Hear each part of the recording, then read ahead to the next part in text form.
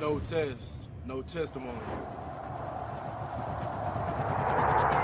We ain't got time to be sad, Coach. It's next play, next game. Every road has a bend. The road to success is you stand and you do what? You fight. That is the road to success. Everybody has a choice. But for us, there's no choice. Don't strike these dudes, got me? Play together. Play for each other, have to. This isn't the end. This is the response. We asked for big game. Here he go. We asked for big game. Here he go. And we will stand and we will fight. You got to pay the fee if you want to eat tonight. And so go out and prove, dominate. Be the most physical team on the field tonight.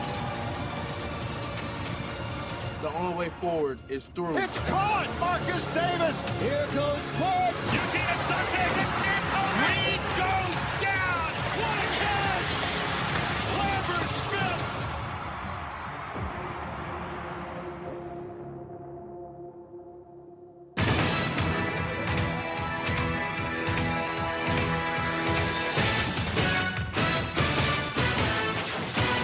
Counting down to Auburn football. This is the SunSouth John Deere Countdown to Kickoff. SunSouth is the preferred tractor dealer of the Auburn Tigers. Shop online at sunsouth.com. Coming up, interviews with players and assistant coaches as we break down the matchups. Plus, a look around the SEC and our exclusive pregame visit with Coach Hugh Freeze. Alongside Jason Campbell, here's the voice of the Tigers, Andy Burcham. And we welcome you to Kyle Field. It is a beautiful but a warm day in College Station, Texas. Over 102,000 expected for this matchup between the Tigers of Auburn and Texas A&M, the number 9 team in the country. The former Auburn quarterback, NFL quarterback Jason Campbell. I'm Andy Burcham. We're high atop the playing surface here at Kyle Field today. All right, Auburn a week ago, Jason, goes into Norman, Oklahoma, 9 sacks, 13 penalties on the game, and still, with all of that said, and other things that happened in that ball game that went against Auburn, the Tigers have a chance late to win that ball game, but come up empty for the first time this season. How does Auburn respond? How does Auburn react here today against a team that may be even better than Oklahoma and a bigger crowd that Auburn will be facing here this afternoon? Yeah, Andy, this game is all about responding and how you react to certain situations. And everyone knows last week was a tough loss for Auburn. You was up 17-16 with 4 minutes to go in the game, even with all the things that happened and went against us in that game. So it shows you that, one, that Auburn's a really good football team. And number two, that these guys can come on the road and win games just because of the talent that we do have. But the biggest thing for me is, how fast can you put that game behind you starting early this week? Once you watch the film and you go through all the things that we did right, we did wrong, starting Monday, it should have been eliminated, and it was on to Texas A&M. And from that standpoint on, if you want to get respect in this league and you want to get respect nationally, these are the type of games you got to come in, you got to win. And you got to win these games on the road. And this is another great opportunity for Auburn today against a top 10 team and a team that has a lot of respect. But you come in here and you win this game, especially how you look last week, people going to start taking Auburn for real and being serious about this program and saying, hey, this team looks to be back to being Auburn. So I think today is a standard game for Auburn. A bit of bad news for Auburn from an injury perspective earlier this week. Horatio Fields, Auburn's third leading receiver and one of the leaders in that wide receiver room, out for a period of time with a broken foot that occurred during practice this week. Auburn will not have him for quite some time. And will not have him, obviously, today. So, all right, who steps up? Who needs to step up for Auburn in the loss of Horatio Fields? Well, a lot of times guys stay on the sidelines and they think they're ready to play, or they say, hey, they moan and groan like, hey, I should be in the game. So, hey, now's your time. Yeah. If you're a young guy, if you're Perry Thompson, it's your time. He was a 5-star coming out of high school, and, you're into your second year, and this is your chance. You're only as good as your opportunities, and hopefully today that he can get the opportunity to step up and take that next step. And then also Sam Turner. Sam Turner's another young guy that has to step up today, and he hasn't gotten a lot of experience yet to start the season. He played in a little bit of the Ball State game, but this is an opportunity for one of those two guys to set their standard as being the fourth guy for this team. And how much do we utilize Bryce Kane? You know, do we put Eric Singleton outside because of the absence of Horatio? And does Bryce Cain play a lot of Eric Singleton's role with the motions and the different things where we utilize him in the run game as well? So a lot to be determined today and here in this ball game. A lot of questions be answered for Hugh Freeze and for Horatio. Auburn is the best team against the rush in the Southeastern Conference at 58 yards per ball game, but they will have not been tested by a team as good as this one offensively as they will be today against Texas A&M. Yeah, you talk about a big offensive line, Andy. You talking about guys 6'7", 6'6", you know, weighing over 320 pounds on the average. A big offensive line, a group that was together last year, so they have the experience on their side. It's not like Auburn's offensive line where we have a couple of new guys and they're trying to, you know, still build that communication between each other. This is an experienced group, and Le'Veon Moss is a running back. He hadn't had the great of a season as he's used to, but he's still very explosive as a runner. You still got to neutralize their run game, but then their second leading rusher on the team is the quarterback. So they utilize Marcel Reed in so much of their offense with the RPO game and also scrambling. Like sometimes you give him that window. That's the only thing about on third downs if you go cover two-man.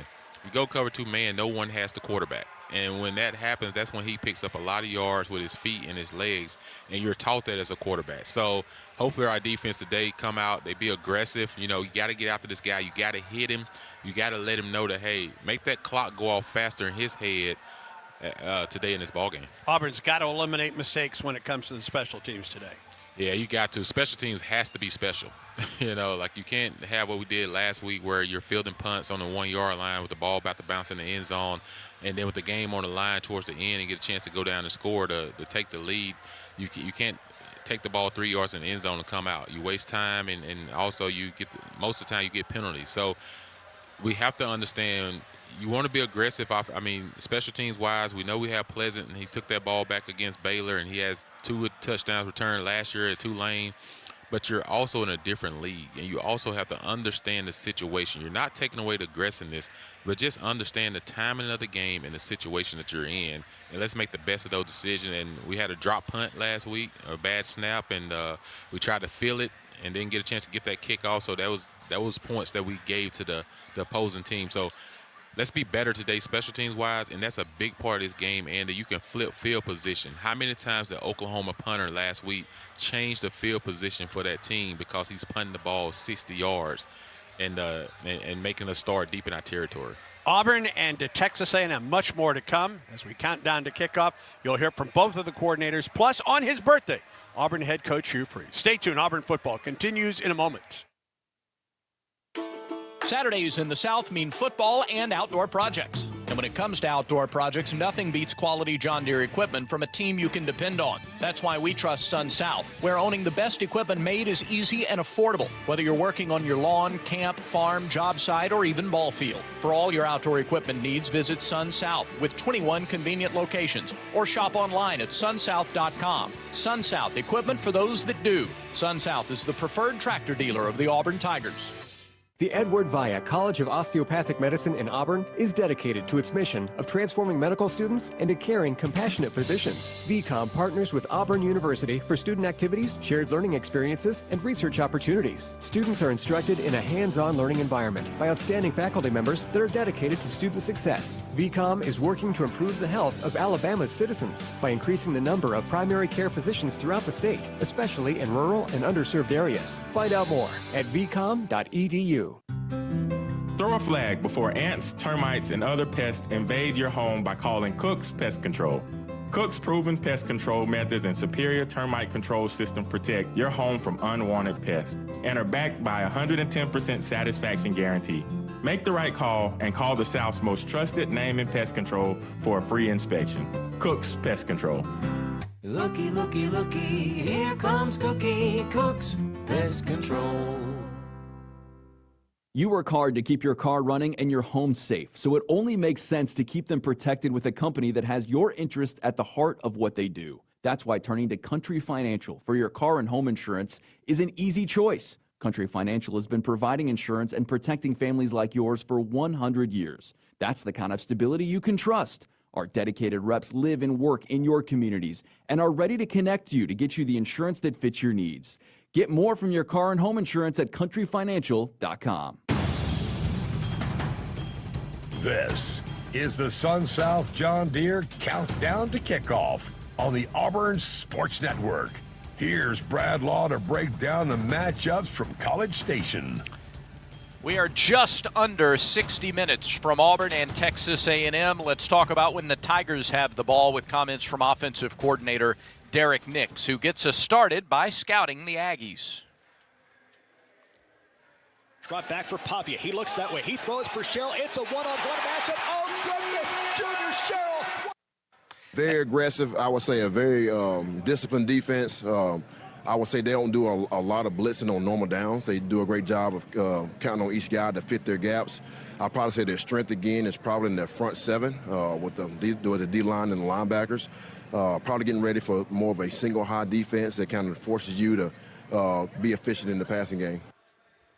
Through 3 games, the Aggies held down UTSA and Utah State about how you'd expect, but they allowed 40 points to Notre Dame before the open date. Now, Notre Dame, by the way, has put up 48 and counting with a minute to go in the third quarter against Arkansas, so that's a pretty good offense. Mike Elko on the Aggies' defensive identity. I think we're still kind of working through it. Obviously, we haven't had the level of success or didn't have the level of success that we wanted to have in the Notre Dame game. And this would be hard to sit here and tell you, what our actual, what we're holding our hat on right now. We've played one Power 5 game and it didn't go great. But, obviously that's something we've got to fix moving forward. Notre Dame game skews the numbers a bit, but they're dead last in the SEC in scoring defense. Despite first-half struggles last week, Auburn's still averaging almost 200 yards rushing per outing. Texas A&M under Elko has limited opponents to under 4 yards per carry in 10 out of 16 games, and they're 9-1 in those 10 games. So the Tigers' success on the ground could be a big determining factor today, as is often the case. Jay Bateman is the Aggies' defensive coordinator. They will run a 4-man front as a base. From that, they'll either play a 4-3 or a 4-2-5. Torian York packs a punch as the leading returning tackler. He's 5'11", 227, already has 17 stops this year. Texas A&M ranks in the top 20 nationally in both tackles for loss and sacks, 8.7 tackles for loss, 3 sacks per ballgame. Auburn center Connor Liu on the focus for the O-line against another quality front. Again, I think it just comes down to the details, the little things. Every single game this year so far, defense has thrown something new at us, some type of new twist or pressure to kind of try and slow down the run blocking since we have had success on it. So we just got to be ready for anything. That O-line gave up 9 sacks. That's an alarming number, but with some context, the line actually played well last week at Oklahoma. Obviously, everybody look at the stats and they see the 10 sacks and they struggle with that part of it, but a lot of it, obviously, we got to win our one-on-one battles, and then obviously the rest of our receivers, quarterbacks, backs, we got to do a great job being efficient in the passing game and get the ball where it's supposed to go, and maybe not put the offensive line in such long down distances or situations that we can't handle. Head coach Hugh Freeze talked this week about Jackson Arnold trusting his receivers and the receivers helping the quarterback when those 50-50 balls come their way. 3 of the 4 starters in the secondary for A&M are transfers. All 4 are 6 feet or taller, and they all have at least 3 years of experience. So this is a different challenge today than what the Tigers faced last week. Still, Nix is confident in his wideouts in those one-on-one matchups. I feel great. I got encouraged last week. Obviously, we had success. We missed a couple, but had success, and we just got to get to the point where we're more confident they can do it from play in and play out. Jackson Arnold has averaged over 200 passing yards per game since he ran for over 150 against Baylor in the opener. The Auburn quarterback's completed 68% of his passes, has 5 touchdowns without an interception. The A&M head coach recognizes Arnold's hunger coming into today's game.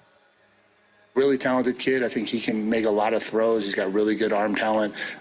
He's got the ability to beat you with his legs and can run around and do some things. And I think obviously that was probably a really challenging environment for him Saturday, just going back there and all of the emotions that come with that. And so I'm sure he's going to be very hungry to come out and play really, really well Saturday. There'll be a team that's got their backs against the wall, and I'm sure they'll put their best foot out there. Arnold has directed the Tigers to perfection in the red zone this season. 12 trips, 9 touchdowns, 3 field goals. When we come back to Kyle Field, we'll go to the other side of the ball as we count you down to the Tigers and Aggies. This is the Auburn Sports Network. Auburn family, it's time to join the coolest club on the plains, Aubie's Kids Club, presented by Chaffee's. Memberships for the upcoming school year are on sale now. Your favorite Tigers Kids Club offers 2 membership options. They give you awesome gear like an Auburn t-shirt, a men's basketball SEC Champions medal sign, and more. Throughout the year, you can check in at Auburn Athletics events to receive points, earn prizes, and you'll also get invited to special events only available through Aubie's Kids Club. Head to auburntigers.com/kids club to sign up today. War Eagle. Build Giants Alabama is proud to support this broadcast of Auburn football. The state of Alabama has a proud history of building ships for the U.S. Navy, and today it's helping deliver the Navy's next generation vessels. With thousands of jobs and training opportunities open statewide, we're here to connect you with the companies building the fleet. Interested in careers building the next generation of Navy ships right here in our state? Visit BuildGiantsAlabama.com to learn more. You work hard to keep your car running and your home safe, so it only makes sense to keep them protected with a company that has your interest at the heart of what they do. That's why turning to Country Financial for your car and home insurance is an easy choice. Country Financial has been providing insurance and protecting families like yours for 100 years. That's the kind of stability you can trust. Our dedicated reps live and work in your communities and are ready to connect you to get you the insurance that fits your needs.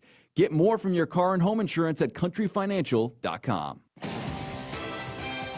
I'm Andy Burcham, and you're listening to the Ford F-150 Truck Highlight Show. War Eagle. The smart and powerful Ford F-150 turned in another championship caliber performance. Thanks to available Pro Power onboard and outstanding payload numbers, fans will be talking about this tailgate for years to come. For great offers on the official truck of the Auburn Tigers, see your local Ford dealer today. See owner's manual for important operating instructions.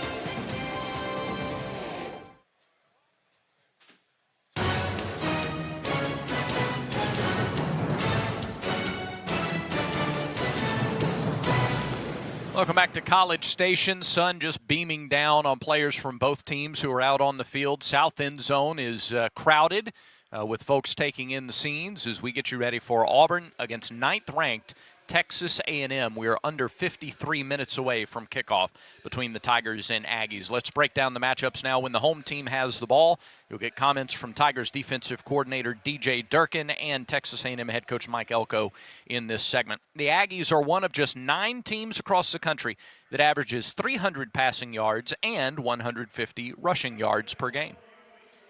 Yeah, they are. They're balanced. I think intentionally they're balanced. They got good weapons at receiver, at running back. I think the quarterback, he could beat you throwing or running. And their O-line's very experienced. They're all guys that are returning, have a lot of snaps under them. So they present a lot of issues.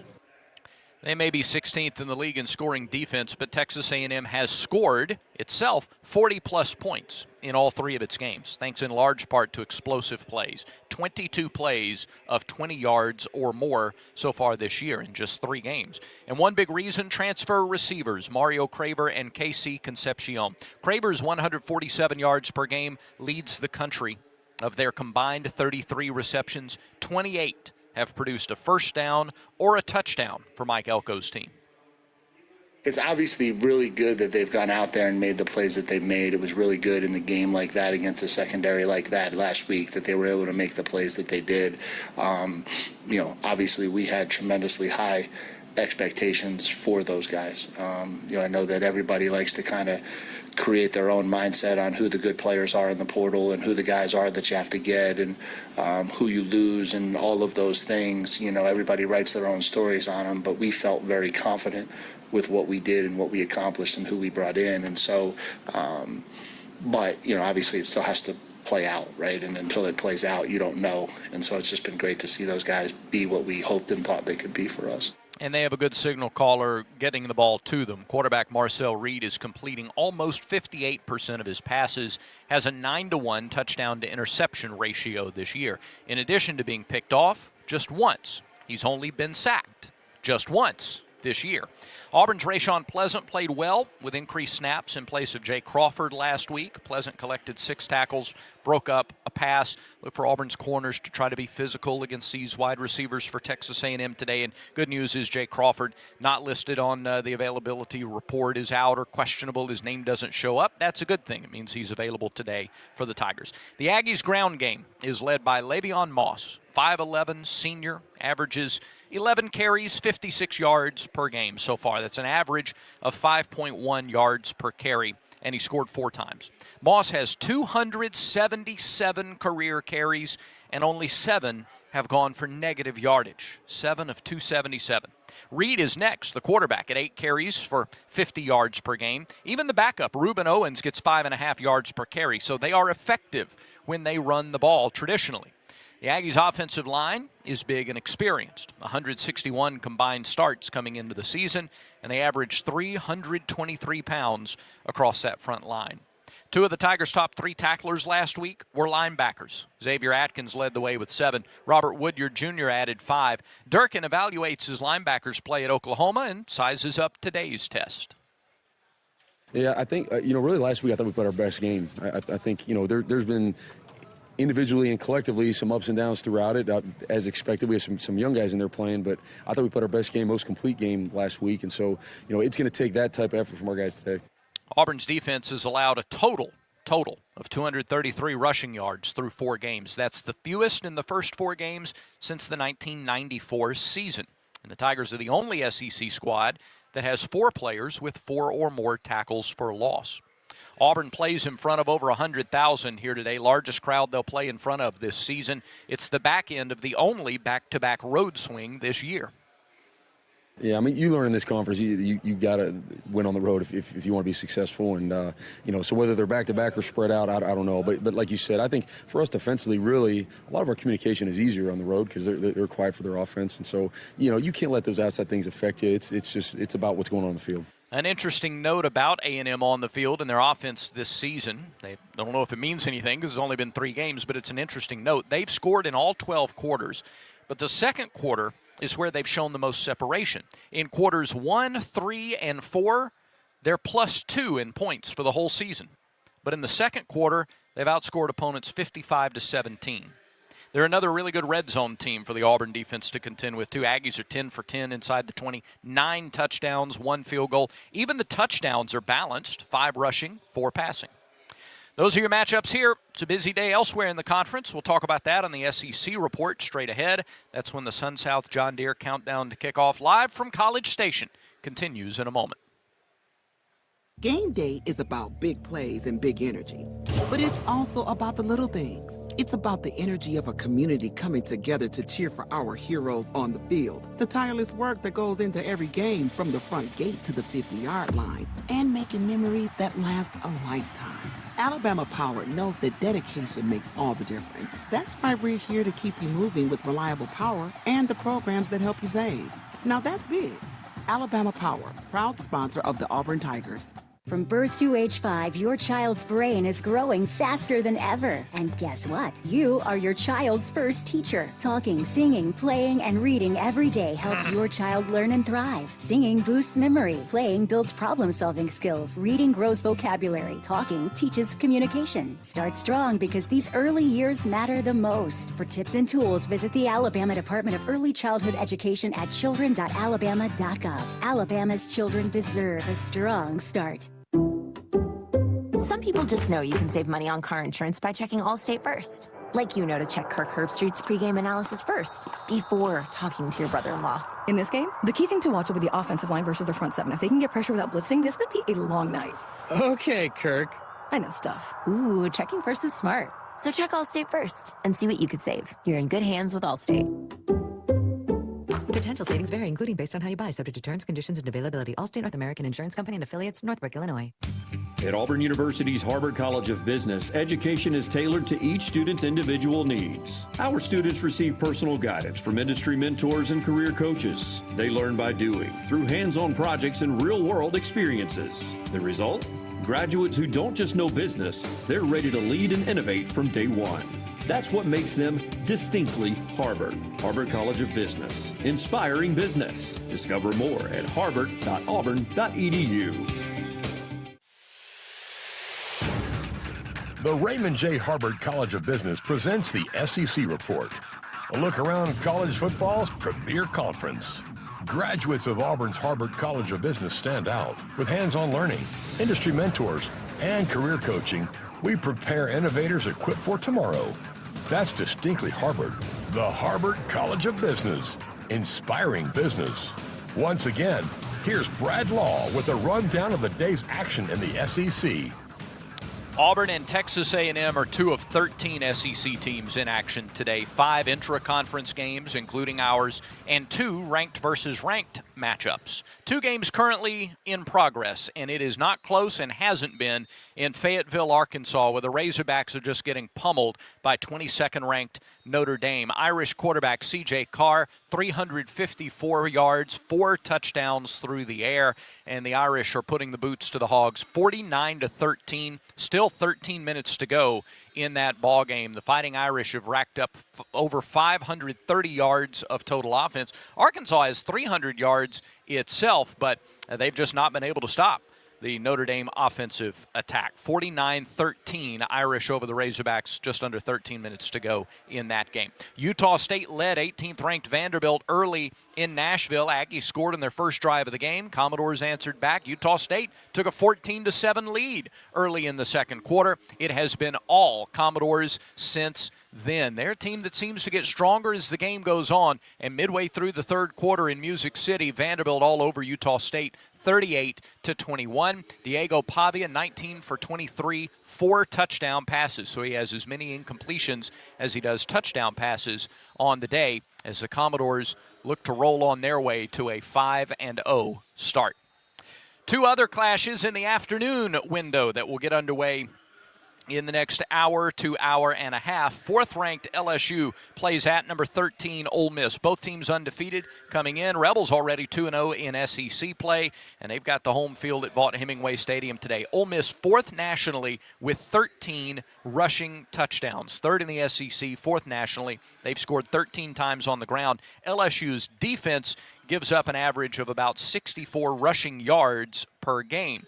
It's Ole Miss's explosive offense trying to keep pace. It's strength on strength there. LSU's strength, its defense. Ole Miss's strength is its offense. They'll get things going at 2:30 Central in Oxford today. 45 minutes after that, 3:15 in Starkville. It's 15th-ranked Tennessee at 3-1, taking on Mississippi State. It is the SEC opener for the Bulldogs. Tennessee looking to get to 500 at 1-1 with a win today in Starkville. Tennessee, number 2 offense in the conference in yards per game, number 1 in touchdowns scored.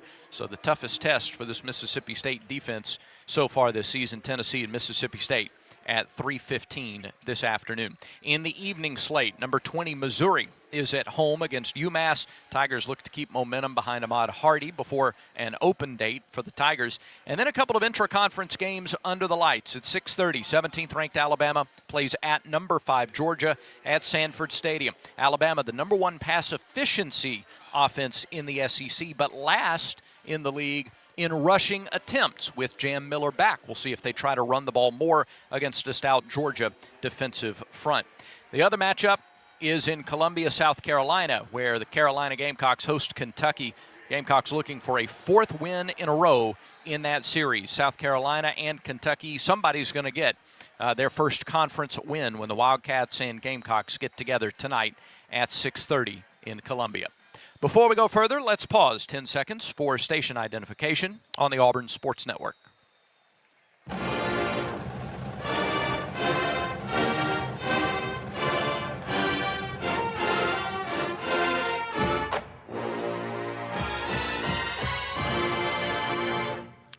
We are counting it down now, just over 41 minutes away from Auburn in the all-white road jerseys against 9th-ranked Texas A&M. The Aggies will be in all maroon today. Maroon helmets, maroon jerseys, maroon pants, everything. Auburn with the white jerseys and the navy blue face masks to complete the ensemble. It's a hot day. Fans continue to file in, and I'll tell you, with 40 minutes and change on the clock, maybe not as many people inside the stadium as you would expect. They might be enjoying the shade of their tailgate spot and their cold beverage a little longer before they come into the stadium here, but won't be much longer before we have football between the Tigers and the Aggies. When we come back, Andy Burcham has his exclusive pregame conversation with head football coach Hugh Freeze. That's after these words from your local stations. This is the Auburn Sports Network.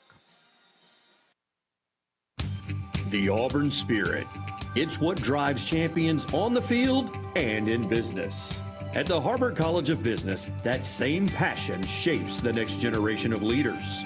With a personalized, hands-on approach, we prepare students for success, whether in the boardroom or big moments in life. Auburn Pride, Auburn Innovation, Harvard College of Business, inspiring business. Visit harvard.auburn.edu to learn more. War Eagle Plus is the premier subscription experience for Auburn fans. It's inside access and unmatched experiences with the teams and student athletes you love. Subscriptions are available at 6 pricing levels, each unlocking access to deeper experiences and providing greater impact for Auburn student athletes. Members receive discounted concessions at all home athletic events, VIP experiences, team store credit, priority entry to select athletic events, monthly giveaways, plus access to the War Eagle Plus content network.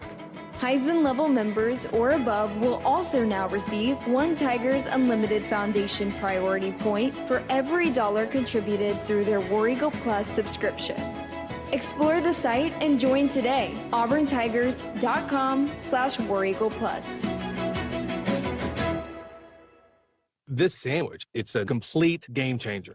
Hello, this is Mike, and a little thing I love about the Chick-fil-A Pretzel Cheddar Club is that juicy chicken with that toasty pretzel bun. That bun, it's crispy, cozy, just amazing. With the pretzel bun, the Dijon mustard, and the chicken, it makes that sweet, savory kind of combination. It's everything that you love about food rolled into one. It looks phenomenal. It tastes great. It's delicious. Order the Pretzel Cheddar Club with Cherry Berry and Sprite for a limited time on the Chick-fil-A app. Real guests paid for their testimonial.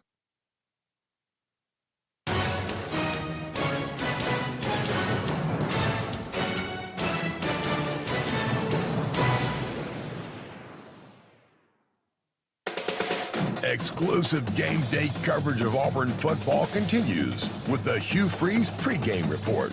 Presented by Blue Cross and Blue Shield of Alabama. When you have the right team behind you, it's easy to play with confidence. The same is true when it comes to your health. Blue Cross and Blue Shield of Alabama provides just what you need to feel healthier and happier. Here's Andy Burcham with Coach Freeze.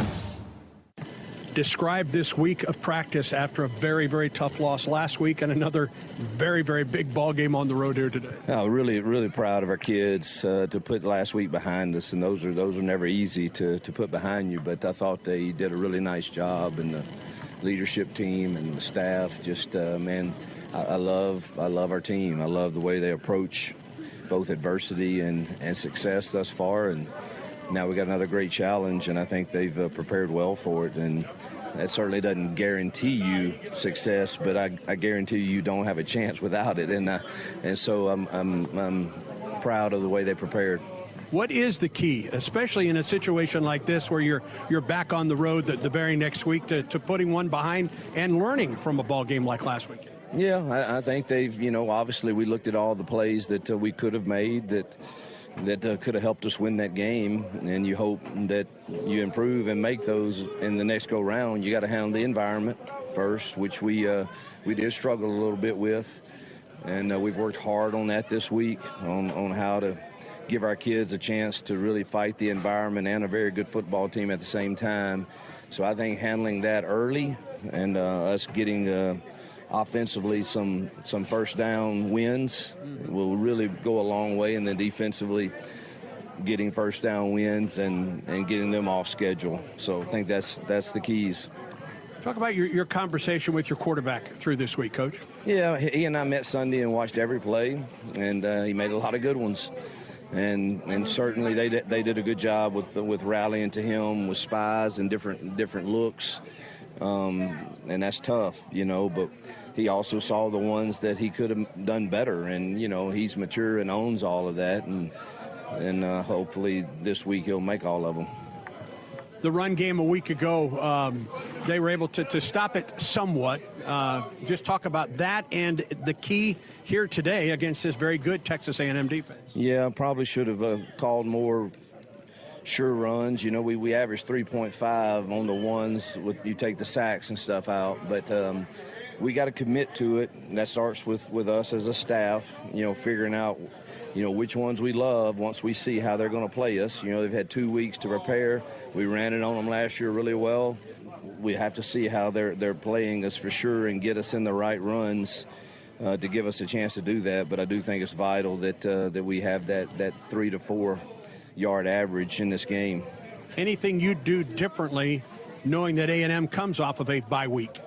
No, I don't. You know, we got to prepare like we always have. And, you know, I mean, you would think it's advantageous for them to have had the week off and the rest. And we've been on the road, a difficult game. But anyway, it's that's part of this journey that you're on, part of the schedule. Everybody's got to deal with it at some point. So it'll be a good test for us.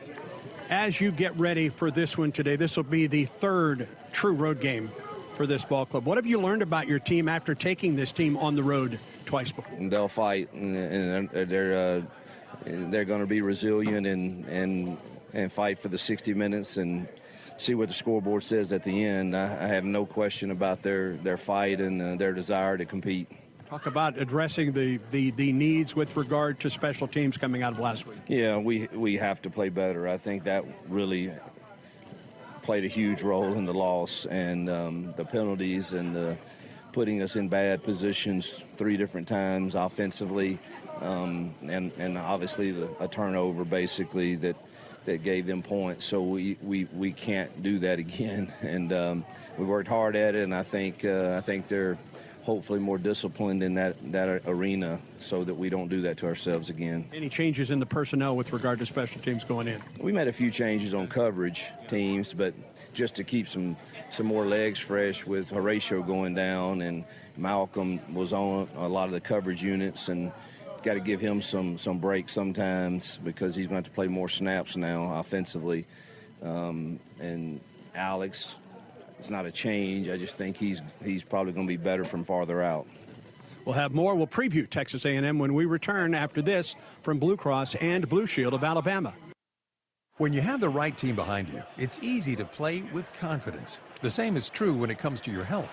Blue Cross and Blue Shield of Alabama provides what you need to feel healthier and happier. A choice of plans, a large network of doctors and hospitals, and personal support to help you choose the right plan with confidence. No second guessing, no confusion.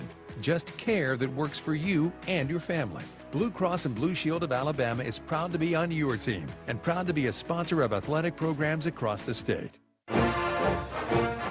It takes hard work to be the best in the game.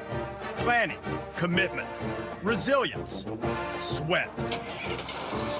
That's why Old Dominion Freight Line, the #1 national LTL carrier for quality, works hard to be the best in the game and is proud to support those striving to be the best in theirs. Old Dominion Freight Line, official freight carrier of Auburn Athletics, helping the world keep promises. Okay, quiz fans, what's one word to describe Whataburger's new prickly pear raspberry Whata-Fresher? Is the best word refreshing? Or does the real raspberry make you say tangy? Or perhaps the sweet prickly pear fruit is simply delicious? Actually, the only word to describe it is quenchy, tangy, sweet, delicious.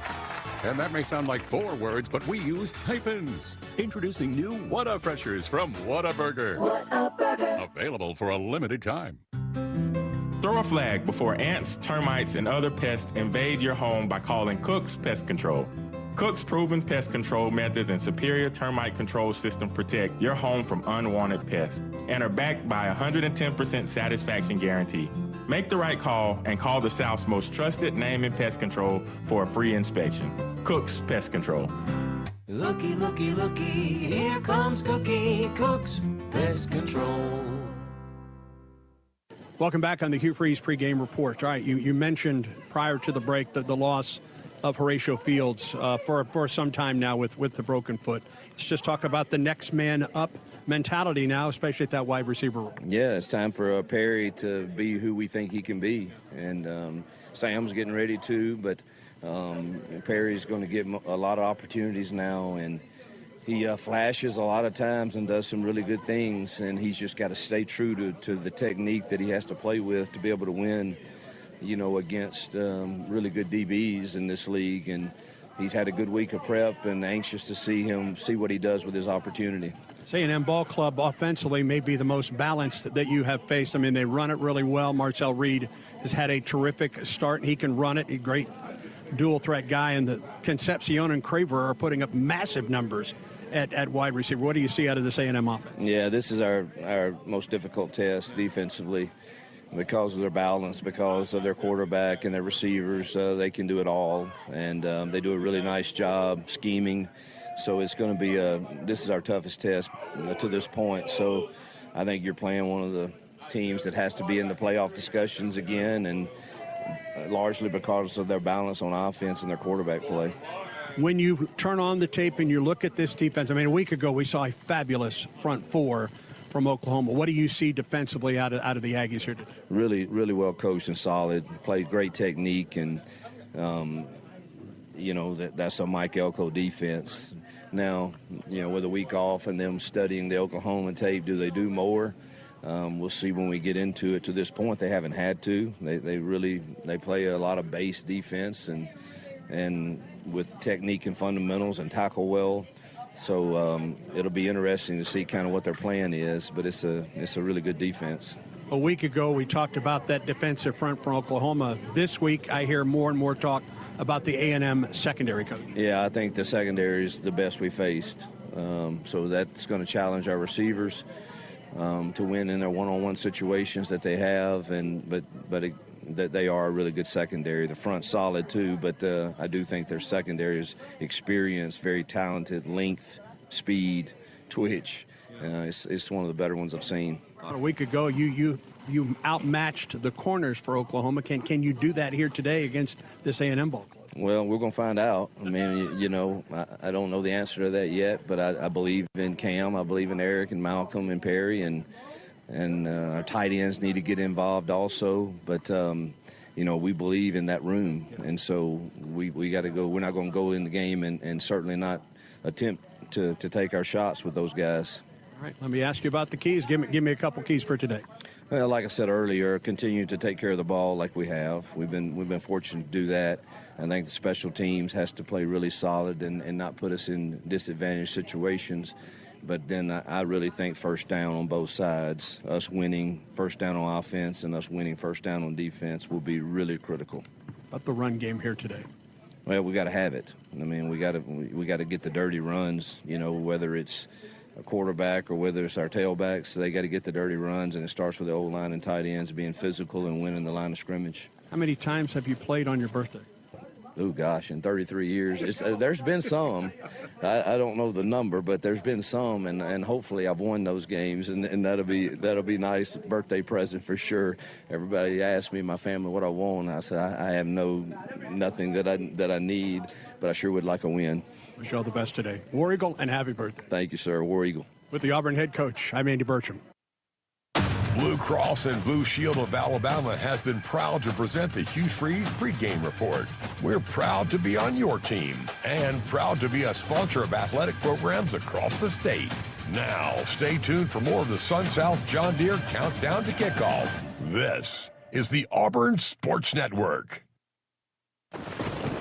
Alabama Power is here for you when big storms hit, but we're also here for the little things. We're there to get the coffee started, to make sure everyone's ready for school, for midday dance breaks, and evening entertainment. We're also there to help you save on all that energy with easy-to-use tips, tools, and efficiency programs. So enjoy these moments. Kids, movie night. And we'll do the rest. Visit alabamapower.com and follow us on social to learn more.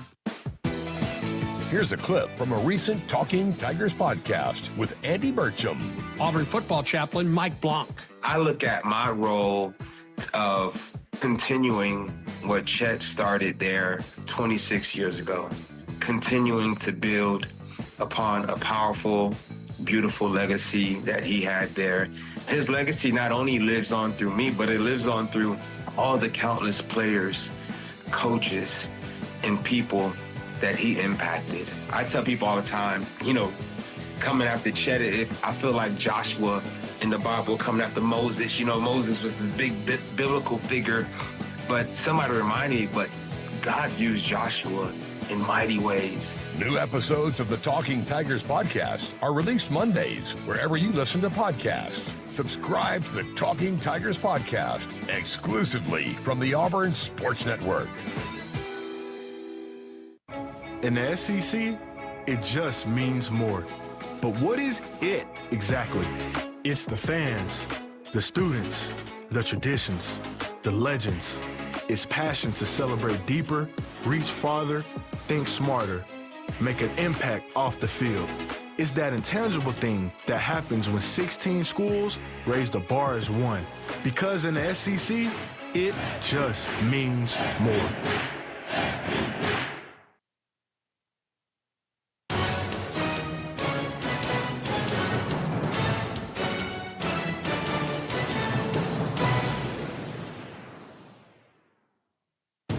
Oklahoma rushes 4 off the edge. Jackson steps up in the pocket's going to run it. Jackson Arnold, 30. He's got the first down to the 24. Gutsy run by Jackson Arnold.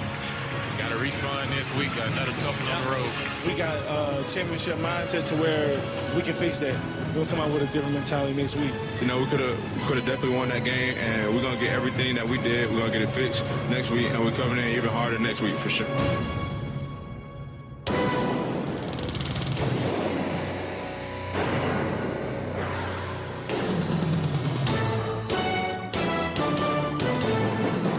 No question, Auburn left Norman with an empty feeling. In spite of self-inflicted mistakes, the Tigers had the lead in the fourth quarter for the second straight year against the Sooners, only to come up short. Today, Auburn looks to rebound on the road in the SEC against a top 10 opponent. Good afternoon, and War Eagle from Kyle Field with Jason Campbell, Brett Edens, Brad Law, Jeff Shearer, Gene Dulaney, Patrick Tisdale, Jacob Hillman, and Ben Harling. I'm Andy Bertram. For the second straight year, the Oklahoma game was a heartbreaker. The Tigers gave up 9 sacks, committed 13 penalties, yet had a chance with a fourth quarter drive to win it.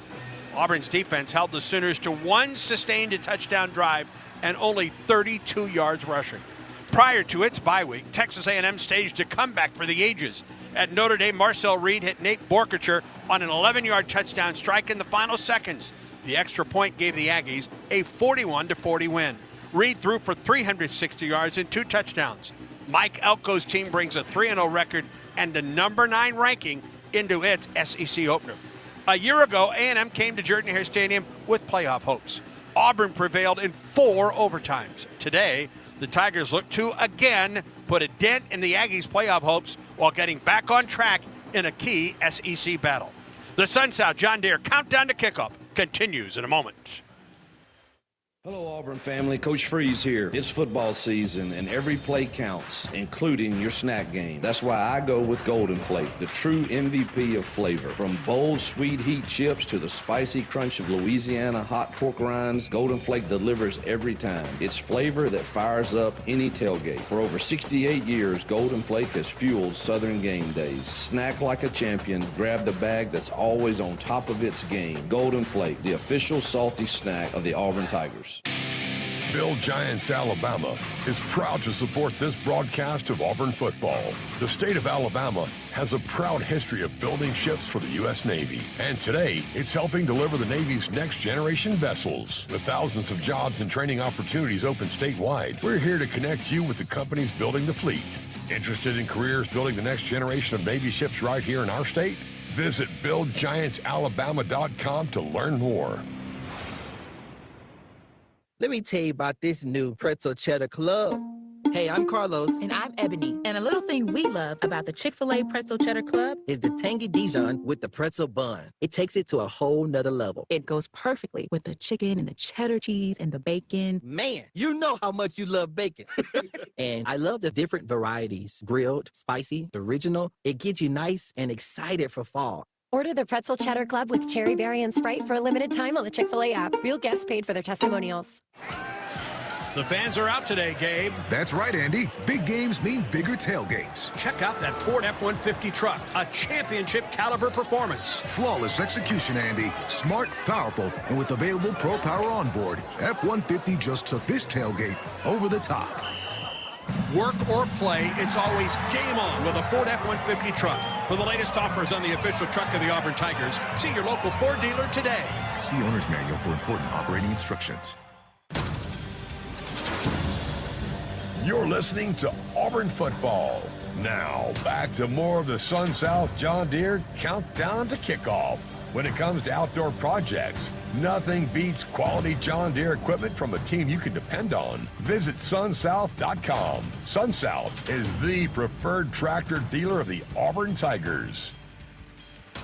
Welcome back to Kyle Field. It's Auburn and Texas A&M this afternoon. It's a key Southeastern Conference battle. Auburn 0-1 in SEC play. Today is the SEC opener for Texas A&M. A&M 2 weeks ago, Jason, went to Notre Dame and came from behind, won in South Bend, 41-40, then an off week before it gets ready for Auburn. For the Auburn Tigers, much different.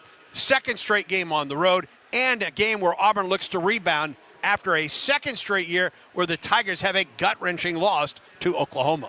Yeah, 2 years in a row we've lost to the Oklahoma Sooners in a gut-wrenching loss like you mentioned, Andy. But to me, today is all about how you respond. Auburn is still in the thick of the race in the SEC. You just don't want to go down 0-2, and you get a chance to come on the road against a pivotal opponent.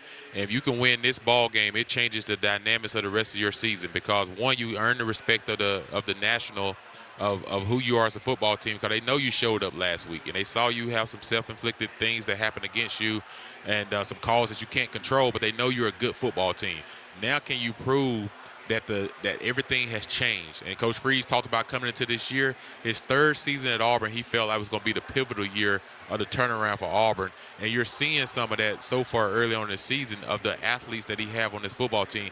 Now can this team grow up fast today? And Andy, as we mentioned, can we set the standard of winning big-time football games in this conference on the road? It is a warm day on the field on Kyle Field, and let's get a field report. So we send it downstairs. Brett Edmonds with a Cook's Pest Control sideline report. Yeah, it's warm down here, but I wouldn't say it's hot. I don't think the heat's going to play a pivotal role in the game. The field is very firm and clean, so it should be a fast track today. We've got a light breeze blowing from the south to the north here, kind of where you've got the openings between the upper deck. So that could play a factor in some deep balls that get up there, or a punt, or a field goal if we see some from distance. All right, Brett, thank you very much. Auburn's College of Veterinary Medicine, one of the country's preeminent institutions for veterinary education, research, and comprehensive medical care for animals. Students train alongside world-renowned clinicians and researchers in one of the nation's most advanced teaching hospitals and innovative research programs. Learn more at vetmed.auburn.edu. All right, time now for the keys, and great things are possible when you have the power, performance, and smart features of a Ford F-150. The official truck of the Auburn Tigers. Greatness starts at your local Ford dealer. Jason, what are your Ford keys to today's game? And anytime you come off a bye week and you're playing against an opponent in their home stadium, you have to be ready for them to have big plays early. And what I mean by that is they're designed to take their early shots. So our defensive backs have got to be alert and sound and play great defense on the back end. And then number two for me, we've got to contain Marcel Reed in the pocket. You can't let this guy get elusive. He's averaging over 300 yards passing the game, and their offense is averaging 150 yards rushing the game. So we got to make sure we're neutralizing him and know where he's at all times when you're pass rushing. Number three for me is offensively, we got to be aggressive up front. What I mean by that is be aggressive, but don't get the penalties. Don't get the holding call. Don't set yourselves back in 2nd and 10, 2nd and 15. We've got to stay on schedule offensively against this defensive front of A&M. They're very aggressive. They remind me of Oklahoma a little bit. The shots are going to be there. Is it Eric Singleton this week? Is it Malcolm Simmons this week to take the big shots? Number four for me is special teams, let's be special. Don't do anything to set us back offensively, starting out our own territory on the 10-yard line or the goal line. Know where you're at on the football field, returning punts, returning kickoffs. Give us the opportunity as an offense to have a chance to go and be successful and not start backed up in our own territory, on the road in a hostile environment. Yeah, special teams was a disappointment last week. I mean, penalties,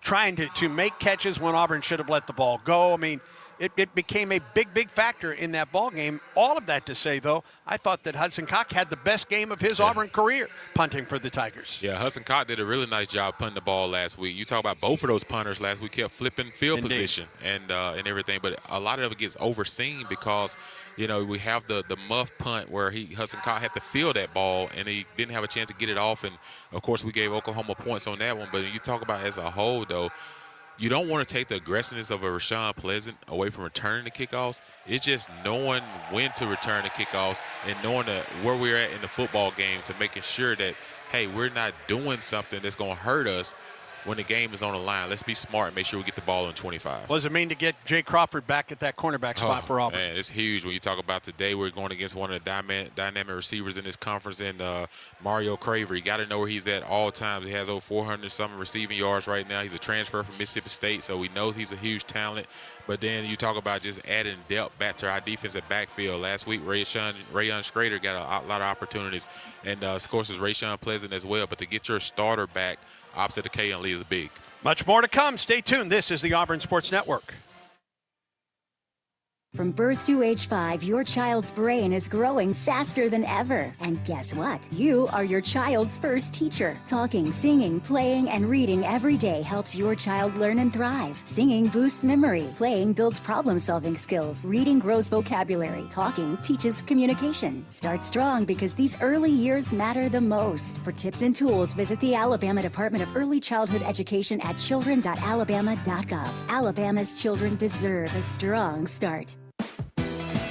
Here's a clip from a recent Talking Tigers podcast with Andy Burcham.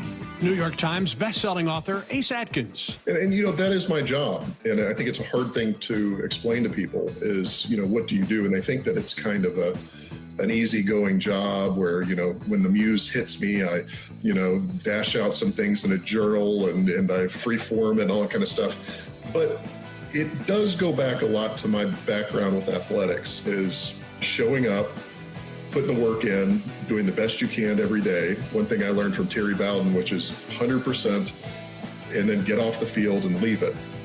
But get on there quickly, get the job done, get off the field. And so that's kind of what I think about every day with writing. New episodes of the Talking Tigers podcast are released Mondays wherever you listen to podcasts. Subscribe to the Talking Tigers podcast exclusively from the Auburn Sports Network. Saturdays in the South mean football and outdoor projects. And when it comes to outdoor projects, nothing beats quality John Deere equipment from a team you can depend on. That's why we trust Sun South, where owning the best equipment made is easy and affordable, whether you're working on your lawn, camp, farm, job site, or even ball field. For all your outdoor equipment needs, visit Sun South with 21 convenient locations, or shop online at sunsouth.com. Sun South, equipment for those that do. Sun South is the preferred tractor dealer of the Auburn Tigers.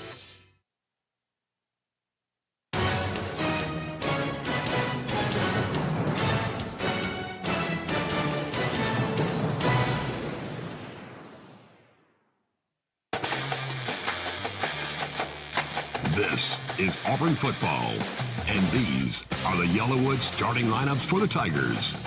Defensive line. Kendrick Falk, Allen Home, Alabama, Allen Home High School.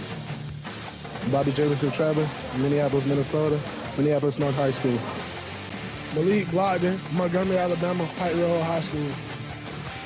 Kieron Crawford, Memphis, Tennessee, Briar Crest Christian School. Linebackers.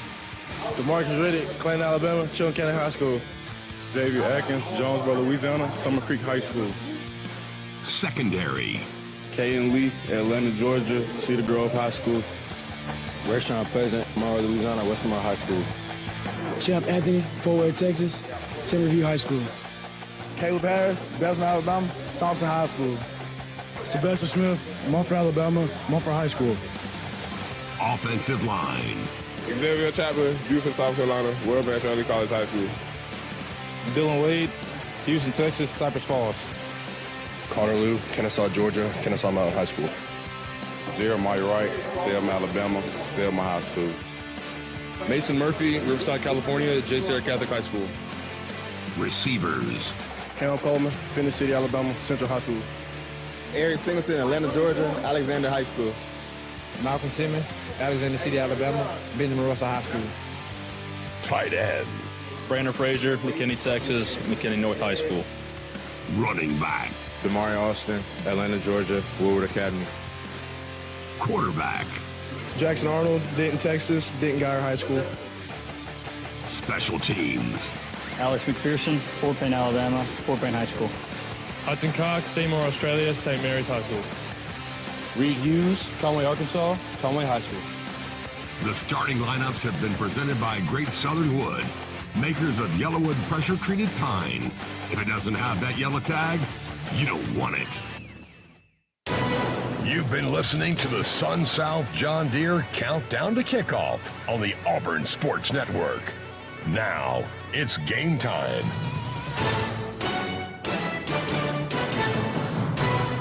Exclusive play-by-play coverage of Auburn football is brought to you by Coke Zero Sugar, the Coke taste you love with zero sugar. Is it the best Coke ever? Try and decide. Ford. Visit your local Ford dealer. Proud sponsor of the Auburn Tigers.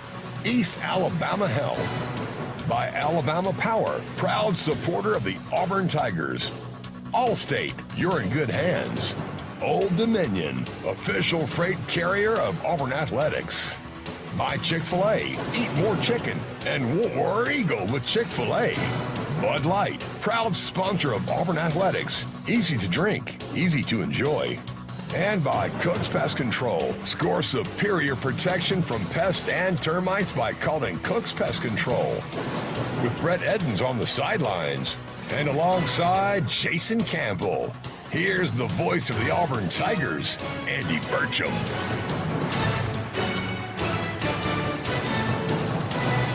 War Eagle, and we welcome you to sun-splashed Kyle Field in College Station, Texas, where today your Auburn Tigers face the number 9 team in the land, the Texas A&M Aggies. Along with Jason Campbell, I'm Andy Burcham. Brett Edens on the field this afternoon. We look forward to his reports throughout today's game. And game day weather is brought to you by Sensagreen, proud sponsor of Auburn Athletics. The experts at Sensagreen with Carrier create a cool indoor retreat for heating, cooling, and insulation, offering total comfort care for your Tiger family in East Alabama, West Georgia, and Huntsville.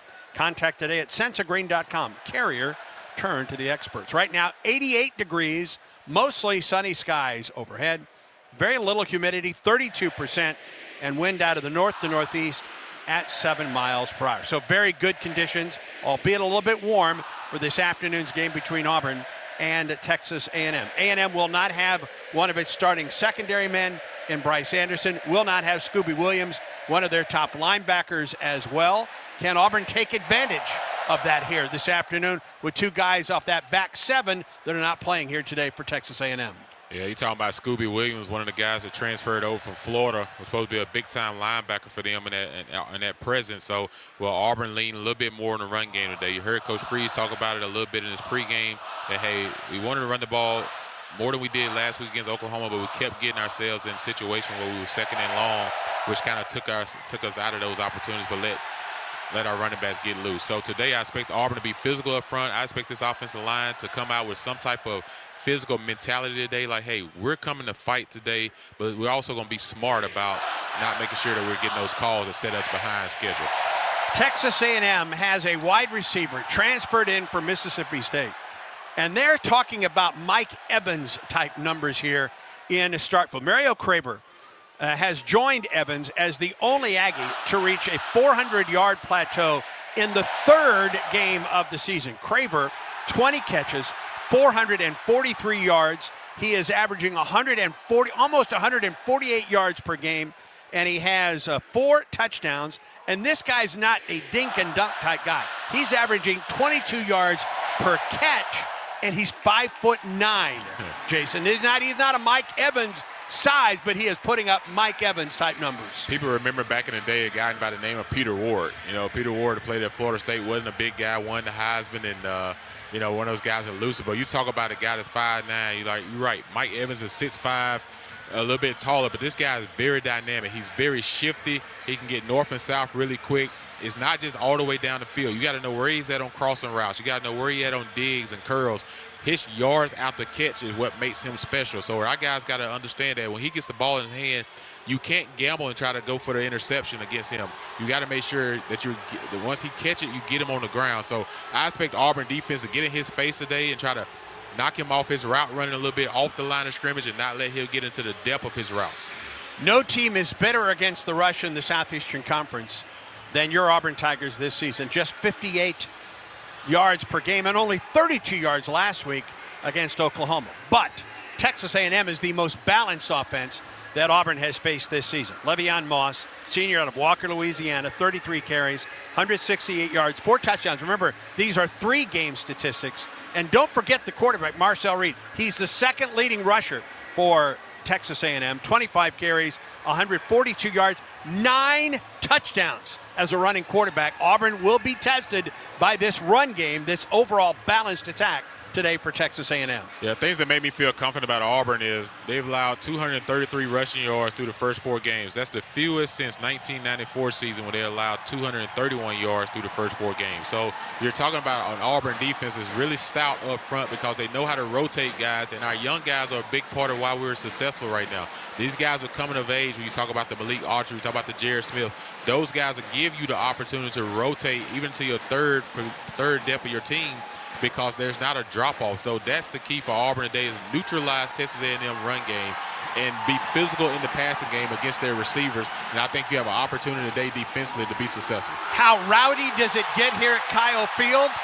We can feel the press box moving back and forth as A&M is about to come on the field here in College Station. It's going to be a crowd that will reach 102,000 here today. Their ball club is number 9 in the country. They come off of an enormous win on national TV at Notre Dame. This is a psyched environment in favor of the other team here today, and Texas A&M is on the field. The all-maroon jerseys and trousers, the maroon helmet. Auburn about to come on the field with the Stormtrooper white uniforms, tops and bottoms. The iconic white Auburn helmet, blue face masks for the first time this season for the Auburn Tigers as Auburn gets set to face Texas A&M. As tough as it was from an environment standpoint last week in Norman, Jason, it'll be tougher here this afternoon. Oh, yeah, welcome to the SEC, baby. Yeah. You know, everywhere you go on the road, it's going to be a challenge, and that's why you have to lock together in that locker room and say, hey, there's a lot of their people and a lot of people in the stands. So, guys, we got to lock up together and let everyone know we're not playing against 100,000-plus fans in the stands. We're playing against 11 guys on the football field, offensively, defensively, and special teams, and everyone got to win your one-on-one matchups and win your battle. Don't try to win everyone else's job.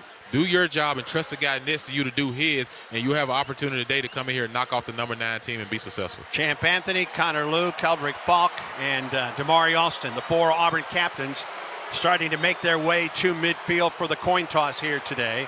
Daniel Gautreaux is the referee here this afternoon as we're about ready for action here at Kyle Field. The toss of the coin today is presented by Kia of Auburn, where you're always number 1. And we will get that toss of the coin here in just a few moments. If Auburn wins it, you want to see the Tigers go on offense or defense here, Jason? Well, last week we took the ball on offense and we went 3 and out. And I'm still the person that I still like to get the ball first, especially in a hostile environment, because you're able to go down the field and score, get some type of points. You take the crowd out of it early in the ball game. So I'm going to still say take it if you have the opportunity. Auburn, you are the visitors. What is your call? Dude, the call is tails.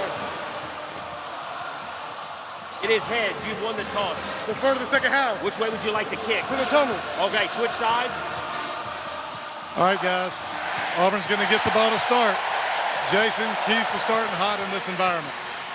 Yeah, for us offensively, stay on schedule. I expect us to try to run the ball as well, try to help that out a little bit, but not getting those passing situations where we're behind the sticks. So I think for Auburn offensively, you want to get Jeremiah Cobb going. You want to get Damari Alston going as well. The offensive line seems to do better when we set the point of attack and the edge up front and being physical, and then let the pass game with the play action with Jackson Arnold hitting some of our guys down the field, and take your shots when they're there. We're going to have some opportunity to take shots against this defense. Can we hit them will be the key. As good as Jeremiah Cobb was in Auburn's 2 home games, racking second in the SEC with 375 yards through his 4 games, Boy, it was a key to get Damari Alston back, and he's a key here this afternoon for a two-headed running attack for this Auburn Tiger team. Yeah, we're definitely a two-headed running attack right now. We think about it. Darrell Robinson, the transfer from UConn, has been out since they scored his touchdown against Ball State and been injured.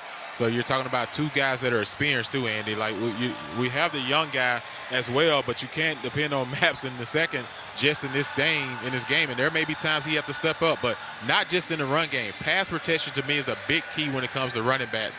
And when guys can step in there and meet that linebacker coming through that A gap or B gap on the blitz, that helps your quarterback be able to stand back there and make accurate throws. And you need your veteran guys that understand the defensive alignments that they're going to see today. A week after dealing with all of the emotion about returning to Norman for Jackson Arnold, what's a key for Jackson here this afternoon? Well, I think the weight's off of him now, right? It was all about getting to the Oklahoma game. And I think for him, for most of the game, he played pretty well. Like I say, he had a couple throws he wished he would have got back with Cam Coleman running open on the sideline. But that happens. But I think overall, though, I think he's ready to come back out here today and prove that, hey, this football team is a really good football team. Let's get back to on the winning side of things. Last week was tough. It was emotional.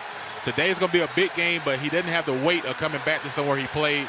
I think he'll have a good game here this evening. Randy Bond will kick it off. Auburn will defend the end zone to our left. And the deep man is Rayshon Pleasant. The up man for Auburn is the guy you just talked about, Omar Mabson. So that's the two deep men for Auburn. We'll see if they get an opportunity to return here. As we're finally, goodness, seems like we've been waiting forever for the start of this one today. Auburn will defend the south goal. Back to the A&M student body.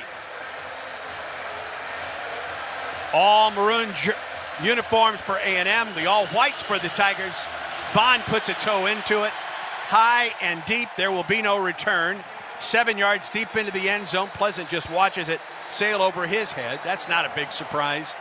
And Auburn will go first down and 10 from its own 25. Jackson Arnold on the season, 69 of 101, 68%, 721 yards, 5 touchdowns on the season for Jackson Arnold. Jeremiah Cobb will open up in the backfield for the Tigers. Singleton, Simmons, and Coleman.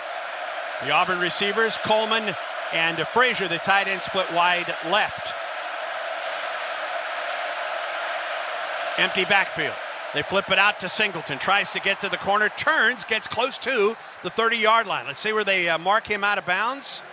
Wow, they only give him to the 27 before he went out of bounds. I thought he got 4 yards on that play at least. Great job by Frazier blocking and stealing the edge for Singleton. Second down and 8 for the Tigers. Cobb flanks Arnold. Now to his right from the left hash mark. Jackson rolls to the Auburn boundary, looks and he throws passes to the feet and incomplete, intended for Eric Singleton. Des Ricks defending, redshirt sophomore from Norfolk, Virginia. And it's third down and 8 for Auburn. Yeah, they was trying to run a sprint pass, get Jackson outside the pocket a little bit, change his set points. Just a missed throw there. Auburn on the left hash, wide side of the field to the Auburn boundary. Third and 8 for the Tigers. Auburn 43% on third down in its first 4 games. The snap to Arnold. In the pocket, goes down. Back at the 17-yard line. He had very little time. Yeah, A&M bringing pressure inside on that play. Dalton Brooks applies the pressure. And Auburn goes 3 and out on his first drive. Yeah, Jackson didn't have much time on that one. They brought an inside blitz and we got beat up front. Hudson Cock will kick it away. Casey Concepcion will take the punt from his 33. And a good job by Auburn to get downfield. Good pursuit downfield for Auburn. Concepcion maybe got a yard on the play after a nice punt from Hudson Cock, and it will be first down and 10 for Texas A&M from its 34-yard line. A 50-yard punt by the Aussie, Hudson Cock. First down and 10 now for Marcel Reed and the A&M offense. 58 of 99, just over or just under 59%, 869 yards and 9 touchdowns, 1 interception this season. Yeah, you're talking about an Auburn defense that haven't given up a touchdown in the first quarter yet. See if they can stay true today against this Marcel Reed and this Texas A&M offense. Ashton Bethel-Roman goes wide right. KC Concepcion wide left. for A&M on first down from the 34. Handoff, tailback, hit at the line of scrimmage, gets across the 35-yard line. They'll give him the 36 on the play. Robert Woodyard, the first one there for Auburn. And Robert Woodyard did a nice job at the snap of that ball of beating the offensive lineman that's tried to face guard block him. Le'Veon Moss, a couple yards on first down. He flanks Reed to his right. Play action. Reed with time throws across the middle. Pass complete to the Auburn 40-yard line. That's Concepcion, and a first down for A&M to the 39. Jaquez Robinson defending. Falk with some pressure, but not before Reed got rid of the ball, and A&M quickly back to the line of scrimmage. They substituted, so Auburn will counter that as well. Yeah, Concepcion, you talk about one of those receivers right there. He had a gain of 25 on that catch. 13 catches, 227 coming into this ball game. Craver and Concepcion stack up wide right to the A&M sideline. Reed from the gun. Hands off. Moss inside the 30. 25. Foot race to the end zone. And he's down at the 2. Kayan Lee with a touchdown saving tackle on Le'Veon Moss. And it's first and goal for Texas A&M. Yeah, our defense kind of complaining with the refs right there. The ref kind of got in the way. They're trying to make the tackle. A&M back to the line of scrimmage, first and goal from the 2. Auburn trying to get a man on the field. They do. From the left hash, Reed from the gun. Turns, hands off, Moss, head down, end zone. Touchdown, Texas A&M. Yeah, Texas A&M, you can tell in that first 15 plays of offense, they had it dialed up what they thought the Auburn defense was going to be doing in these first 15 plays and marched right down the field and got a touchdown on the opening drive. The big gainer, 2 big plays. Yeah, the 25-yard pass to Concepcion was a difference maker. And then Moss did the rest. And Bond is out for the extra point. Jacob Graham will snap it. Tyler White will hold it.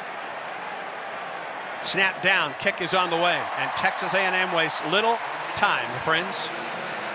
An opening drive for the score for Texas A&M. 12-14 remaining in the first quarter of play. Texas A&M 7, Auburn nothing. A&M did what you want to do if you're Auburn offense, get the ball first and go down the field and score. 66 yards, just 4 plays, a minute 41. The Moss touchdown run, and A&M has a 7-0 lead. It's exactly what A&M was looking for to start this ball game. 3 and out defensively, and then take it to the house offensively on just 4 plays. Yeah, you see they get that touchdown early, and now all of a sudden the crowd is really into the ball game, and it's getting louder and louder. That's why you get the ball offensively first. You get an opportunity to try to set the tone. You got to try to set the tone. And again, we went 3 and out back-to-back weeks receiving the ball. First time this season that Auburn has allowed a first quarter touchdown. And buddy, it came on the opening drive for A&M. Yeah, you can tell they was on that bye week and they schemed us up defensively on that first drive. Just the second rushing touchdown that Auburn has given up this season. And Bond will kick it away with Pleasant back at the 1 and Mapson the up man at the 9 for Auburn. The Tigers trail 7-0. There will be no return. That will sail out of the back of the end zone. And Auburn, after going 3 and out with a sack on third down, comes to the field at the 25, already trailing 7-0. Yeah, it's an important drive for Auburn. You just go 3 and out, and A&M gets the ball. They go down the field and score and open the drive. You got to respond and answer here, sustain a good drive on your second series. Ball between the hashes for the Tigers from the 25-yard line. Frazier and Howard, a couple tight ends in there for the Tigers. Coleman splits wide to the A&M boundary. Singleton comes in motion to the Auburn side. High snap, and it is Jackson Arnold on the run. He gets a yard going up between the middle 3 of Wade, Lou, and Wright. Tyler Oneitem with the stop for Texas A&M. It's a gain of 1, 2nd and 9 for Auburn. Auburn look like they're showing trips formation. Now Singleton goes to the boundary side on same side of Cam Coleman. Yep, Perry Thompson splits wide to the wide side of the field. That's the Auburn sideline. Cobb flanks Arnold on 2nd and 9 for the Tigers. Now Singleton the man in motion, and Auburn called for movement. 5-yard penalty, remains 2nd down. Daniel Gautreaux is the referee this afternoon for the Southeastern Conference. And it's 2nd and 14 now for Auburn, back to the 21. Boy, this is not the start that I was looking for. Yeah, you talk about coming into this ball game, not having those self-inflicted plays where you get those false starts and holding calls and set yourself behind schedule. Now Auburn got to try to see if they can get this back to a 3rd and manageable on this play. Trips to the wide side of the field for Auburn. That includes Frazier, the tight end in the slot. They bring 4. Arnold looks, he throws, the pass is complete at the 25-yard line. Got back to the original line of scrimmage. Cam Coleman with the catch for Auburn. He gets 5 yards in the play. It will bring up 3rd down and 9 for Auburn. Tigers are right back to the line of scrimmage. Now Auburn does substitute. They bring Cobb out, so it'll be an empty set with trips to the Texas A&M boundary, 2 to the Auburn sideline on 3rd and 9 for Auburn. Arnold walks to the line of scrimmage. Now steps back. Play clock at 10. A&M rushes 5. Arnold in trouble. Throws it. Pass complete to Frazier. But Frazier is hit about 3 yards shy of the first down for Auburn. Through to the right sideline. Frazier outside the numbers got 7. Auburn needed 9. And it's 4th down and punting situation for the Tigers. You saw a little chess match going on between the Auburn offense and the defensive coordinator for A&M at the line of scrimmage against the empty formation. They were showing us if they was going to bring 5. And then they brought the guy off the slot free on the blitz. Just a good job of Arnold get that ball off to Frazier. KC Concepcion take this punt from Hudson Cock high. And he calls for the fair catch and makes the fair catch, this Concepcion, at the 21-yard line. It's a 45-yard punt by Hudson Cock, 1st and 10 for Texas A&M at its 21-yard line. Well, Tigers go 3 and out on their first 2 drives, although Auburn was able to move the ball that time. That 5-yard penalty just killed Auburn in that drive. Yeah, another 5-yard penalty where Singleton wanted to come in motion too early. He had to wait till everybody got set, and then he tried to make that initial move, and the refs called it. Amari Daniels checks in at tailback for Texas A&M. He will flank the quarterback, Marcel Reed. From the left hash mark. 1st and 10. Man goes in motion. That's Craver. High snap to Reed. Drops to throw. Looks and throws. Pass is complete across the middle out to the 35-yard line. Still on his feet and to the 40-yard line. KC Concepcion with the catch. It's a 1st down out to the 39 is where they'll mark him down. Yeah, they're catching Auburn in these zones right now, and he just finding a soft area right there just on the curl route. And again, yards out the catch by Concepcion on that play. Auburn's got to get closer to these receivers, giving too much cushion. Daniel stays in the game at the tailback spot. 1st down actually from the 40. Craver of the man in motion. Play clock at 11. Reed from the gun. The snap. Reed hands it off around the right side. Nothing doing that time. Good job of pursuit around the right side on Amari Daniels. The first one there was Kensley Lador Faustin for Auburn. Maybe a half-yard gain. It'll bring up 2nd down and 9 for A&M. Yeah, Faustin did a nice job of setting the edge on that, understanding what your assignment is. Don't let anything get outside of you. Cut it back into the teeth of the defense. Really nice job there, allowing Kedrick Falk and those guys inside to make that tackle. Ruben Owens and Jamarian Morrow, the tailbacks, flanking the quarterback to the right and the left. Dropping the throw. Good time, looking, still looking, rolling out to his right. He can run it, he will, and he's forced out of bounds at the 43-yard line. Xavier Atkins with the pursuit on the quarterback, Marcel Reed. That could have been much more, but good pursuit by Atkins. He got 3 yards on the play. Yeah, Auburn rushed 3 on that play, and then Atkins was the spy. So his #1 job today in the passing game is to find Marcel Reed and keep him contained. 3rd and 6 from the 44-yard line for A&M. High snap to Reed. Gets pressure. And he's taken down at the 31. Auburn brought pressure from the outside. It was Eric Winters with the quarterback sack for the Tigers. Yes, Eric Winters, young freshman, inside pressure. Also, you got Atkins coming free, and Eric Winters reaching out, making a sack on Marcel Reed. Great job by the Auburn defense on that series. First big defensive play of the day for Auburn. And a punting situation now for Texas A&M. Tyler White. Malcolm Simmons drops back to the Auburn 25. Left-footed punter, low, but a driving punt. Simmons from the 23 makes the first man miss, but is taken down as he gets close to the 28-yard line. A nice job, though, by Simmons of fielding that ball and just get north and south. He didn't waste any time back there dancing around. He got north and south and just got what he could. Timeout on the field. 7:20 to go in the first quarter of play. 1st and 10 for Auburn, and it's 28 when we return to Kyle Field. The score, Texas A&M 7, Auburn nothing, and Auburn football continues in a moment.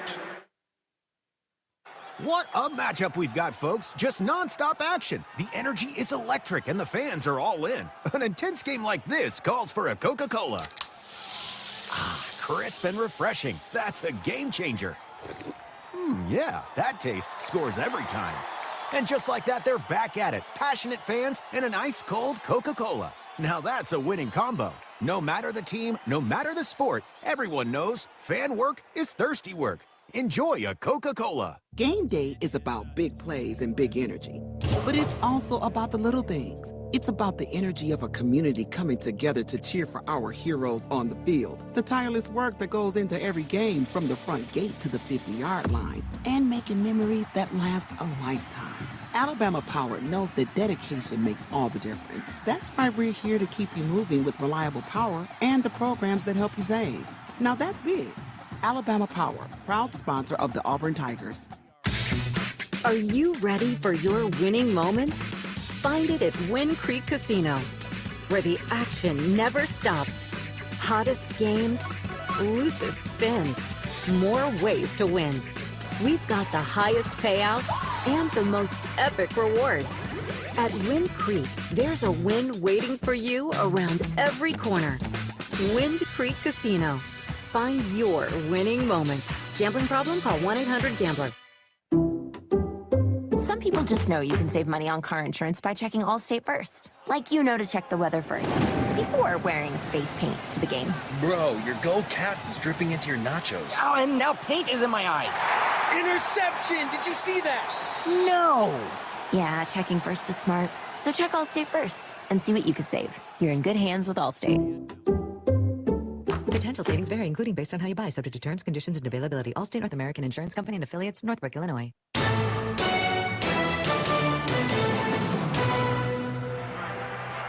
$7:20 to go in the first quarter of Kyle Field. Auburn gets a big defensive stop, a huge sack by Eric Winters on Marcel Reed.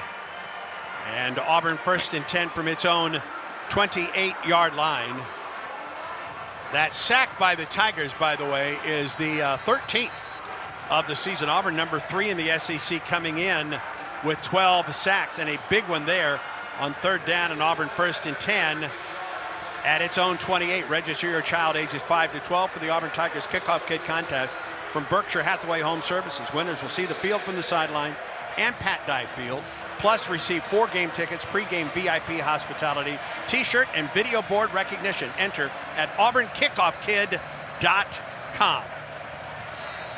Yeah, see what Auburn does on this third series. See if we are able to pick up a first down and kind of get in a rhythm.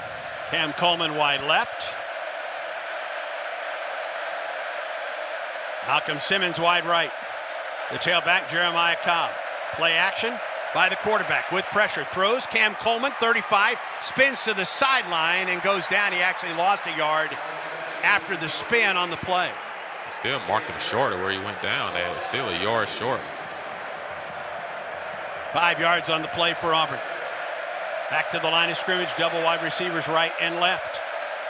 Jackson Arnold around the left end. Jackson Arnold first down out to the 40. First down, the initial first down for Auburn. 1st and 10 for the Tigers at the 40-yard line. Auburn trying to go fast, keep Texas A&M from substituting. Now they sub Eric Singleton in, so now it gives A&M an opportunity. Coleman wide left, Singleton wide right. That's the wide side of the field for Auburn. From the left hash mark. 1st and 10 from the Tiger 40. First carry, Jeremiah Cobb puts the head down. He gets 4 yards on the play. Hold on. Xavier Chapman for false start. False start. Offense, number 65. 5-yard penalty Remains first down. Boy, Auburn uses all kinds of noise at practice, and it's loud. I was there a couple times for practice this week. Yeah, you just got to hold your water in these situations and just understand that, hey, it's loud, but you just got to make sure, see the ball snap first and not have these penalties. That's a 4-yard gain in 2nd and 6. Instead, 1st and 15, back to the 35. From the left hash, double wide receivers right, single man to the left. And it's a quarterback keeper for Jackson Arnold, and he gets a yard on the play to the 36.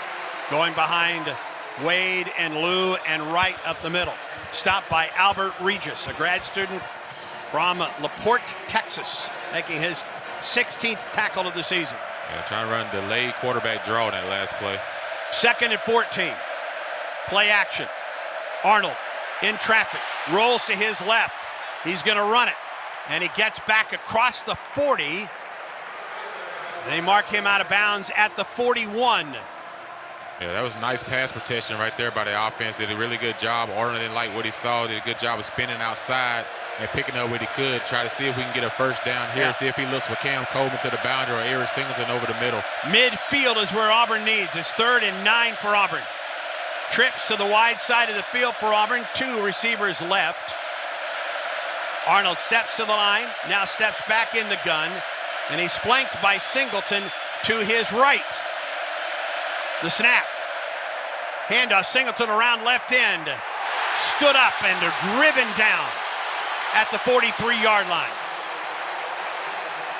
Looked for a moment like he might have the corner, but great pursuit by A&M.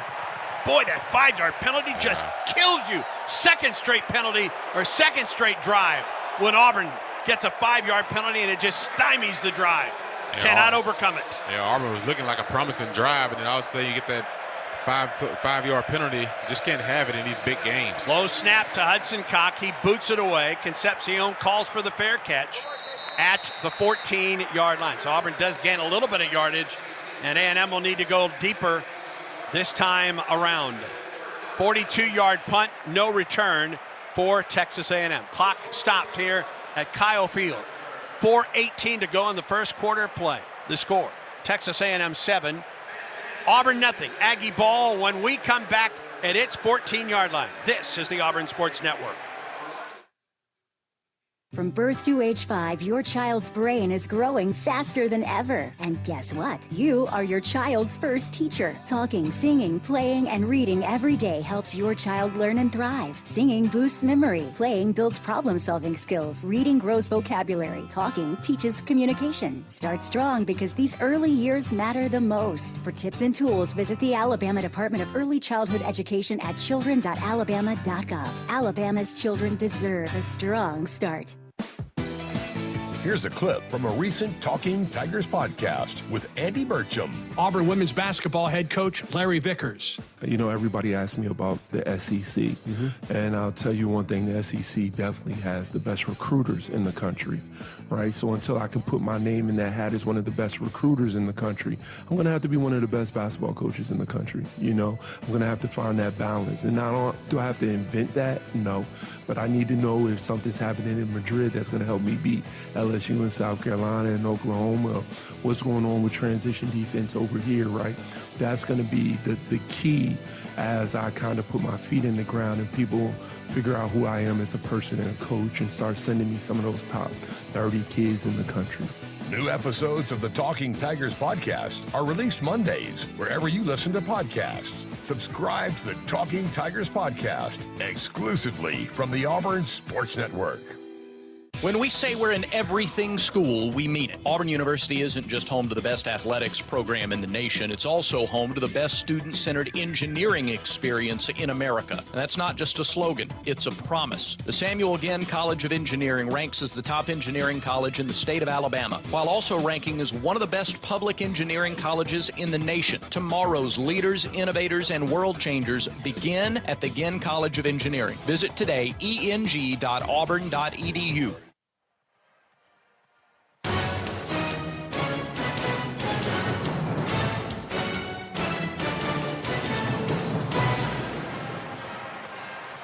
4:18 to go in the first quarter. 7-0 Texas A&M leads. Let's pause 10 seconds for station identification on the Auburn Sports Network.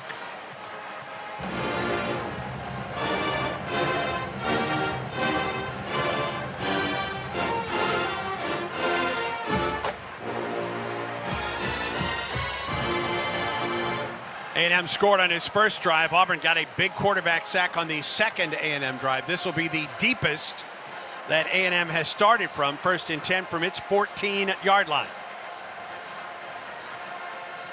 Yeah, a really nice punt by Hudson Cock on that, too, to pin A&M further back in their territory. Wide receiver Terry Bussey to the left. Concepcion now splits wide right for A&M.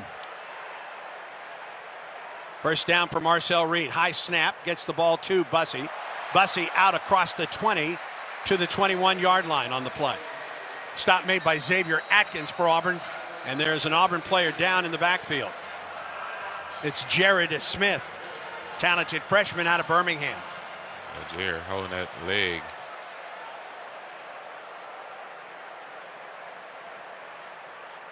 We've seen a couple high snaps from Mark Naboo, making his 18th start, redshirt sophomore from Linwood, Washington. That was a high snap, but they were able to get it to Amari Daniels for the carry. They did a better job in the second series of trying to neutralize the run game. You know, the first series, they kind of bust a long one on us. At East Alabama Health's Spencer Cancer Center, they help patients tackle a cancer diagnosis with high-quality care provided by a team of expert cancer specialists. East Alabama Health, official partner of the Auburn Tigers. Auburn's medical staff is out to tend to Jared Smith. Head coach Hugh Freeze is out to take a look at his freshman, 6'6", 260, out of Birmingham with 4 tackles for loss and 2 sacks. Good sign to see Jared Smith up after holding that right knee. Was a little scary moment. Now he will jog off the field. Hugh Freeze stayed behind to talk to the official for the moment, to the referee.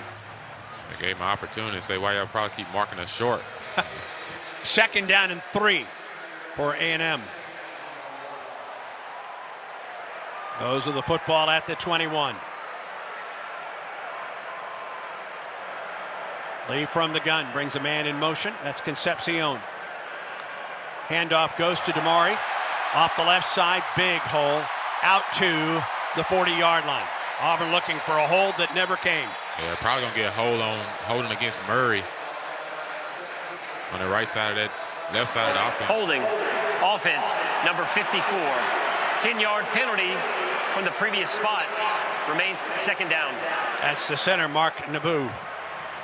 I think he was actually holding on to Elijah Melendez. Yeah, they could have called it on on a couple of guys. Yeah, it was Melendez who was wrapped up by Naboo, and it takes away a 1st down carry by Amari Daniels. This A&M ball club is deep in the running back room, isn't it? And they also had a son of Emmitt Smith on the team. Yes, they do. E.J. Smith. 2nd down for the Aggies. Back to the 14-yard line. Snap. Handoff. Tailback, nothing doing. Actually gets back to the line of scrimmage and did a good job just to get to the 15 on the play. Melendez came up to make the stop. A nice job by the talented freshman Melendez out of Kissimmee, Florida. 2nd and 10. 3rd down. Excuse me, 3rd down and 10. See if Auburn decides to bring pressure, they're going to play coverage here, Andy. Reuben Owens flanks the quarterback, Marcel Reed. Scrimmaging from the left hash mark. Concepcion goes back in motion to the wide side of the field. And A&M was running out of time and calls his first time out of the ball game. 3rd and 9 for Texas A&M when play resumes from the Aggie 15. Texas A&M leads Auburn 7-0 with 2:42 to go in the first quarter. Stay tuned. Auburn football continues in a moment. You work hard to keep your car running and your home safe, so it only makes sense to keep them protected with a company that has your interest at the heart of what they do. That's why turning to Country Financial for your car and home insurance is an easy choice. Country Financial has been providing insurance and protecting families like yours for 100 years. That's the kind of stability you can trust. Our dedicated reps live and work in your communities and are ready to connect you to get you the insurance that fits your needs. Get more from your car and home insurance at countryfinancial.com. Build Giants Alabama is proud to support this broadcast of Auburn football. The state of Alabama has a proud history of building ships for the U.S. Navy, and today it's helping deliver the Navy's next generation vessels. With thousands of jobs and training opportunities open statewide, we're here to connect you with the companies building the fleet. Interested in careers building the next generation of Navy ships right here in our state? Visit BuildGiantsAlabama.com to learn more. Hello, Auburn family. Coach Freeze here. It's football season, and every play counts, including your snack game. That's why I go with Golden Flake, the true MVP of flavor. From bold, sweet heat chips to the spicy crunch of Louisiana hot pork rinds, Golden Flake delivers every time. It's flavor that fires up any tailgate. For over 68 years, Golden Flake has fueled Southern game days. Snack like a champion. Grab the bag that's always on top of its game. Golden Flake, the official salty snack of the Auburn Tigers. Hey, Auburn fans, if you're a nursing mother, wounded veteran, special needs family, or caring for an elderly loved one, Snazzy is here to support you. This season, snag free parking passes for select families at Jordan-Hare Stadium. Plus, Snazzy gives away a VIP package every home game. Nominate someone in these groups at snazzy.org. Everything Snazzy does is thanks to Carrier, the inventors of modern air conditioning. Head to snazzy.org now to learn more and apply. Snazzy, accessibility for all. Back to more of the Tigers and Aggies from College Station. 3rd and 9 for Texas A&M when play resumes from the 15, the Aggie 15-yard line. Auburn University isn't just home to the best athletics program in the nation, it's also home to the best student-centered engineering experience in America. And that's not just a slogan, it's a promise. Find your future at the Samuel Ginn College of Engineering. Visit eng.auburn.edu. A&M this season, 34% on 3rd down. Auburn's defense has been good on 3rd down, holding opponents to 28%. Yeah, that's the thing coming to this ball game. A&M defense holding opponents at 17% on 3rd downs. And then, like I said, the Auburn offense was getting 43% of their 3rd downs. So it's kind of been a chess match early for this Auburn offense against this A&M defense on 3rd downs. Now see what the Auburn defense can do on 3rd down against A&M offense. And Auburn only gives up 28% defensively. A&M converts 34%. This will go from the left hash mark. A&M puts its tight end outside the left tackle, along with Mario Craver, who sets up in the slot. And them going with a little muddle huddle right now. Now they get to position. Amari Daniels is the tailback. 3rd and 9 for the Aggies. Reed drops to throw. Little bit of pressure. There he goes. He goes down back to the 11. The sack from Kieron Crawford. 4th sack of the year for Kieron. His 6th tackle for loss. Awesome job. Kieron Crawford coming in from the backside. It was 3rd in the SEC with 3 sacks and 5 tackles for a loss. Add another sack to his resume. Make it 4 sacks on the season right now for Kieron Crawford. Great coverage downfield as well, which made Marcel Reed hold on to the ball longer than he wanted to allow that defensive front. That's 2 sacks, Andy, today early in this ball game. Simmons drops back to the Auburn 45 to take this punt from Tyler White. And a flag is thrown. False start coming up by A&M. By the way, that's the first 3 and out. Offense, number 33. 5-yard penalty, remains 4th down. Pardon me, Daniel. First 3 and out for the Auburn defense. 3 and out tracker driven by Truckworks, official commercial truck dealer for the Auburn Tigers. Last 2 drives on a big 3rd down, Auburn comes up with the sack. Yeah, Auburn has done a nice job. Last 2 drives did the first one they brought pressure. And Eric Winter was able to get there with a sack on the scramble by Marcel Reed. This time it was a cover sack, guys downfield, and allowed Kieron Crawford to get home. White is 8 yards into the end zone to punt this one away. And a low off the end of his foot get away from this one, and Auburn's going to get terrific field position. And Auburn will have the ball at the Texas A&M 43 as we send it downstairs. Brett Edens with a Cook's Pest Control sideline report. Quick injury update. Jared Smith went down. They stopped play. He just got hit in the side. We're getting word that he's going to be fine. After the last offensive transition, Hugh Freeze spent extensive time with the offensive line and the quarterbacks, hearing about what they were seeing and hearing on the field and letting them know what he wanted to see from them. Easily the best field position of the day for Auburn from the A&M 43. From the right hash mark, Damari Alston is the tailback. Cam Coleman, single coverage, wide side of the field to the left. Back to throw. Arnold with pressure. Down he goes across midfield. Xavier Chaplin got bull rushed, and DJ Hicks with the stop. Yeah, DJ Hicks, I called that one. Guy working up front against Connor Lew. Did a really good job at the initial point of attack, but then just kind of beat him up front for a -7 sack. Loss of 7 yards. 2nd and 17, back to midfield for Auburn. An empty set now for Arnold. 4 receivers to the wide side of the field for the Tigers.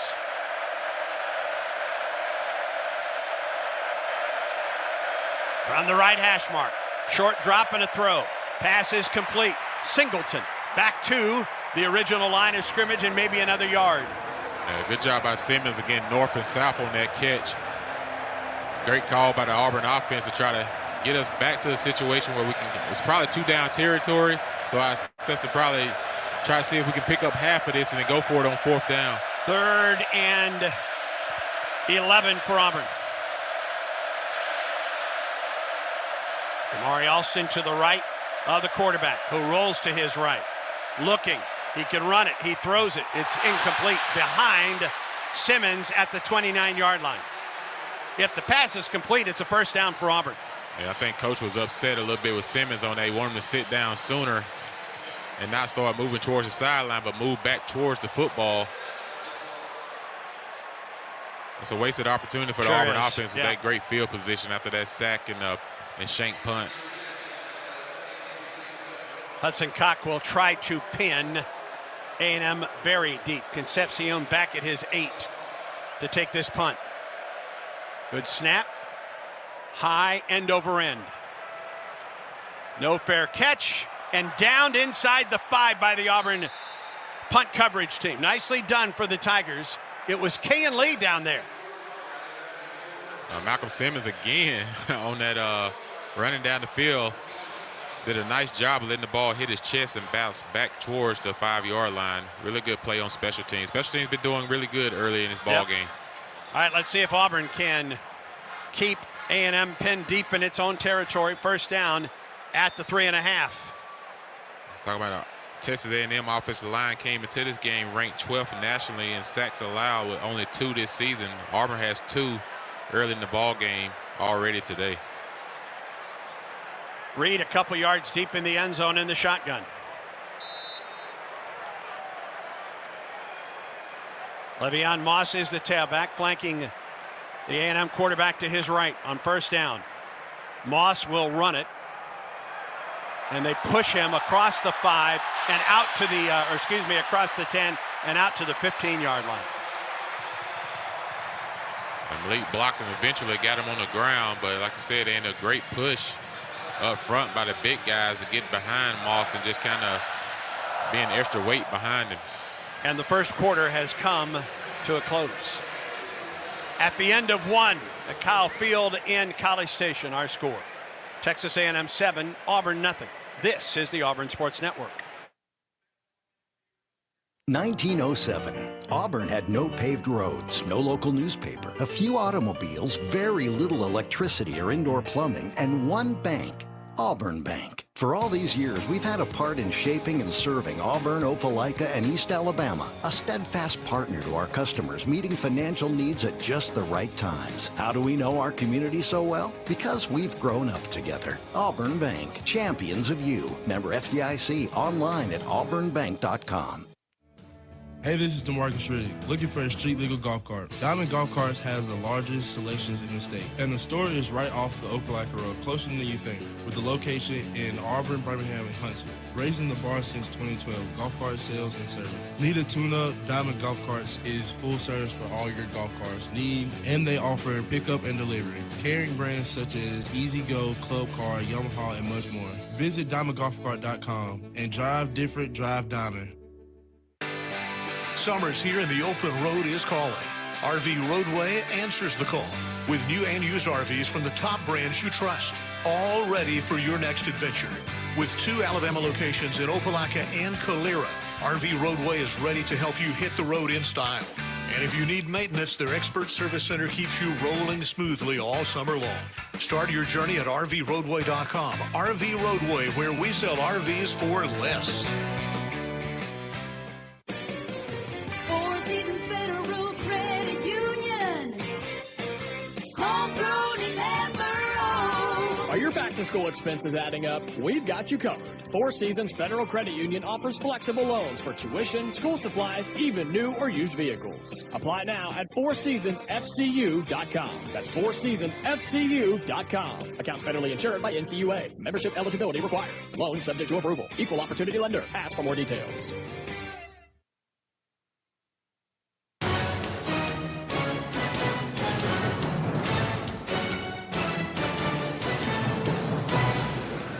Brad Law back in College Station where the Tigers trail Texas A&M 7-0 as we get ready for the second quarter. First drive of the game for the Aggies, a 2-yard run, then a 25-yard pass, then a 37-yard run, and then a 2-yard touchdown run by Le'Veon Moss. That has been the offense so far in this ballgame. Tigers haven't been able to get the running game going and haven't attempted all that much. Jackson Arnold 5 of 7 through the air for 26 yards. Eric Singleton Jr. 1 carry for 3 yards. Jackson Arnold has been sacked a couple of times. Marcel Reed for Texas A&M 2 for 2 for 43 yards. Auburn has sacked him twice, both times on third down.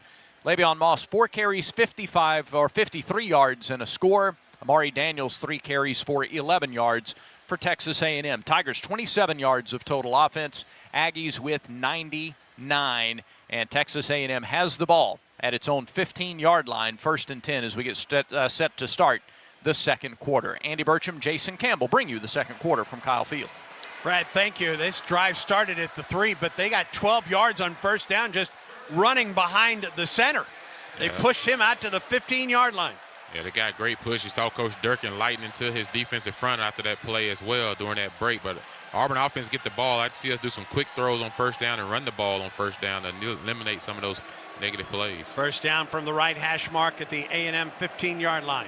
Just the start of things in the second quarter of play, 7-0. Texas A&M leads it. Moss to the right of the quarterback. They hand it off to Moss, and he gets 5 more yards, make it 6. Going behind his left guard, Chase Basontas, a junior out of Ramsey, New Jersey. Out to the 21-yard line. 6 yards on first down, 2nd and 4 for the Aggies. Yeah, that's the thing about it. You want to get sustained drives on the offense so your defense not on the field so long, because as long as this game goes, those plays start to add up. We want to keep these guys fresh a little bit for the second half. Amari Daniels checks into the game at tailback for the Aggies. Reed drops to throw. Some pressure, throws incomplete, and a flag comes in. Trying to get the ball to KC Concepcion, and I think they're going to get Jake Crawford either for a hold or interference. Pass interference. Defense, number 23. The ball be placed at the spot of the foul. First down. So out there trying to run an option route with Concepcion. Jay Crawford grabbed it back his jersey. Kind of could have let that one go if Jay Crawford. That ball wasn't going to be complete at all, was it? That ball wasn't going to be there at all. First down for the Aggies. 23-yard line, left hash. Hand off tailback. Again, just a great push by Texas A&M out to the 27-yard line. SeatGeek makes it easy to find tickets so you can be a part of all the action this season. Whether you're buying or selling football tickets, SeatGeek is the official ticket marketplace for Auburn football. Let's go Tigers. SeatGeek. Moss, after that run, limped off the field, we understand, for A&M. We'll try and keep an eye on that one. 2nd and 5 for the Aggies. Ball between the hashes. Play action by Reed. With time. Plenty of time.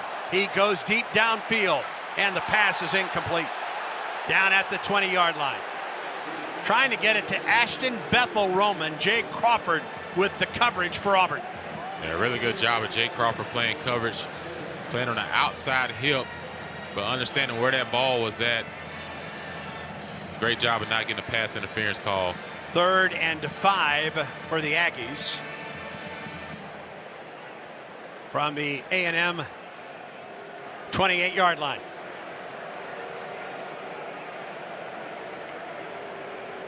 Reed with pressure, throws incomplete. Once again on 3rd down, Auburn got some pressure. I think Reed threw that before he wanted to. Was trying to get it to Craver.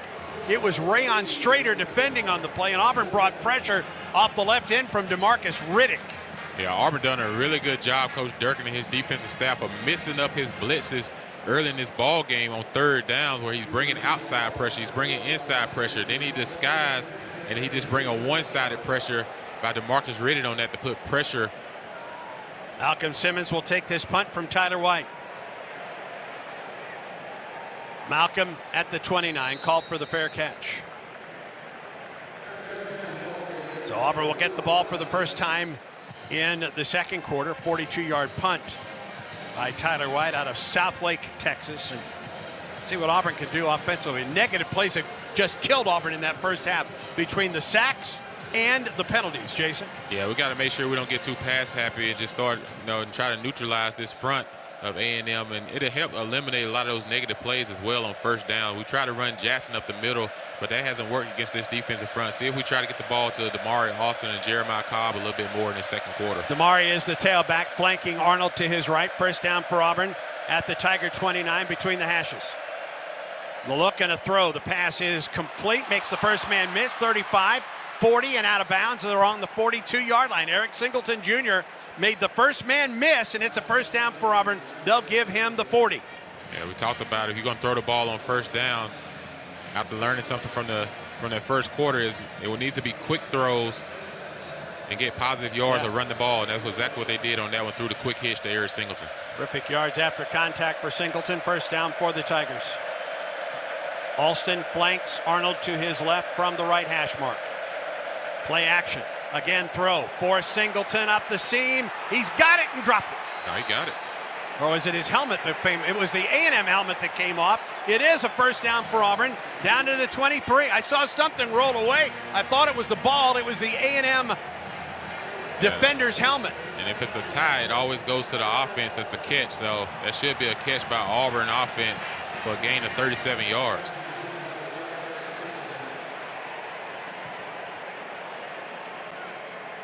Yeah, tie always goes to the offense. We may get a second look at this one. Down to the 23-yard line. Yeah, great job by Eric Singleton going up high, pointing the ball over A&M's defender, Will Lee, 3rd.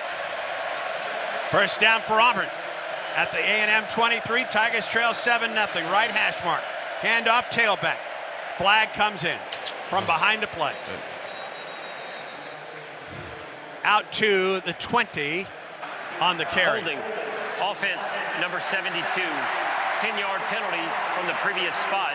Remains 1st down. Too-Tall Miller into the ball game for Auburn, and he's called for the penalty. Yeah, Too-Tall playing that right guard position. On that one, got called for holding. Another negative play on the positive gain. Auburn hasn't had a clean drive today. We got to stop shooting ourselves in the foot. The game is already hard enough. We can't make it too hard where we got to beat ourselves and the opponent. Back to the 33. Double wide receivers right and left. Auburn scrimmages from the right hash. Simmons comes in motion. They throw this way, trying to get it to Simmons, and overthrew him. Yeah, Jackson too much heat on that pass right there. Just throw it out there in front of Malcolm Simmons and just let him run down the sideline. He has 4 or 5 yards on his defender. And he had single coverage from the linebacker, Damian Sanford. If the ball's completed, he runs away from that linebacker. Yeah, if that ball's completed, he definitely picks up about 12 to 15 yards. 2nd and 20 for Auburn. From the right hash. From the gun, Arnold. Play clock at 7. Now back to the shotgun. The snap.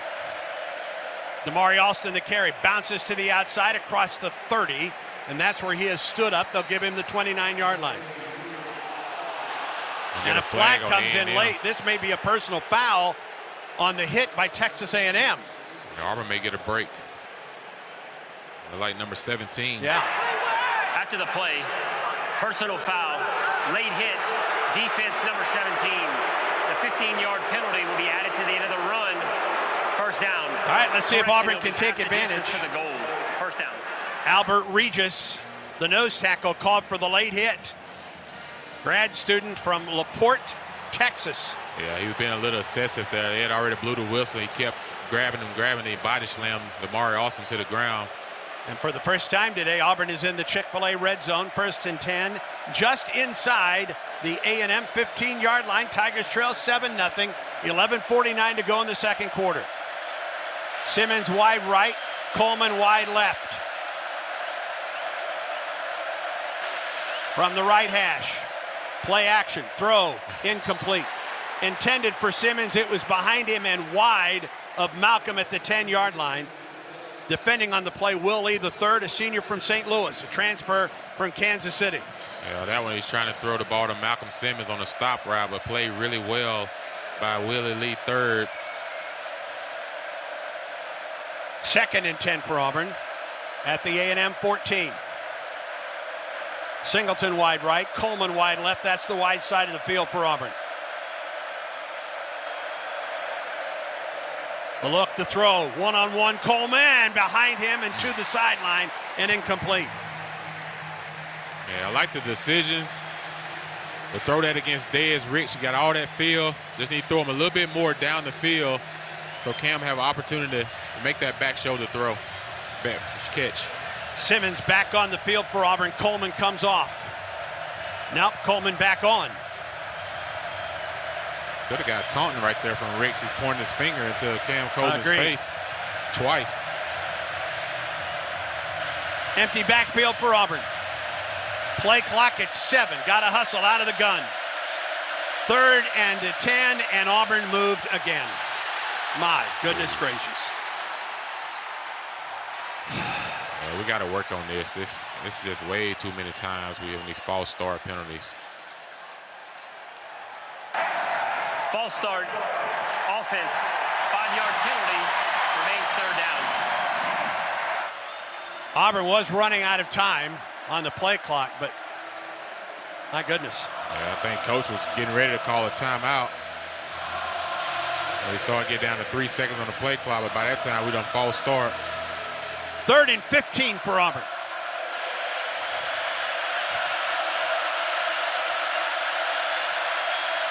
Alston up the middle, and Damari gets inside. He gets the 5 yards back to the 14-yard line, and Auburn will send the field goal unit out. Try and get on the board, try and cut the lead down to 4. Yeah, we got to find a way, Andy, to stop having all these negative plays of false starts. 32-yard field goal just inside the right hash for Alex McPherson. Perfect this season, 2 of 2. Snap down, kick is on the way by McPherson, and the Tigers are on the board. Really nice job of Hudson Cox filling that. Yeah, it was a low snap, wasn't it? That was a low snap, and it's been low today twice on the punts that he's had to fill as well. And Alex McPherson, perfect from 32 yards away. And with 10 minutes and 50 seconds to go in the second quarter, Auburn is on the board. Texas A&M 7, Auburn 3. Stay tuned, Auburn football continues in a moment. When you have the right team behind you, it's easy to play with confidence. The same is true when it comes to your health. Blue Cross and Blue Shield of Alabama provides what you need to feel healthier and happier. A choice of plans, a large network of doctors and hospitals, and personal support to help you choose the right plan with confidence. No second guessing, no confusion. Just care that works for you and your family. Blue Cross and Blue Shield of Alabama is proud to be on your team and proud to be a sponsor of athletic programs across the state. From birth to age 5, your child's brain is growing faster than ever. And guess what? You are your child's first teacher. Talking, singing, playing, and reading every day helps your child learn and thrive. Singing boosts memory. Playing builds problem-solving skills. Reading grows vocabulary. Talking teaches communication. Start strong because these early years matter the most. For tips and tools, visit the Alabama Department of Early Childhood Education at children.alabama.gov. Alabama's children deserve a strong start. There's team pride, and then there's extra Tiger pride. When I'm carrying the Auburn University Regents Visa debit card or prepaid Regents Now card, that's exactly what I get. Whether I'm grabbing some extra Auburn gear or picking up an extra dozen wings for the game, this card always brings it. Sometimes I get an extra War Eagle from the cashier too. Visit Regions.com/Go Tigers to get yours. Extra changes everything. And at Regions, Extra is our ordinary. Official bank of the SEC, member FDIC. You've created a comfortable home office. Now let Carrier provide the cash bonus. For a limited time, you can claim up to $1,550 in cool cash rebates on a qualified Carrier home comfort system. There's never been a better time to upgrade to year-round premium comfort and energy savings. Carrier, turn to the experts.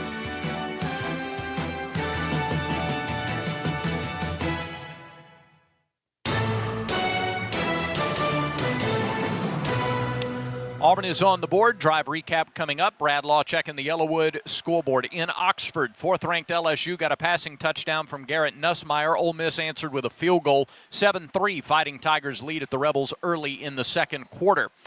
Number 1 Ohio State and Washington in Seattle. It's the Huskies with an early field goal. 3-0 the lead for Washington. They're midway through the second quarter in that ball game. In Starkville, Mississippi State with a touchdown on its first drive. Bulldogs lead 15th-ranked Tennessee 7-0. And number 11 Indiana leads Iowa 7-3 midway through the second quarter in that Big Ten matchup. Andy, back to you. Sun South John Deere drive summary for the Tigers. 57 yards, 8 plays, a minute 49. The McPherson 32-yard field goal gets Auburn on the board. Sun South John Deere, preferred tractor of the Tigers. Find your local dealer at sunsouth.com. Terry Bussey, Amari Daniels drop deep to the goal line to take this kickoff from Connor Gibbs.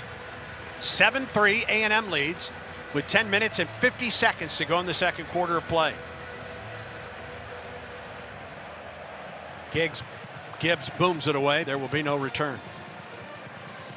That was 12 yards beyond the goal line, out of the back, and 1st and 10 for A&M from the 25. On the day, Marcel Reed 2 of 4 for 43 yards. A&M though has rushed for 67 yards in the first half, which is more than Auburn has given up per game this season. Yeah, Auburn has kind of found this rhythm a little bit defensively after this first series, opening the game by A&M when they went right down the field and scored a touchdown. Ever since then, it seems like Auburn has done a nice job in adjusting. Amari Daniels, redshirt senior out of Miami, to the right of Reed on first down from the 25. Daniels up the middle. And Daniels gets a couple on the play. They'll give him 3 out to the 28. Middle of that Auburn line, Chris Murray puts his head in there, gets the tackle. Yeah, that big defensive front. We got Dallas Walker, transfer from Kentucky.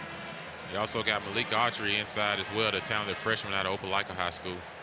2nd and 7 for A&M. Out to the 28. Send Concepcion in motion. Back to throw is Reed. Steps into it, throws, passes incomplete at the 40, and a flag comes in. It's going to be interference on Auburn. Kensley Lador Faustin defending on the play. Faustin. I think he climbed the back. Pass interference. Defense, number 20. The ball be placed at the spot of the foul. First down. Faustin defending their top receiver, Mario Craver, on that. Doing a good job of being physical with him. Gives A&M a first down at the 40. Ball between the hashes. Double wide receivers left, a single receiver to the right. That's Concepcion. Reed, play action, rolls. Now looks back across the field. He is going deep. He's got Concepcion open, and he overthrew him by 3 yards at the 6. Pleasant was the deep man for Auburn, but Concepcion had a step on him, and Reed just overthrew it. Yeah, ran a double move on Pleasant on the outside of Concepcion, who's one of their second leading receivers, is a speedster. Marcel Reed just overthrew that one by 5 yards. 2nd and 10 for Texas A&M at the Aggie 40.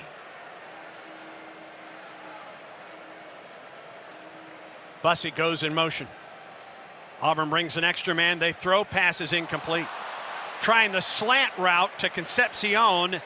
Got his hand on the ball, but couldn't bring it in. Kinsley Lador-Fausten was there defending for Auburn, and this is 3rd down and 10 for A&M at the 40. Yeah, A&M trying to throw that field slant to Terry Bussey on that. Well, that ball should have been caught. Yeah, Bussey got to catch that one.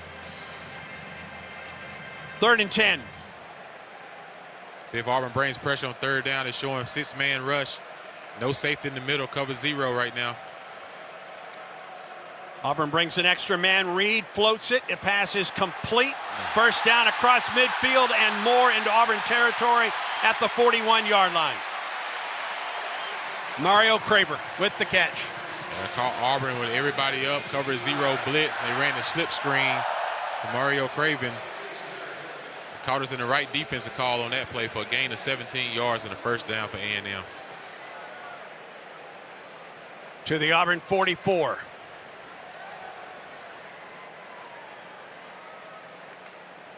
Owens, the tailback. He's going to run it big hole. Owens, 30, 25, 20. Flag is down. He goes out of bounds at the 10. Hold the phones. This may be coming back. Anquan Fagans, was he the one that was held? No, he made the tackle. Everybody's walking back, though. Big break for Auburn because that was a open as big as the C. Well, there may be a reason for that. Yeah. All right, there is no foul on the play for Oh, offensive my. holding. The result of the play is a first down, Texas A&M. Wow. I've never seen him just pick up a holding call after making an obvious holding call. And boy, Hugh Freeze is in the ear right now of anyone he can get a hold of in stripes. Yeah, Freeze and Coach Durkin both giving the sideline ref, line judge, and the head referee. Yeah, down to the 10-yard line. How do you pick up a hold? First and goal from the 10. Handoff. Owens puts his head down, then forced backwards by the Tigers. He was able to get down to the 6-yard line. Bobby Jamison Travis. Let's see if Auburn defense can get tight and hold this offense to a field goal. I'm still not unsure why the call was picked up. But we move on. Yep, 2nd down from the 6. All between the hashes. Owens flanks Reed to the right. High snap to Reed. Drops. Pressured. Flag down. Let's hope they don't pick this one up. Reed goes out of bounds at about the 8-yard line. Should be a holding against Keldrick Falk. Holding, offense number 78. 10-yard penalty from the previous spot. Remains 2nd down. Demetrius Crownover, grad student from Grandview, Texas, called for this one. And Auburn is still barking at the officials from the sideline. Yeah, that was an obvious holding call against Keldrick Falk on that play coming from the backside. Yeah, you see it. Number 60, Trey Zoom III.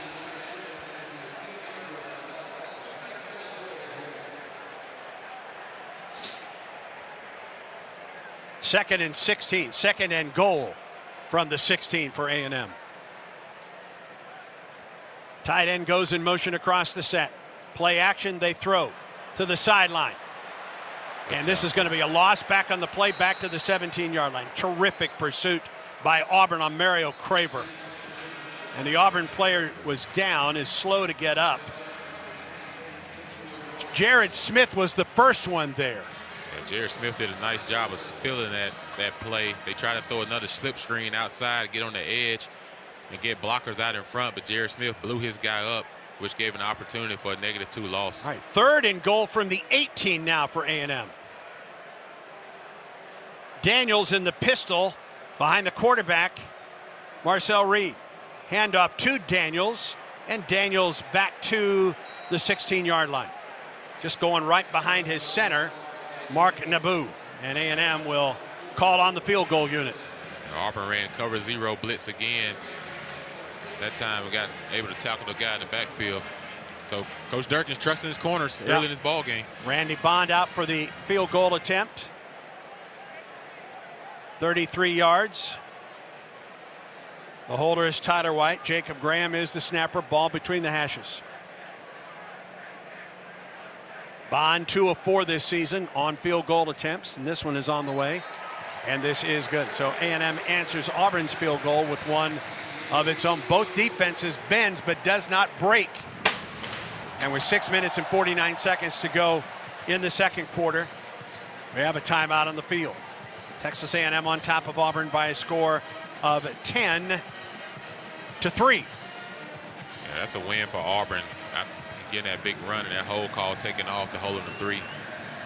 60-yard drive, 9 plays, 4 minutes and 1 second. Bond, the 33-yard field goal, giving A&M the 7-point lead. 7-3 A&M, 6:49 to go in the second. Stay tuned. This is the Auburn Sports Network.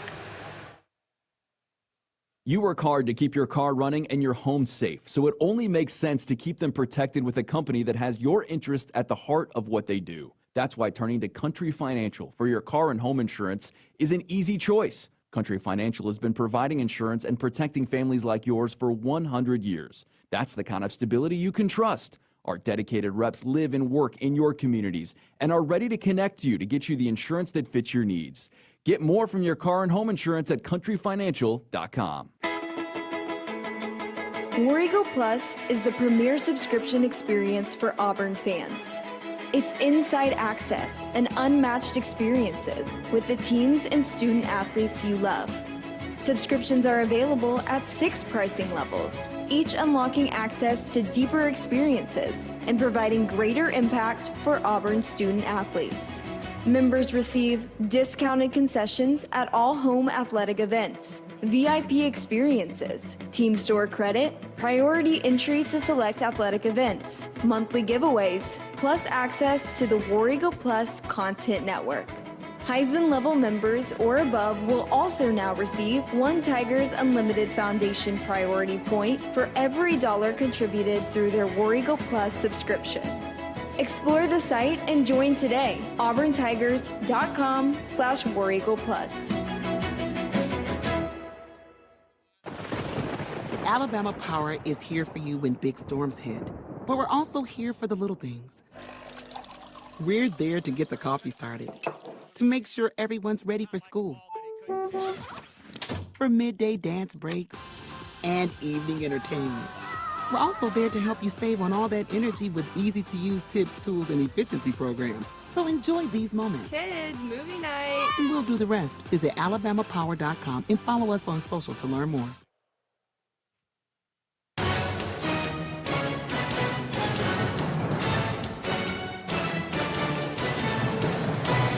.6:49 in the second quarter. A&M on top of Auburn 10-3. Tigers about to get the ball back. Listen to all things college sports, including live games and talk on Sirius XM, College Sports Radio, Channel 84, and streaming on the Sirius XM app.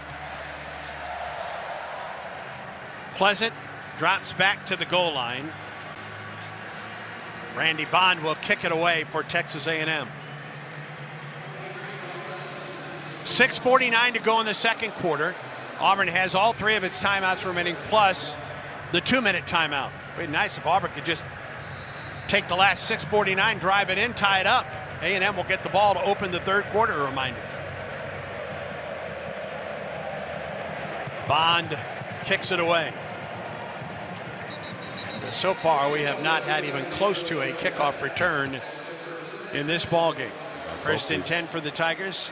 At the 25, Jackson Arnold, 7 of 12 for 74 yards. Both of these guys kicking the ball out of the end zone, not even allowing an opportunity for a decision to be made. I like to see Auburn do what they did similar on the last drive. On first downs, they had to ran the ball and do quick throws, nothing delayed, which gives the defensive front an opportunity to get a sack on Jackson. Damari Alston goes in motion, now back into the backfield. First down from the 25. Damari with the carry, and Damari is taken down after, Jeremiah Cobb taken down after a yard gain. Cobb got made at the line of scrimmage on that play by Big Dayon Hayes from Texas A&M.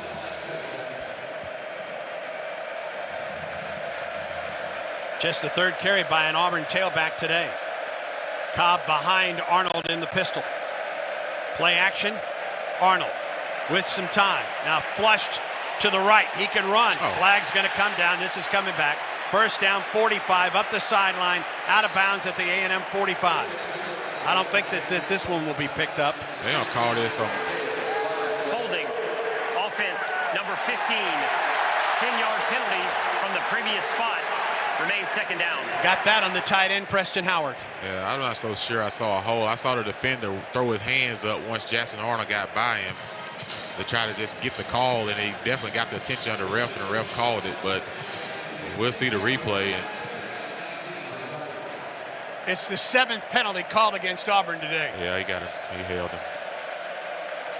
And I'm not sure he needed to, frankly. He didn't need to. He wouldn't have got the Jackson. Jackson momentum would have outran him. 2nd and 19 from the Auburn 16. Jackson looks back and throws. Pass complete, but a loss on the play. Back to the 11. Pass complete to the tight end, Brandon Frazier, but he lost a couple yards. Tarian York, junior out of Temple, Texas, with his 18th tackle and his 2nd for loss this season. The story of the first half is Auburn can't get out of his own way offensively with the penalties, are just mounting up for this offense, putting us behind the schedule. Third and long. 3rd and 23 from the 12. Tailback up the middle, gets out to the 19-yard line. Auburn just trying to get some room to punt it away.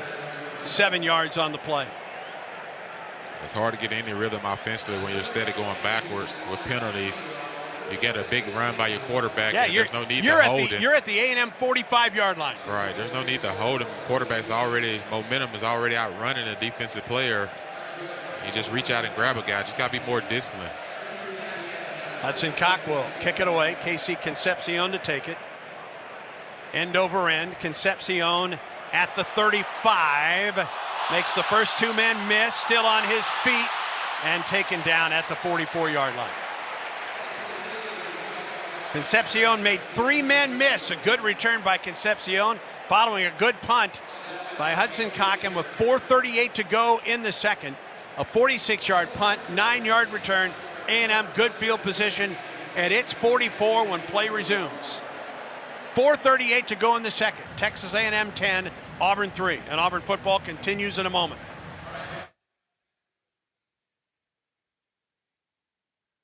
Among the best, season after season. In the past year alone, Becker's has named us one of the top 150 places to work in healthcare. Newsweek has called us the best in-state hospital. And for the 2nd year in a row, Newsweek also named us as one of America's best maternity hospitals. But you know what makes us most proud at East Alabama Health? Is being an official partner of the Auburn Tigers. Join our winning team today at eastalabamahealth.org. He's got the speed. He's got room. He's going to score. No one gets you closer to the game than Sirius XM College Sports Radio. For the win. Got it! Let's go! Tune in for news, talk, and analysis from the offseason through regular season and into the postseason. We've got your team covered anywhere you go. Deep to center field. Oh, it's gone! Get a free trial at SiriusXM.com/College Sports Radio 2025.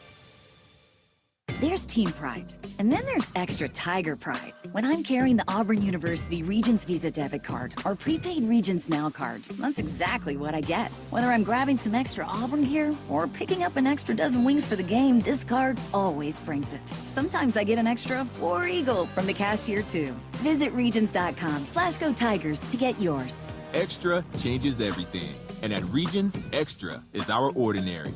Official bank of the SEC, member FDIC. Yellowwood knows that a five-star backyard is the place to make lasting memories. Like roasting marshmallows on a cool fall night. That's it. Turn it nice and slow. Get it toasted all... Oh, no, it's on fire. Oh, you want it on fire. Okay, that's a choice, I guess. Crunchy. For five-star backyards and the most memorable experiences, Yellowwood brand pressure-treated pine. If it doesn't have that yellow tag, you don't want it.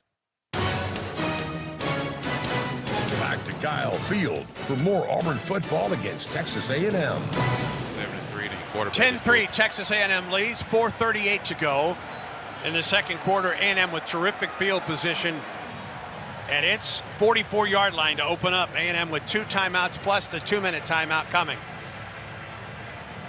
Boy, it's imperative to keep this team out of the end zone right now. Yeah, Auburn defense got his back against the wall in this situation. See if Coach Durkin is going to bring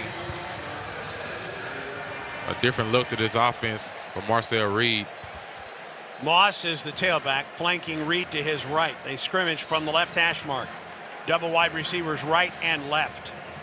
From the 44. Moss the carry. And he gets across the 45-yard line. They'll give him the 46. It's a 2-yard gain for Le'Veon Moss. Robert Woodyard, Malik Blockton combined on the Auburn stop.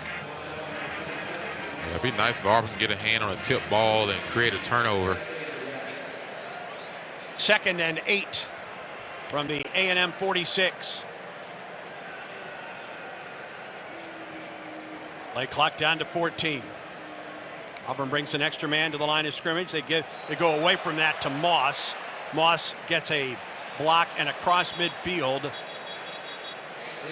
And we have a flag thrown in front of the Auburn sideline, and this is going to come back. Holding. Offense, number 55. 10-yard penalty from the spot of the foul. Remains second down. Right guard Amaj Reed Adams called for the penalty. Transferred in from Kansas. Making his 31st start here today in his career. That backs A&M back to the 37-yard line. Tell you what, Andy, it's been a lot of yellow flags on the field today on both sides. 7 for Auburn, 5 for A&M. Daniels the carry. Daniels across the 40 out to the 42-yard line, going off left guard. Robert Woodyard with the stop, the 6-foot junior out of Mobile. Coming off of a career-high 5 tackles last week at Oklahoma. They got a big 3rd down coming up for this Auburn defense. See if they can get A&M into a punt situation. Kedrick Falk coming off the field, holding the right side of his arm just a little bit. Hope he seems to be okay. Auburn showing 0 blitz again. Got 7 guys up on the line of scrimmage. 3rd and 12 for A&M. From the 42, Reed flushed out of the pocket. Gets some pressure. Throws pass complete at the 45. Spins away and down the sideline, and it's a first down for A&M. Amari Niblack, tight end with the play. Yeah, that time Auburn lost contain. It showed 7 up, cover 0 blitz, and then they backed out of it at the snap. But Darren Smith got caught inside, which allowed Marcel Reed to get outside on that scramble to make the big throw to his tight end, Amari Niblack, for a gain of 24. Second catch of the 23. season. First down at the Auburn 35. Daniels dances forward, gets inside the 40 or the 35-yard line. Taken down at the 33. That'll give him a couple. Bobby Jamison Travis on the stop. A&M will probably take this down to the 2-minute. I wonder if Auburn may call a timeout since A&M gets the ball back to start the second half to give us an opportunity with the 2-minute timeout in your pocket as well. That will be the final play until the 2-minute timeout. 2 minutes remaining in the second. A&M on the march, 2nd and 8 from the Auburn 33. When play resumes, Texas A&M leads Auburn 10-3. And this is the Auburn Sports Network. When the game hits halftime, TruckWorks drives you through 20 minutes of scores, highlights, stats, and analysis. It's the TruckWorks Halftime Report. TruckWorks is the official commercial truck dealer of the Auburn Tigers. Whether you're at the stadium, your home, or listening in your car, you've got the keys to the most complete halftime coverage of the Tigers around. The TruckWorks Halftime Report, only on the Auburn Sports Network. You've heard the phrase, all hat, no cattle. Well, Whataburger's new Bacon Wrangler Double is anything but. It's got beef that's never from the freezer, always hot off the grill. Monterey Jack and American cheese, bacon, crispy onions, chipotle aioli, and pickles. You might even say it's all cattle and a hat. A 5-inch bun hat, cowboy. Introducing the new Whataburger Bacon Wrangler Double for a limited time. What a burger.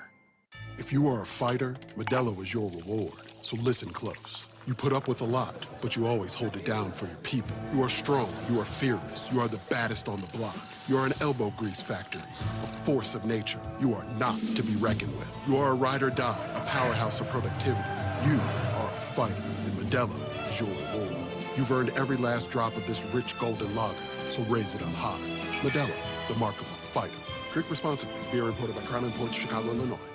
Hey, Auburn fans, if you're a nursing mother, wounded veteran, special needs family, or caring for an elderly loved one, Snazzy is here to support you. This season, snag free parking passes for select families at Jordan-Hare Stadium. Plus, Snazzy gives away a VIP package every home game.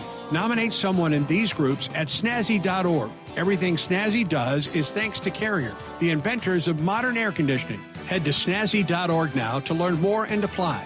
Snazzy, accessibility for all.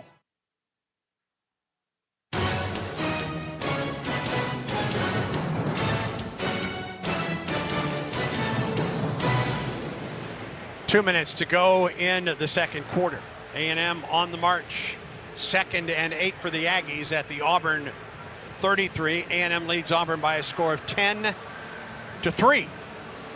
A game that has featured 12 penalties, 7 called against Auburn, 7 penalties for 49 yards against Auburn. A&M the same amount of yardage, 5 penalties in this first half of play. Yeah, it's been a lot of yellow flags on the field. Just can't really get into the flow of the game. It just seems like every time there's a big play, there's something to start looking back behind to see if something's on the ground. And it's just tough right now trying to maneuver offensively when you're always behind schedule against some really good defenses. Let's pause 10 seconds for station identification on the Auburn Sports Network.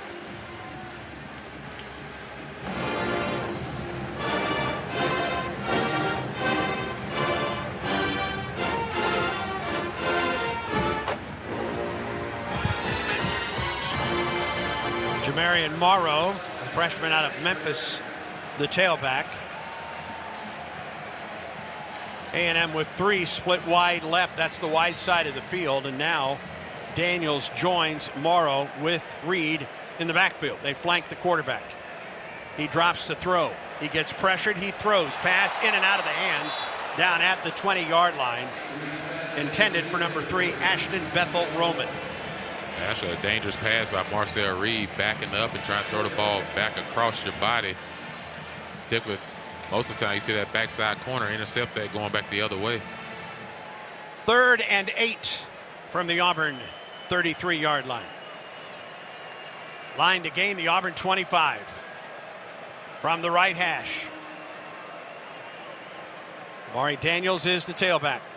Reed pitches to Daniels from the right end. Tries to get there, and he's taken down.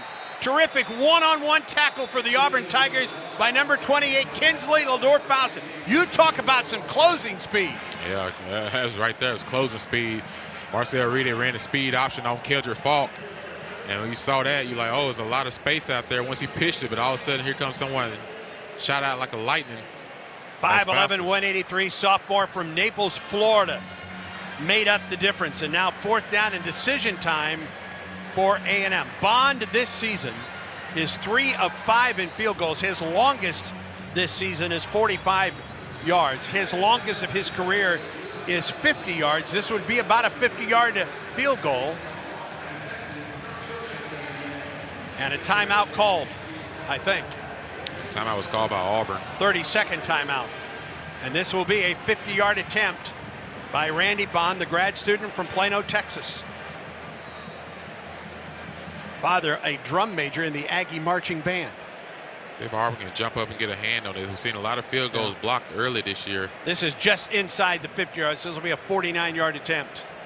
His longest this season is 45 from the left hash by Bond.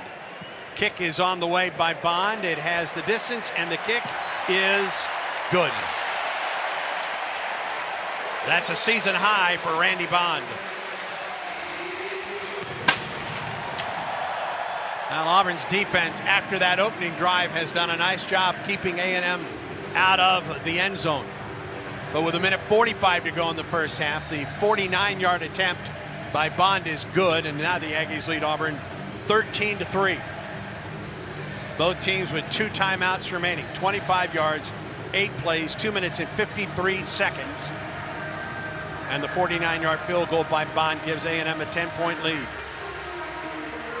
Yeah, Auburn's defense, like you said, Andy, held them to 2 field goals since the opening drive. Really nice job. If Auburn offense can just stop shooting themselves in the foot, they'll have an opportunity to get in scoring range, put some points on the board. Something you got to talk about extremely at halftime is regrouping offensively and stop getting all these negative plays against yourself.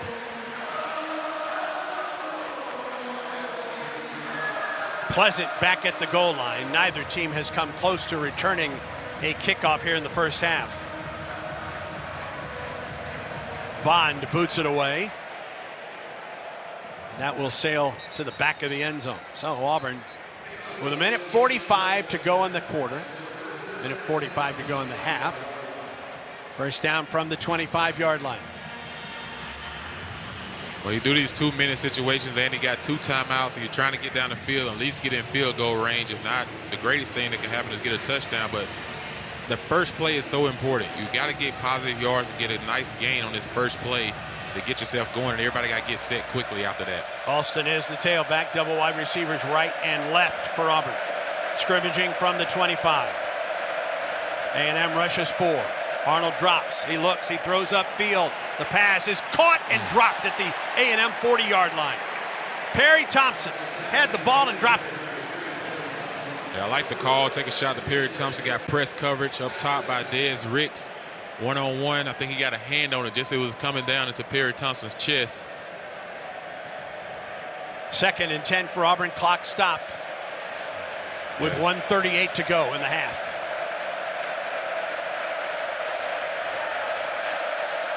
Second and 10 for the Tigers. Arnold looks to the Auburn sideline, throws, passes complete, and out of bounds is Cam Coleman. 4 yards on the play. It's going to bring up 3rd down and 6. Will Lee forced Cam out of bounds. A nice job of Cam coming back to meet the football. It's really well. Shows his experience. He's growing as a receiver. Not letting that ball come to him and get to his body. Going and meet the ball with his hands. See if Auburn finds Eric Singleton on his 3rd down. Auburn looking for his first 3rd down conversion of the game. Arnold pressure. Steps up into the pocket. Gets across to the 32-yard line. He'll be about 3 yards shy of a first down. And A&M calls a timeout to stop the clock with 1:25 to go in the second quarter.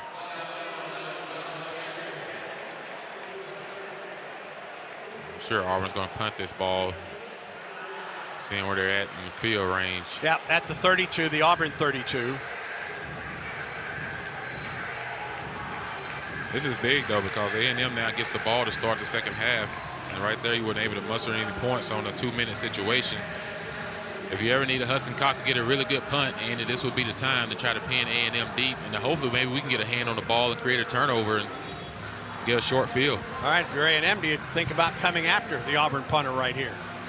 They probably play punt safe to try to see if they can get a nice return. With 2 timeouts left and 1:29 to go in the game in the first half. Concepcion back at the 21 to take this punt from Hudson Cock. Good snap, kicks it away. Off the side of his foot and out of bounds, and A&M is going to get roughing the kicker. Yeah, there is a flag back where Hudson Cock punted this one away. It was 4th and 3. Running into the kicker, receiving team number 17. 5-yard penalty results in a first down. Well, that's a break for Auburn. That's a huge break for Auburn. Because it was not a good punt from Hudson. It was off the left side of his left foot. Who? Yeah, really good acting job by Hudson That was Cock a good as well. job. You're right. Nice acting job. That was Albert Regis, I believe, and there wasn't a ton of contact there, but Hudson with some acting skills. And Auburn keeps the ball, 1st and 10, out to the 37-yard line. See if Auburn does something with the gift there, because Damari Alston, the tailback. The throw out to Frazier. And Frazier trying to get out of bounds. He did not. And taken out of bounds at the 38-yard line. Clock rolls down. 1:09 and counting in the second quarter. 1-yard gain, 2nd and 9 for the Tigers. The throw to the boundary. Pass incomplete. Intended for Cam Coleman. That was almost picked off by A&M. That was Will Lee. He was throwing all the way across the field, and Lee almost stepped in front of that one. Yeah, very dangerous throw by Arner on that one. Good job by Cam of turning to the defender on that play to knock that ball away from Lee the third.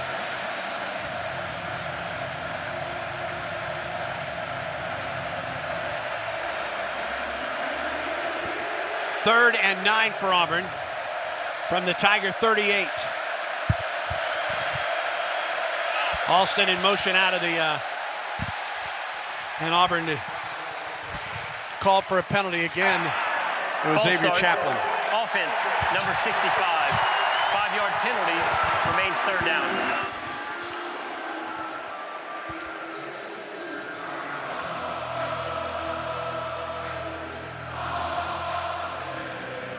That makes it very 3rd and long for the Auburn offense. Another false start. I believe that's 3 today on Xavier Chaplin. And the 8th of the first half against Auburn. 3rd and 14 now for Auburn.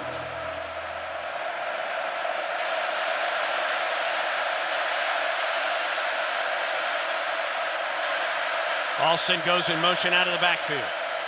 Arnold dropped to throw. Now out of the pocket.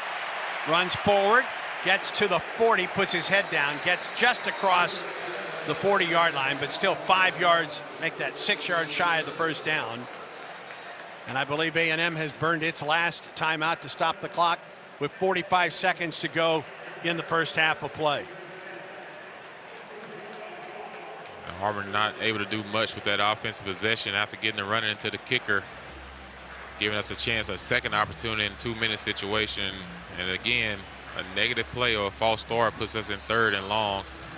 I don't know. It may have to be some adjustments made here at halftime because somebody got to get some attention. I'd be interested to know that how many of Auburn's offensive drives in this half. There has been at least a 5-yard penalty in that drive for Auburn in this half. I think, Andy, you sit somebody on the bench for a little while. That's the best teacher. Concepcion drops back to the 10. Hudson Cock to punt it away for Auburn.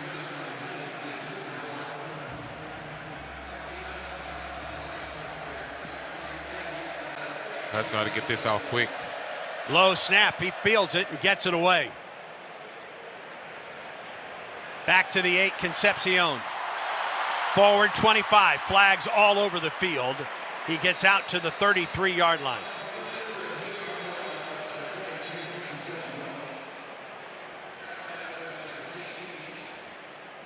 Good return by Concepcion, but this is coming back, it appears.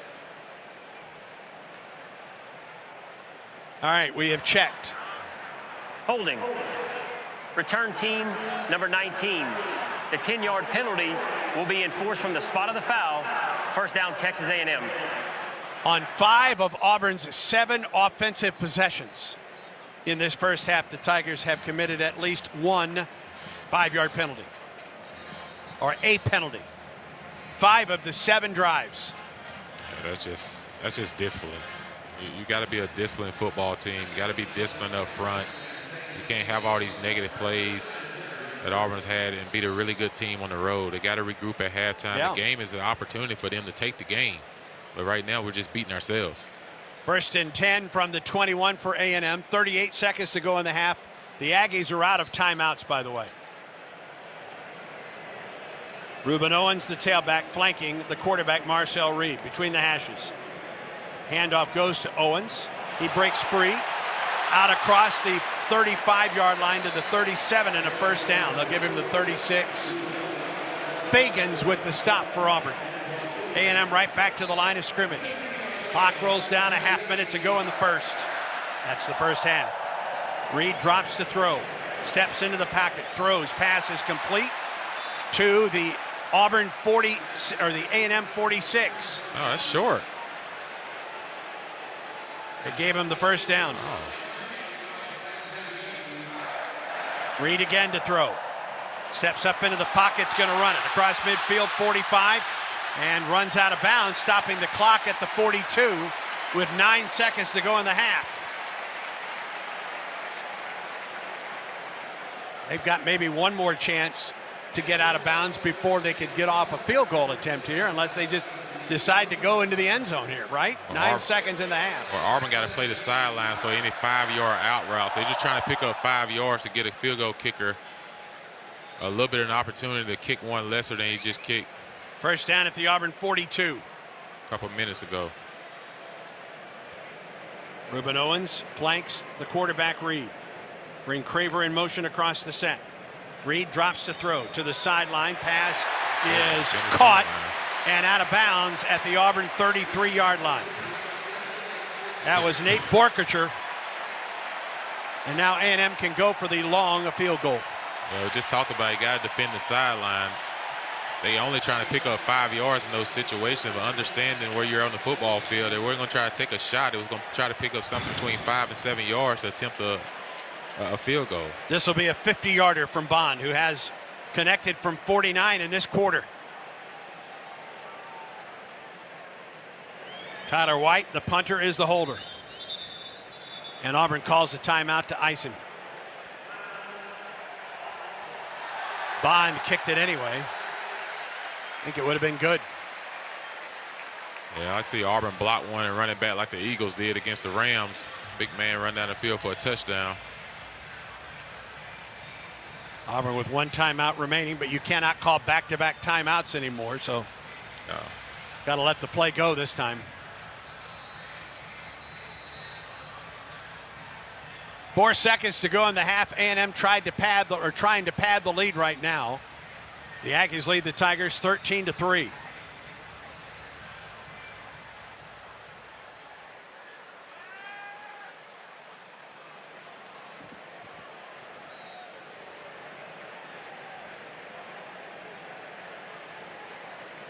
From the right hash mark, this will be a 50-yard attempt by Bond. Graham the snapper, White the holder. Ball is down. Bond's kick is on the way. And the kick is no good. Big break for Auburn there. He had the distance, yes, but he pulled it. And the first half comes to a close. A&M leads Auburn by a score of 13-3. Auburn fortunate, quite frankly. It could have been more of an Aggie lead coming into the locker room at the half. Yeah, that's a big break for Auburn to miss that long field goal, because right now you got to go in the locker room, Andy, and you got to regroup. And if guys don't want to get it done, they want to continue to hurt the football team by getting these individual penalties, then you have to sit them down for a little while to get their attention. But we can't keep hurting the football team by allowing all these flags to be thrown because of what we're doing. We're about to get the thoughts of the Auburn head coach as he's about to join Brett Edens on the sideline. We'll get his thoughts. We'll send it down. Defense has been pretty consistent this first half. Yeah, they've done a great job offensively. inept. I mean, we're every single. I could be wrong, but you check it. I believe every possession we've had a penalty. Close. I think every possession we've had a penalty. What adjustments can you make to clean that up? X is jumping. X, he struggles to hear, but he's got to lock in. And then I don't know about the holding calls. I can't, I don't see those, so I don't, know whether they're accurate or not. But maybe we finally get a big run and a big play, and the next 2 plays on both of those we get holding. And so we can't, we've got to have a few possessions where they're clean and we stay on schedule. Yes, sir. Thanks a lot, Coach. Yep, thank you. Guys, back to you, Andy. All right, Brett, thank you very much. Our score at the half, Texas A&M 13, Auburn at 3. Here's Brad Law with the Truckworks halftime report. Okay, Andy, thank you very much. Yeah, a lot going on in this afternoon window across college football, so we'll start with a check of the Yellowwood scoreboard and games in progress. In Oxford, 13th ranked Ole Miss leads number 4 LSU 10-7. They're inside of 3 minutes to go in the first half near the Grove out there at Vaught Hemingway Stadium. Mississippi State is taking the lead over number 15 Tennessee in Starkville. Bulldogs defense trying to keep down the second best total offense in the SEC. 14-10 Bulldogs over the Volunteers. 3 minutes gone by in the second quarter in that ball game. Other games in progress now. Number 1 Ohio State at the half leads Washington 7-3 in Seattle. Close game there. It's even closer at the half in Iowa City, where 11th ranked Indiana and Iowa are tied at 10 in Big Ten play. Finals from earlier. Number 23 Illinois got a walk-off field goal to beat 21st ranked USC 34-32, and 16th ranked Georgia Tech came from 2 touchdowns down to beat Wake Forest on the road in Winston-Salem 30-29. In the SEC, number 22 Notre Dame routed Arkansas in Fayetteville 56-13. CJ Carr 4 passing touchdowns, over 350 yards through the air, and 18th ranked Vanderbilt blitzkrieg Utah State 55-35. Commodores are 5-0 to start the season, and they will continue to shoot up the rankings. Our score here at the half, Auburn trails Texas A&M. 9th-ranked Aggies on top, 13-3. Give you the highlights from the first half when we come back to College Station. This is the Truckworks Halftime Report, and this is the Auburn Sports Network. Start your Auburn football game day with the Tiger Tailgate Show, presented by Conecuh Sausage, with former players telling stories about the past, picks from around the SEC, a first word from Coach Freeze, and plenty of special features and surprises. Wherever you listen, you're invited to the Tiger Tailgate Show, presented by Conecuh Sausage. 3 hours before every game, only on the Auburn Sports Network. When you have the right team behind you, it's easy to play with confidence. The same is true when it comes to your health. Blue Cross and Blue Shield of Alabama provides what you need to feel healthier and happier. A choice of plans, a large network of doctors and hospitals, and personal support to help you choose the right plan with confidence. No second guessing, no confusion. Just care that works for you and your family. Blue Cross and Blue Shield of Alabama is proud to be on your team and proud to be a sponsor of athletic programs across the state. I'm Andy Burcham, and you're listening to the Ford F-150 Truck Highlight Show. War Eagle. The smart and powerful Ford F-150 turned in another championship caliber performance. Thanks to available Pro Power onboard and outstanding payload numbers, fans will be talking about this tailgate for years to come. For great offers on the official truck of the Auburn Tigers, see your local Ford dealer today. See owner's manual for important operating instructions.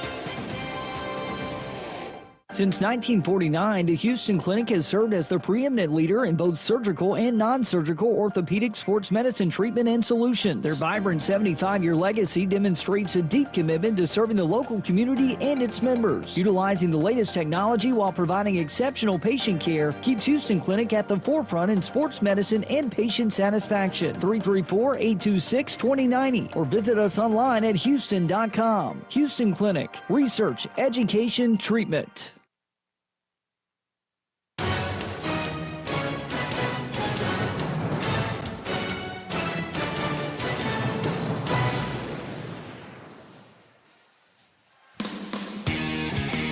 This is the Truckworks Halftime Report, and these are the first half highlights as called by the voice of the Tigers, Andy Burcham.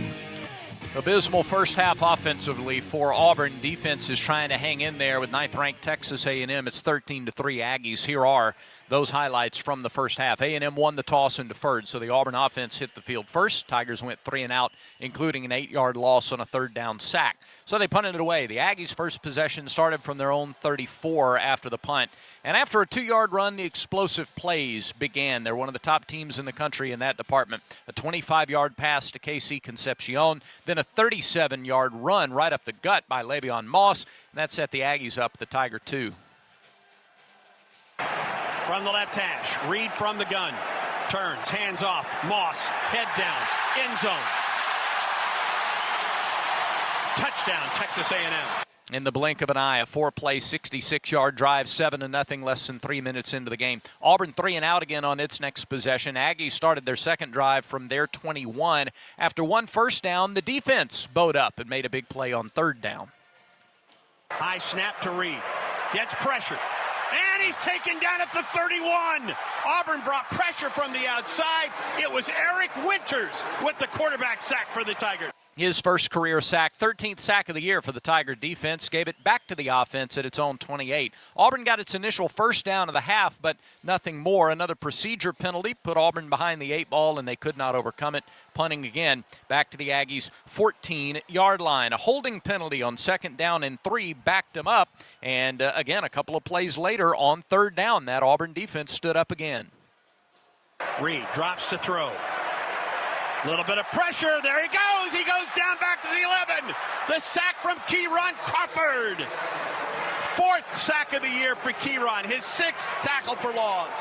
Second sack of the first quarter for the Auburn defense. Significant because the A&M offensive line had only given up 1 sack total in their first 3 ball games. Auburn with 2 in the first quarter. Auburn got great field position after a shanked punt from the Aggie 43-yard line, but a sack on 1st down moved it back to midfield. Tigers got nothing out of the drive, had to punt the ball away. Another punt by Texas A&M on their ensuing possession moved us into the second quarter, where Auburn put together its scoring drive. Starting from its own 29, Auburn hit Singleton on an 11-yard pass, and then a 50-50 ball that Singleton hauled in down to the 23. Field position flipped dramatically with that pass to Eric Singleton for 37 yards. They tried to work the ball inside the red zone, a 6-yard run by Damari Alston, but again, the drive plagued by penalties, and the Tigers eventually had to settle for 3.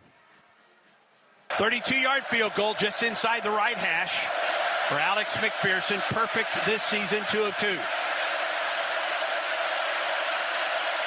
Snap down, kick is on the way by McPherson, and the Tigers are on the board. It capped an 8-play, 57-yard drive, and the Tigers trailed 7-3. Texas A&M answered with a field goal drive of its own. They converted their first 3rd down of the half on that drive on 3rd and 10 from the 40, and 19-yard pitch and catch to Mario Craver kept the drive going. And a few plays later, Bond came on for a 33-yard field goal to make it 10-3 with 6:49 to go in the half. A holding call on 2nd and 9 put the Tigers behind the chains again. Tigers had to punt the ball away, a 3 and out on their next to last possession of the half. And again, A&M with good field position starting from its own 44. They moved the ball downfield. Amari Nyblack on 3rd and 12. The 3rd string tight end hauled in a ball for 23 yards to extend the drive. A couple of plays later, the drive stalled, but the sure-footed kicker for the Aggies came on. This is just inside the 50 yards. So this will be a 49-yard attempt. His longest this season is 45 from the left hash by Bond. Kick is on the way by Bond. It has the distance, and the kick is good. So a couple of field goals in the second quarter for Texas A&M after a touchdown on their first drive of the game. And the 9th-ranked Aggies lead your Auburn Tigers 13-3 here at halftime. You're listening to the Truckworks Halftime Report. Truckworks offers Kenworth, Hino, and Isuzu commercial trucks, allowing Truckworks to provide the solution for virtually any commercial trucking need. It's a 10-point deficit for the Tigers, and the stats tell the story. We'll give those to you when the Truckworks Halftime Report continues in a moment. Auburn football is presented in part by Truckworks, the official commercial truck dealer of the Auburn Tigers. Truckworks is Alabama's exclusive Kenworth, Hino, and Isuzu commercial truck dealer and was recently named Kenworth's North American Dealer of the Year for the second year in a row. Truckworks is the Southeast headquarters for dump trucks, sleeper trucks, box vans, and everything in between. Stop into their TRP parts store right here in Opelika for any commercial truck part you could possibly need. Truckworks, the partner you can count on in the transportation industry since 1978. Throw a flag before ants, termites, and other pests invade your home by calling Cook's Pest Control. Cook's proven pest control methods and superior termite control system protect your home from unwanted pests and are backed by a 110% satisfaction guarantee. Make the right call and call the South's most trusted name in pest control for a free inspection. Cook's Pest Control. Looky, looky, looky, here comes Cookie, Cook's Pest Control. Hey, college football fans! I'd know you'd do anything for a win on game day and an ice-cold Bud Light. Because whether you're tailgating in the parking lot or parked on the couch, sitting on your lucky stool at the bar, or standing in the fan section all game long, the clean, crisp taste of Bud Light turns a win into a win-win. And there's nothing easier to enjoy than that. Bud Light. Easy to drink, easy to enjoy. Enjoy responsibly. Anheuser-Busch Bud Light Beer, St. Louis, Missouri. Since 1949, the Houston Clinic has served as the preeminent leader in both surgical and non-surgical orthopedic sports medicine treatment and solutions. Their vibrant 75-year legacy demonstrates a deep commitment to serving the local community and its members. Utilizing the latest technology while providing exceptional patient care keeps Houston Clinic at the forefront in sports medicine and patient satisfaction. 334-826-2090 or visit us online at houston.com. Houston Clinic. Research, education, treatment.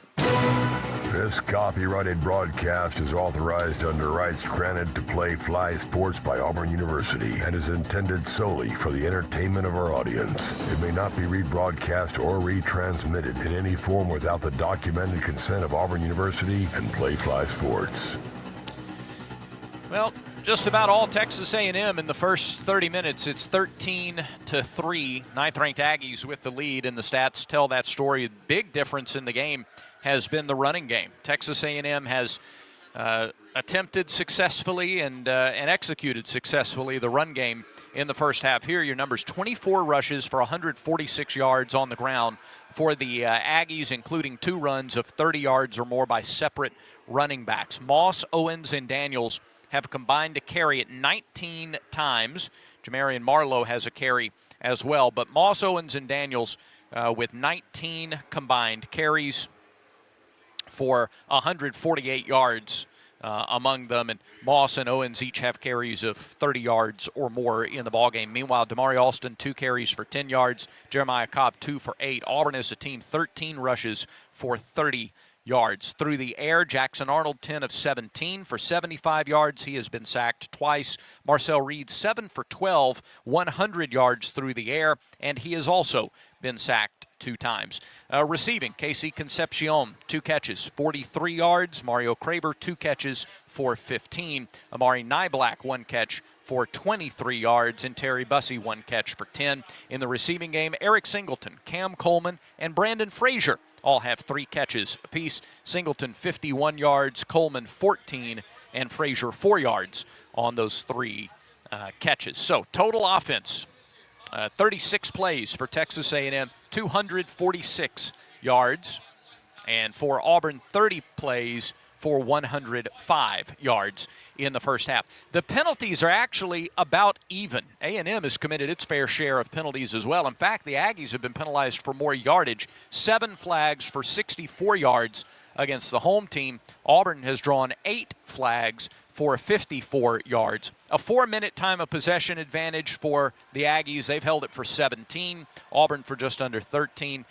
Texas A&M, neither team sparkling on 3rd down, but Auburn doesn't have a single 3rd down conversion. Tigers are 0 of 7 on 3rd down. Aggies are 2 of 7. Both teams perfect in the red zone. 2 for 2 for Texas A&M and 1 for 1 for the Auburn Tigers. Leading tacklers in that first half for Auburn, it is Robert Woodyard He is tied a career high with 6 stops, including 3 solo tackles. Kinsley Lador-Faustin with 4 tackles, including 1 for loss in that first half. Eric Winters and Kieron Crawford with a sack apiece for the Auburn Tigers. Auburn trails 13-3. That defense will be on the field to start the second half. And we'll get you ready for second half action from Kyle Field when we come back here on the Truckworks Halftime Report. This is the Auburn Sports Network. Finish your Auburn football game day with the Regions Bank Postgame Show. For over 30 years, the Regions Bank Postgame Show has been appointment radio for Tiger fans. Get exclusive locker room interviews with players, assistants, and head coach Hugh Freeze. Plus, get expert analysis, a full rundown of SEC and national scores, and a comprehensive highlight package. The Regions Bank Postgame Show on the Auburn Sports Network. Hey, college football fans! I'd know you do anything for a win on game day and an ice-cold Bud Light. Because whether you're tailgating in the parking lot or parked on the couch, sitting on your lucky stool at the bar, or standing in the fan section all game long, the clean, crisp taste of Bud Light turns a win into a win-win. And there's nothing easier to enjoy than that. Bud Light. Easy to drink, easy to enjoy. Enjoy responsibly. Anheuser-Busch Bud Light Beer, St. Louis, Missouri. Looking for more than a degree? At Auburn's Harbert College of Business, we give you the competitive edge that sets you apart. Our programs combine classroom knowledge with practical experience, supported by mentors and career experts who align your education with your goals. It's a personalized approach that builds confidence and creates opportunities. Be ready to lead. Be ready to innovate. Harbert College of Business, inspiring business. Learn more at harbert.auburn.edu. In the SEC, it just means more. But what is it exactly? It's the fans, the students, the traditions, the legends. It's passion to celebrate deeper, reach farther, think smarter, make an impact off the field. It's that intangible thing that happens when 16 schools raise the bar as one. Because in the SEC, it just means more.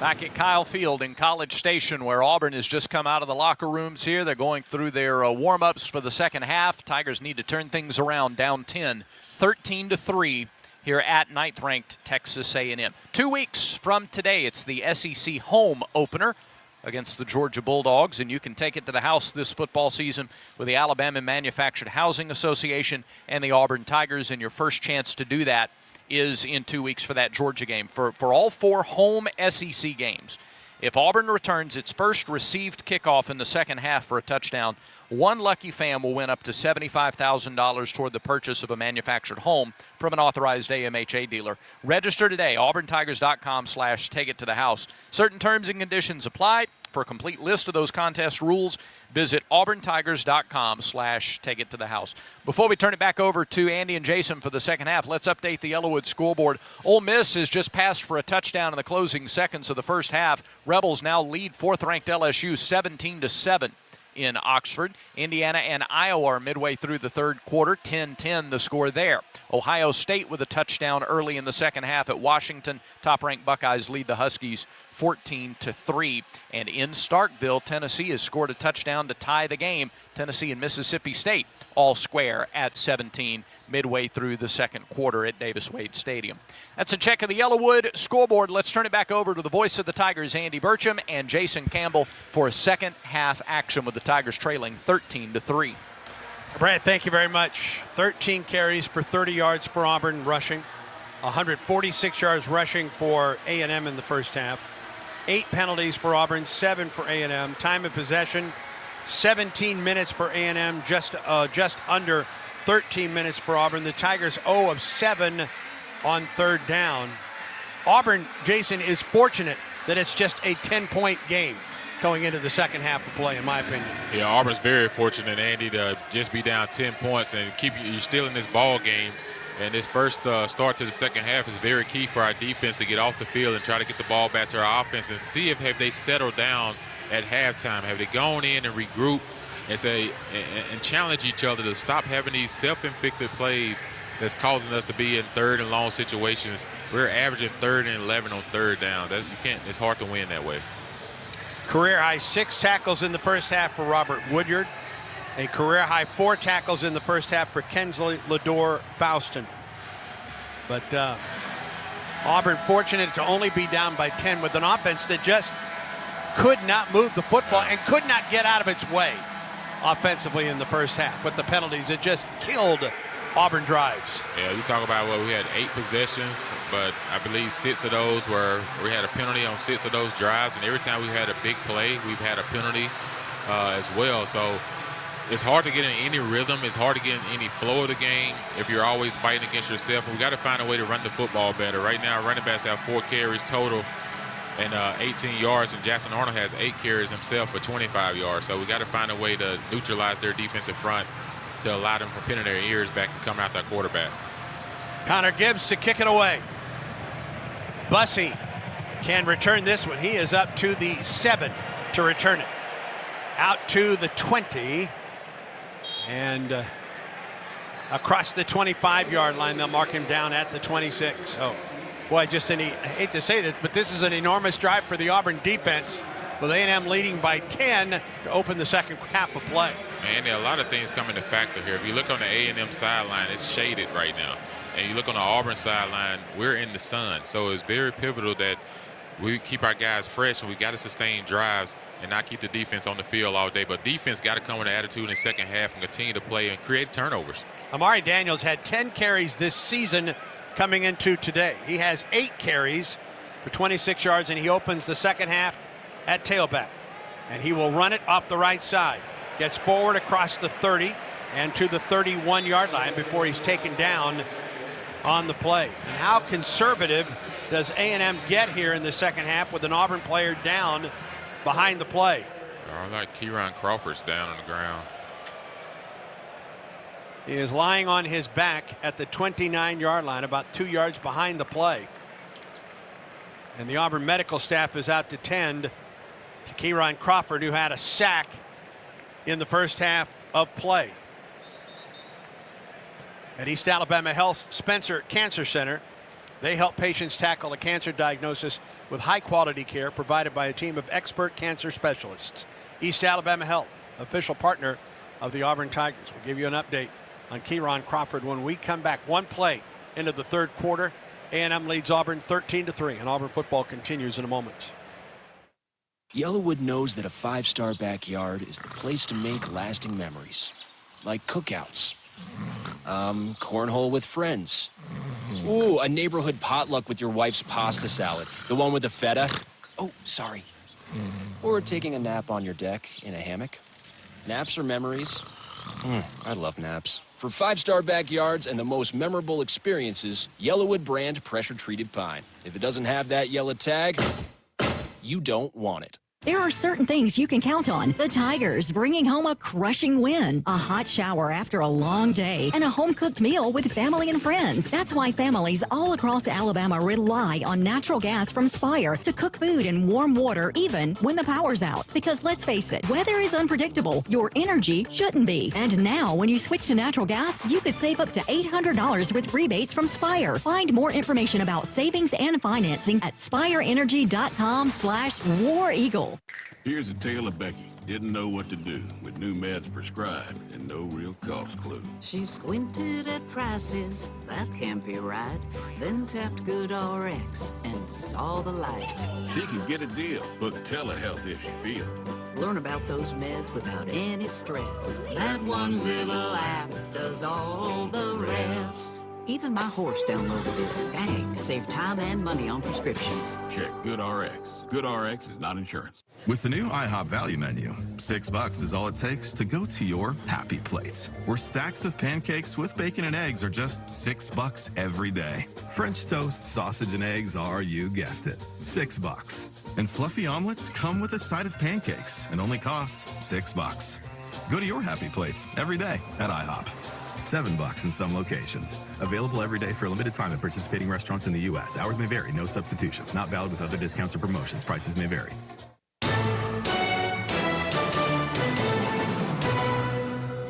On the first play from scrimmage of the third quarter, Kieran Crawford went down. It appeared it was his right arm.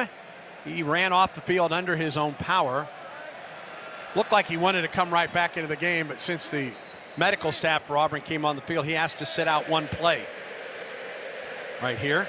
And it will be 2nd and 5 for A&M at the 31. Yeah, J.R. Smith filling in for Kieran Crawford at that left end position. Reuben Owens is the tailback after Daniels ran for 6 yards on first down. Make that 5, 2nd and 5. Ball at the right hash. A single receiver wide left, and that's KC Concepcion.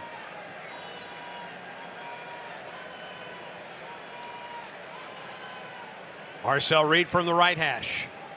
Looks to the Auburn boundary, throws it across the middle, pass is complete to the 39-yard line to Concepcion, and that's enough for a first down for A&M. Yeah, Concepcion just running that stop route in between the zone for a gain of 8 yards on that pass on second down. Bethel Roman goes wide left. Concepcion and a Craver wide right. Craver in the slot to the right. Pair of tailbacks flank Reed. Morrow goes in motion. High snap to Reed.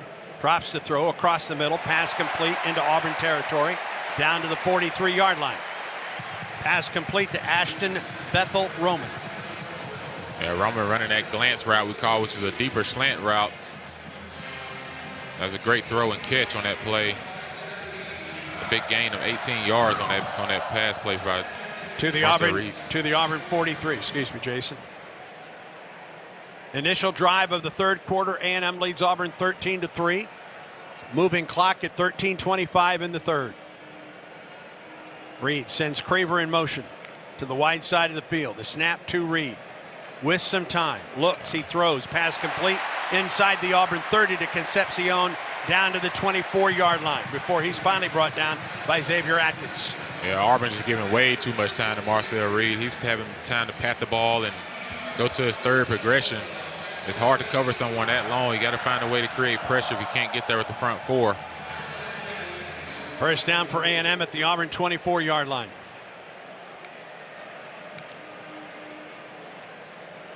Moss, the tailback, flanking Reed to his left. On first down from the Auburn 24. Now Moss moves to the right of Reed. Auburn brings an extra man in, rushes. Reed rushes away from it. Flag is thrown. Reed goes down inside the 20-yard line. Taken down from behind by Robert Woodyard Jr., but a flag thrown behind the play. Likely to be a hold against the right guard, Armaj Reed Adams on Zykevis Walker. There are 2 fouls on the play, both of them against the offense. Holding, offense, number 71. That penalty is declined. Holding, offense, number 55. 10-yard penalty from the previous spot. Remains first down. They got both of the guards on that one. Yeah, they definitely, anytime you pull and tuck on the outside sleeve of the defender, they're going to call that. And the one against Dallas Clark was bigger because it was in the backfield. Clock rolls down to 12:25 in the third. First and to 20 for A&M at the Auburn 34. Moss, the tailback, Reed to throw. Gets flushed out of the pocket, and he throws it away. That's grounded. He never got outside the tackle box. He threw it out of bounds. I'm not sure he even got back to the line of scrimmage. Ball never got back to the line of scrimmage. Yeah. And a flag is thrown. Intentional grounding. Offense, number 10. The ball be placed at the spot of the foul. Loss of down. Remains, correction, it'll be third down. Back to the 49. Crawford was the one. Good to see Kieran right back in there and put the pressure on the quarterback. Got him and wrestled him down, and then second down. Second down is what they'll call now. 2nd and 35. Back to the Auburn 49. He saw Coach Durkin decided that time, I'm not going to sit back and just rush 3 and 4 and give him time to pat the ball. They've done a nice job when they decided to bring pressure. Reed from the middle of the field brings a tight end in motion. Reed to throw with some pressure. Reed flushed out of the pocket, being pressured from behind. He throws, passes complete to the Auburn 29-yard line. KC Concepcion with the catch. They get a big bunk. They get a big chunk of that back, though, to the Auburn 29-yard line. Yeah, I still like the call, though, defensively. And a flag is thrown behind the play, and I think this is going against A&M. Yeah, this is going against Chase Basantis, I believe. I'm not sure what that was about. Something he said to Malik blocked him as he was running back to the defensive side. That's going to negate the play that was down to the Auburn 29. After the play, unsportsmanlike conduct, offense number 71. 15-yard penalty will be enforced from the dead ball spot. 3rd down. Well, instead of 3rd and 10, it's going to be 3rd and 25. Yeah, that was a big penalty. He definitely was saying something, and whatever he said, the ref caught it. And that backs up A&M to the 44-yard line of Auburn. The important thing here for Auburn is don't allow them to get in field goal range. This is 3rd down. 3rd and 30. Seem to be showing cover 0 blitz again. Bring a man in motion out of the backfield. Reed to throw across the middle. Passes complete to Craver. Craver stays on his feet, gets inside the Auburn 35-yard line, gets to the 32. And that will give them a shot at a long field goal attempt. Yeah, every time we get in that cover 0 look and they try and get back in field goal range, they always run that slip screen. And the majority of the time today has been to Mario Craver. Randy Bond out. This will be another 50-yard attempt. He missed from 50 yards at the end of the first half. This is just inside. This will be 49.5 yards for Bond, who hit from 49 in the second quarter. From the right hash mark. Snap down. Kick on the way by Bond, and I think the play was stopped before. That was short. There was no stoppage in play, and Auburn's defense holds, and they get a couple breaks on some penalties. And so Auburn's defense keeps A&M off the scoreboard. And we've got a timeout on the field. Auburn about to get the ball back for the first time here in the 3rd quarter. 10:49 to go in the 3rd. The score, Texas A&M 13, Auburn 3. And this is the Auburn Sports Network. At East Alabama Health, our team of employees and physicians is ranked among the best season after season. In the past year alone, Becker's has named us one of the top 150 places to work in healthcare. Newsweek has called us the best in-state hospital. And for the 2nd year in a row, Newsweek also named us as one of America's best maternity hospitals. But you know what makes us most proud at East Alabama Health? Is being an official partner of the Auburn Tigers. Join our winning team today at eastalabamahealth.org. Here's a clip from a recent Talking Tigers podcast with Andy Burcham. Bassmaster College national champion Tucker Smith. I was in the hot seat, which is basically a seat on the stage that you just sit there and wait for the next guy to weigh in. And I got to the last guy. When there's 2 guys left, they make you stand up and they make you get side by side and watch the weight together. I did not know what to expect. I was nervous and sweating, and the guy needed 26 pounds to win, and he ended up having 21 pounds. So it was amazing. It was really emotional for me. And the craziest thing and the best thing to me is that it was on Mother's Day. And that was special to me because she got me into the outdoors when I was real young. And she's always loved fishing and the outdoors. And so it's really cool to share that moment with her. New episodes of the Talking Tigers podcast are released Mondays wherever you listen to podcasts. Subscribe to the Talking Tigers podcast exclusively from the Auburn Sports Network. Yellowwood knows that a 5-star backyard is the place to make lasting memories. Like roasting marshmallows on a cool fall night. That's it. Turn it nice and slow. Get it toasted all... Oh, no, it's on fire. Oh, you want it on fire. Okay, that's a choice, I guess. Crunchy. For 5-star backyards and the most memorable experiences, Yellowwood brand pressure-treated pine. If it doesn't have that yellow tag, you don't want it.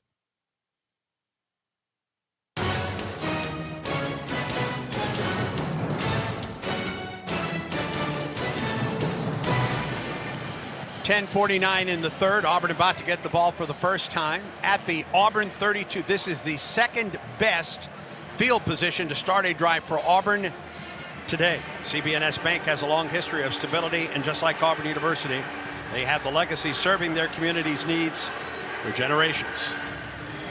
First down from the 32 for Auburn.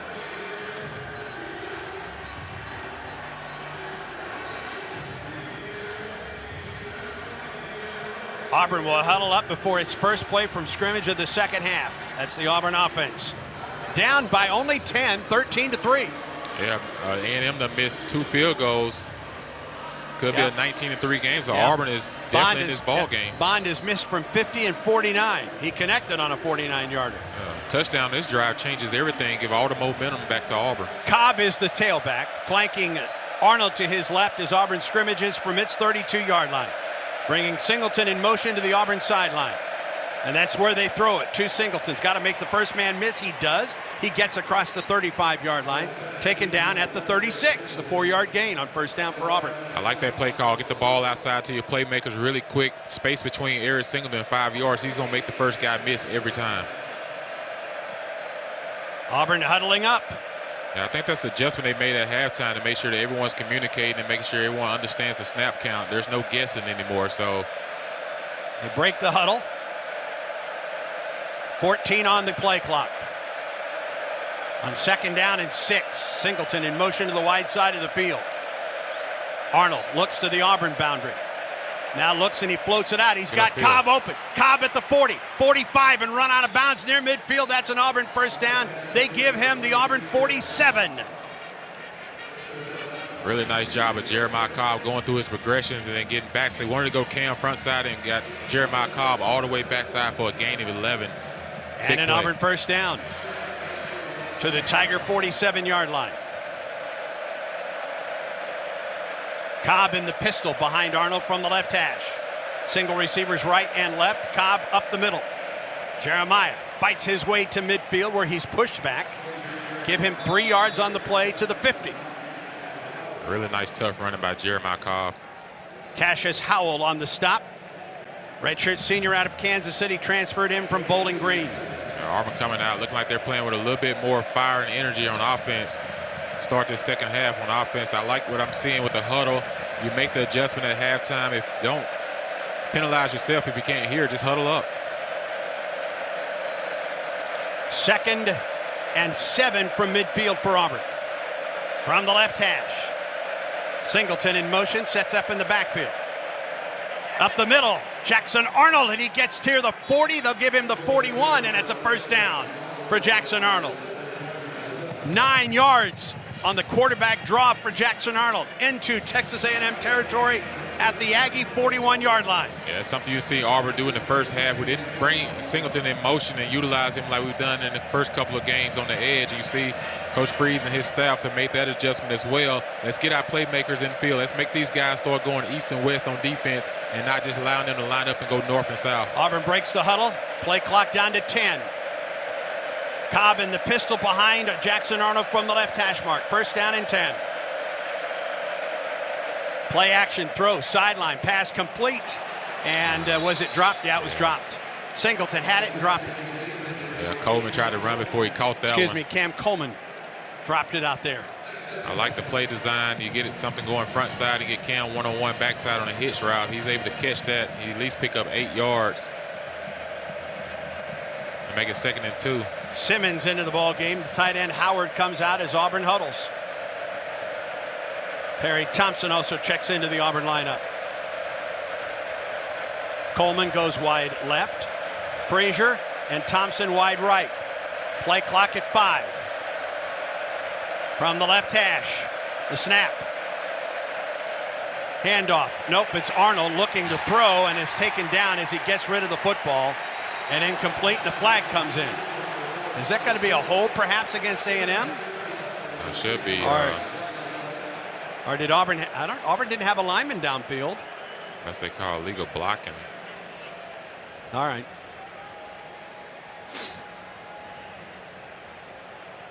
Pass was behind the line of scrimmage.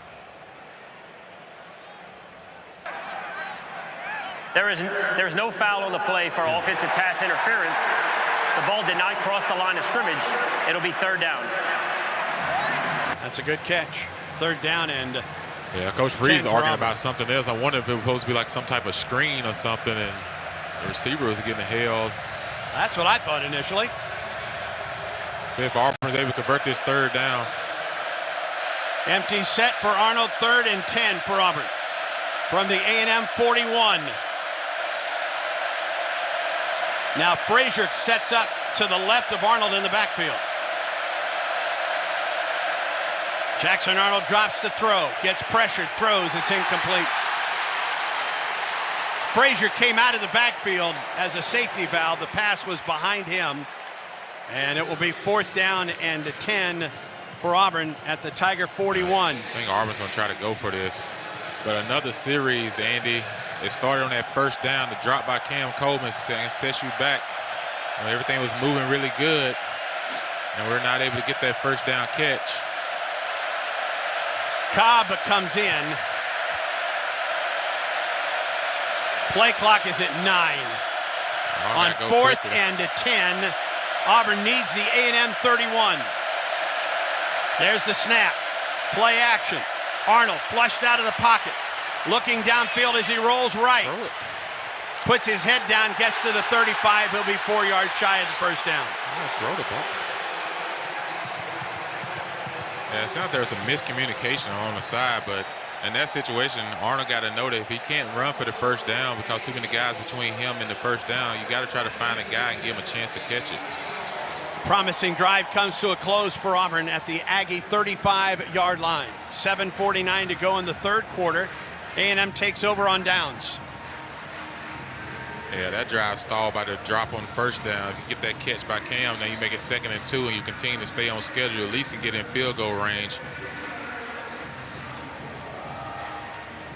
Right now, we're just not that good to overcome some of those mishaps. Let's see if A&M tries to gouge Auburn deep here. First down from the 35.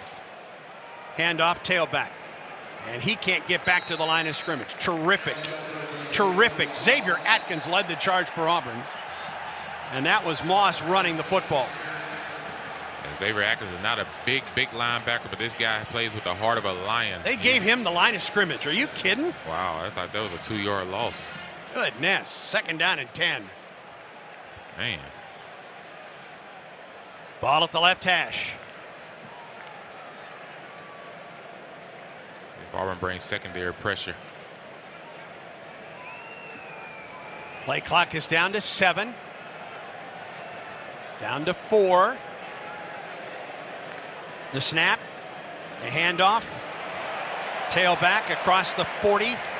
Out to the 42-yard line. It's going to bring up 3rd down and 2.5 for Texas A&M. Yeah, on that play, Auburn was bringing secondary. They was bringing Caleb Harris on a safety blitz. And they kind of saw it, and Texas A&M kind of tried to run from it, away from it, the front side. 3rd and 2 from the A&M 43. Reed drops the throw. Steps up. He gets hit behind the line. The ball is out. But A&M recovered it. That's another sack for the Auburn defense, however. Great play by Xavier Atkins coming all the way around the left side. He's had a heck of a day, hasn't he? Trey Son, the 3rd on that offensive line, and to not just get the sack, but to knock that ball loose. 2nd to 3 and out for the Auburn defense. 3 and out tracker driven by Truckworks, official commercial truck dealer of the Auburn Tigers. Those 3rd downs have been volatile for the Auburn defense to get to the quarterback for Texas A&M. Both teams struggling on 3rd downs today offensively. Nice punt by White. It bounces into the end zone. And Auburn will have 1st and 10 at the 20 when play resumes. 5:47 to go in the third. And A&M on top of Auburn 13-3 as we pause 10 seconds for station identification on the Auburn Sports Network.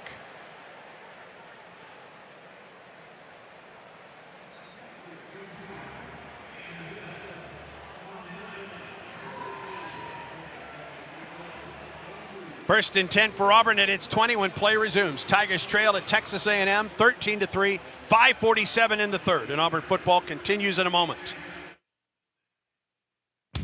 At Auburn University's Harvard College of Business, education is tailored to each student's individual needs. Our students receive personal guidance from industry mentors and career coaches. They learn by doing, through hands-on projects and real-world experiences. The result? Graduates who don't just know business, they're ready to lead and innovate from day one. That's what makes them distinctly Harvard. Harvard College of Business. Inspiring business. Discover more at harvard.auburn.edu. Throw a flag before ants, termites, and other pests invade your home by calling Cook's Pest Control. Cook's proven pest control methods and superior termite control system protect your home from unwanted pests and are backed by a 110% satisfaction guarantee. Make the right call and call the South's most trusted name in pest control for a free inspection. Cook's Pest Control. Looky, looky, looky, here comes Cookie, Cook's Pest Control.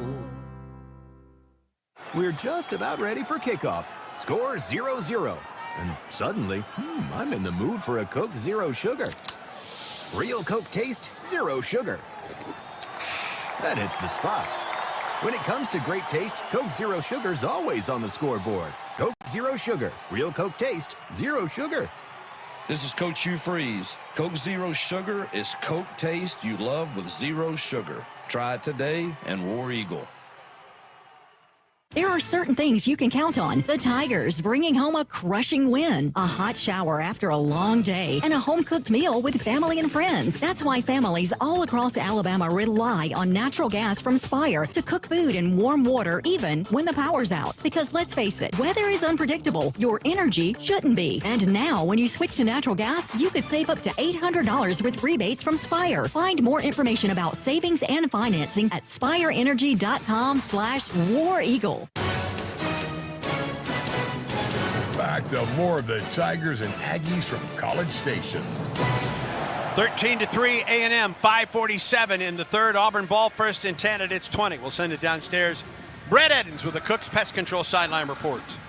We asked Coach Freeze at halftime what adjustments would they make to have the offense seem a little more efficient, be a little bit cleaner. It seems like they've gone to the huddle aspect of it so that they can all be on the same page, look each other in the eye. This is the snap count, this is the play, instead of being out there looking over to get a signal and then kind of be out there on their own looking across. So we got some rhythm last time, had some good chunk plays that fizzled there late, but we need to keep that momentum going, keep each other on the same page, grind it out, get the running game going a little bit more, and could be a good second half here. All right, Brett, thank you. 1st and 10 at the 20. I noticed Too Tall Miller into the ball game for Auburn. I like he's playing that right guard position. See if Jeremiah Cobb moved over. No, Jeremiah Cobb just out. Jeremiah Wright's just out right now. He's at left guard, is Too Tall Miller. 1st down from the 20. Cobb is the tailback. Hand off, Jeremiah tries to get to the corner, cuts it upfield. Jeremiah gets about 5 yards. Yep, they'll give him just shy of the 25-yard line on 1st down for Auburn. Moving around the right side, behind Wright and Murphy. A nice job up front, kind of loose, sealing off that block. Albert Regis on the tackle. Auburn going with 3 receivers and a tight end, Frazier, in the game. Got Schlott to the field. Tight set to the boundary. Cobb now out of the backfield, sets up outside the left tackle. Arnold looks to the Auburn boundary, throws it. Frazier's got it. Brandon dives forward across the 35-yard line. They'll give him the 39 and an Auburn 1st down, 14 yards. Nice job of Jackson identifying the defense, seeing that everyone's off on Frazier. Get the ball in his hands, let him turn up the sideline, get the 1st down. Auburn back to the muddle. At the no huddle this series. 1st down from the Auburn 39. Cobb to the right of the Auburn quarterback. The snap. Cobb to run it. Gets to the outside. Cuts upfield at the 40. Across the 45-yard line. They'll give him right at the 45-yard line on the gain. 6 yards on the play. Yeah, nice job of Cobb seeing it inside and then bouncing it outside and picking up what he can get. I like to see Auburn run the ball like that on 1st down. You're picking up positive yards. You're staying on schedule. You're confusing the defense a little bit right now. You're hitting them with the quick game. You're hitting them with the run game. Second down and 4 for the Tigers.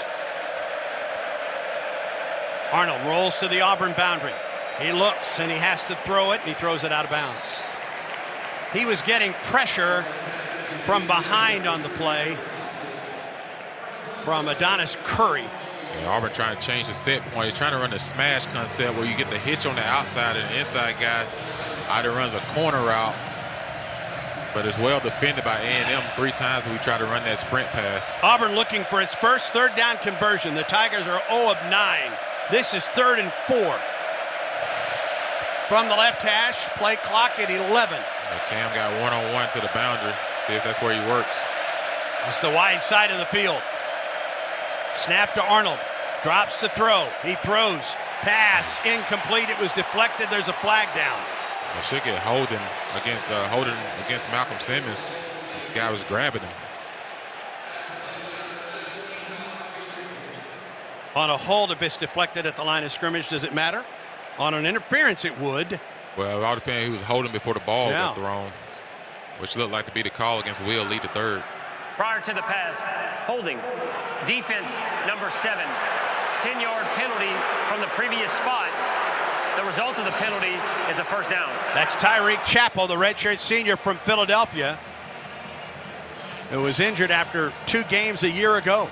Great things possible when you have the power, performance, and smart features of a Ford F-150, the official truck of the Auburn Tigers. Greatness starts at your local Ford dealer. First down for Auburn after the hold against A&M at the Aggie 45-yard line. Auburn going 2 tight end set on this first down play. Got 8 seconds. Got to get up and get set quickly. Those tight ends set up, stacked outside the right tackle. The snap to Arnold. Play action, no. Hands the ball. No, he looks, he throws. The pass is complete to Frazier. Makes the first man miss. Gets down to the 35. This is going to be close to a first down. It is a first down for Auburn. Auburn going to the tight end on this drive. Yeah, nice job of Jackson Arnold. Ran a 2-man concept. You did max protection. And all of a sudden, the tight end leaks out into the middle of the field. And they able to find him third on his progression. Frazier, really nice job. 5th catch of the day for Frazier, sets a career high for the Auburn tight end. First down at the Aggie 35. Ball between the hashes. Singleton goes in motion to the A&M boundary. They bring an extra man. They throw to Singleton. Tries to get to the corner and gets run out of bounds at the Aggie 34-yard line. Yeah, I still like the concept in the pass because you saw blitz coming, secondary blitz. They were going to blitz the safety to the right side of the run play. Jackson aborted the handoff to Cobb and threw it out there to Single to make sure you pick up positive yards and not get those negative plays. Second time today that Auburn has been inside the Aggie 35-yard line. 2nd and 9 from the A&M 34. Empty set for the quarterback Jackson Arnold from the left hash. The snap. Quarterback draw. Puts his head down. He got a yard. That's all. The quarterback draw the last 2 weeks hasn't been that great for Auburn. Guys have defended it really well. Try to spread everybody out and try to sneak Jackson up the middle, but that time Tyler did a nice job for A&M of defending that play. The line to get for Auburn, the A&M 25-yard line. This is 3rd and 8. Auburn looking for its first third down conversion today. Yeah, Cam in a tight formation up top. Got a lot of space to throw an out route. Play clock at 3. The snap. Arnold drops. Pressure. Steps away from the pressure. Looks downfield. Wants to run it. Flag is down. He's got the first down at the 25. Got 2 guys in motion at the snap. It's going to come back.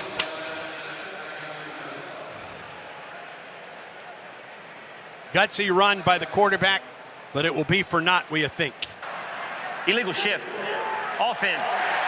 2 players were in motion and never came set prior to the snap. 5-yard penalty, remains third down. Yeah, you had Malcolm Simmons and Preston Howard both moving. Takes away a first down at the 25-yard line. Yeah, the gutsy run, like you just said, the gutsy run by Jackson Arnold kind of gets your sidelines going, right? Yeah. You get pumped up, you're going to pick up a first down and, excuse me, be in scoring territory. Now you're back in another 3rd and long situation. 3rd and 13. Which I imagine is two down territory this part of the game. Coleman wide left. Thompson, Damari Alston wide right. Actually, 4 receivers set wide right. Coleman, single coverage on the left side. Arnold looks, he throws it. Pass is complete.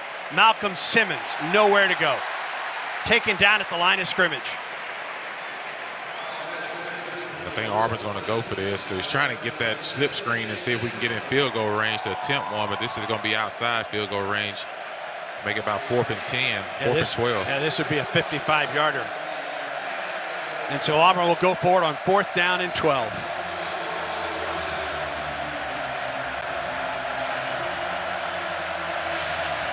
Auburn 6 out of 8 on 4th down this year. But this is 4th and 12 for the Tigers. Yeah, Auburn lining up in empty formation. 5 wide set for Auburn. 3 to the wide side of the field. The snap to Arnold. 4 rushing for A&M. Out of the pocket. Rolls right. Looks downfield. He throws. It is caught, I think. Yes! It's Frazier with the catch at the 15-yard line. And an Auburn first down, and a flag is thrown behind the play. Holding again. Holding. Offense, number 65. 10-yard penalty from the previous spot. Remains 4th down. Unbelievable. Every big play. They got Chaplin.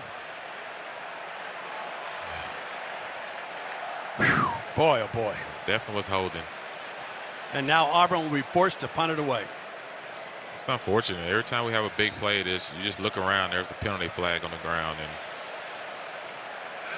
And now the call is a good one. yeah, My goodness gracious. Yeah. And Hudson Cock will kick it away. Took away a first down at the 15-yard line. High end-over-end kick, and out of or across the end line, and it will be a touchback for Texas A&M. Just another great opportunity, a drive that was looking promising, and again, we come away empty-handed as we get ready to head into the 4th quarter. 5 seconds left in the 3rd. Boy, what might have been.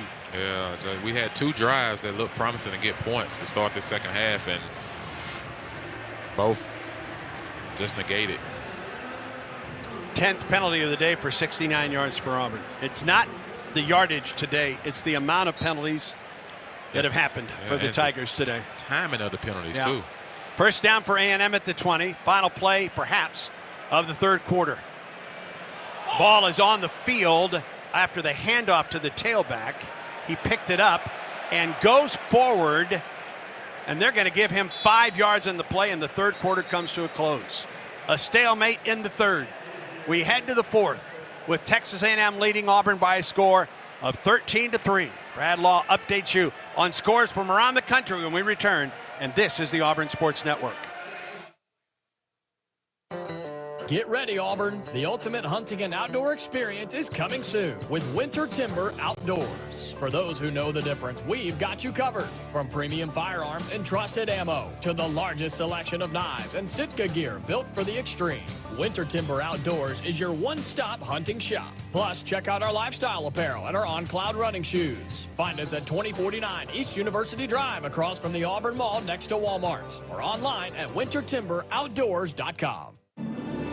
The Goose Performing Arts Center at Auburn University is Alabama's premier destination for the arts, bringing you the very best of Broadway, dance, music, and more. Learn more about upcoming performances and see the calendar of events online at gougecenter.auburn.edu. That's GOGUE center.auburn.edu. Or call the box office 334-844-TIXS. Keeping your money in a traditional savings account is like using the Yellow Pages instead of Google. Outdated and slow. Skip the small, slow returns and put your money to work with the Max Elevate Money Market. You get all the same security of a savings account, plus the ability to earn even more on your money. Get started at mymax.com/elevate or call us at 260-2600. Certain restrictions apply. Federally insured by NCUA.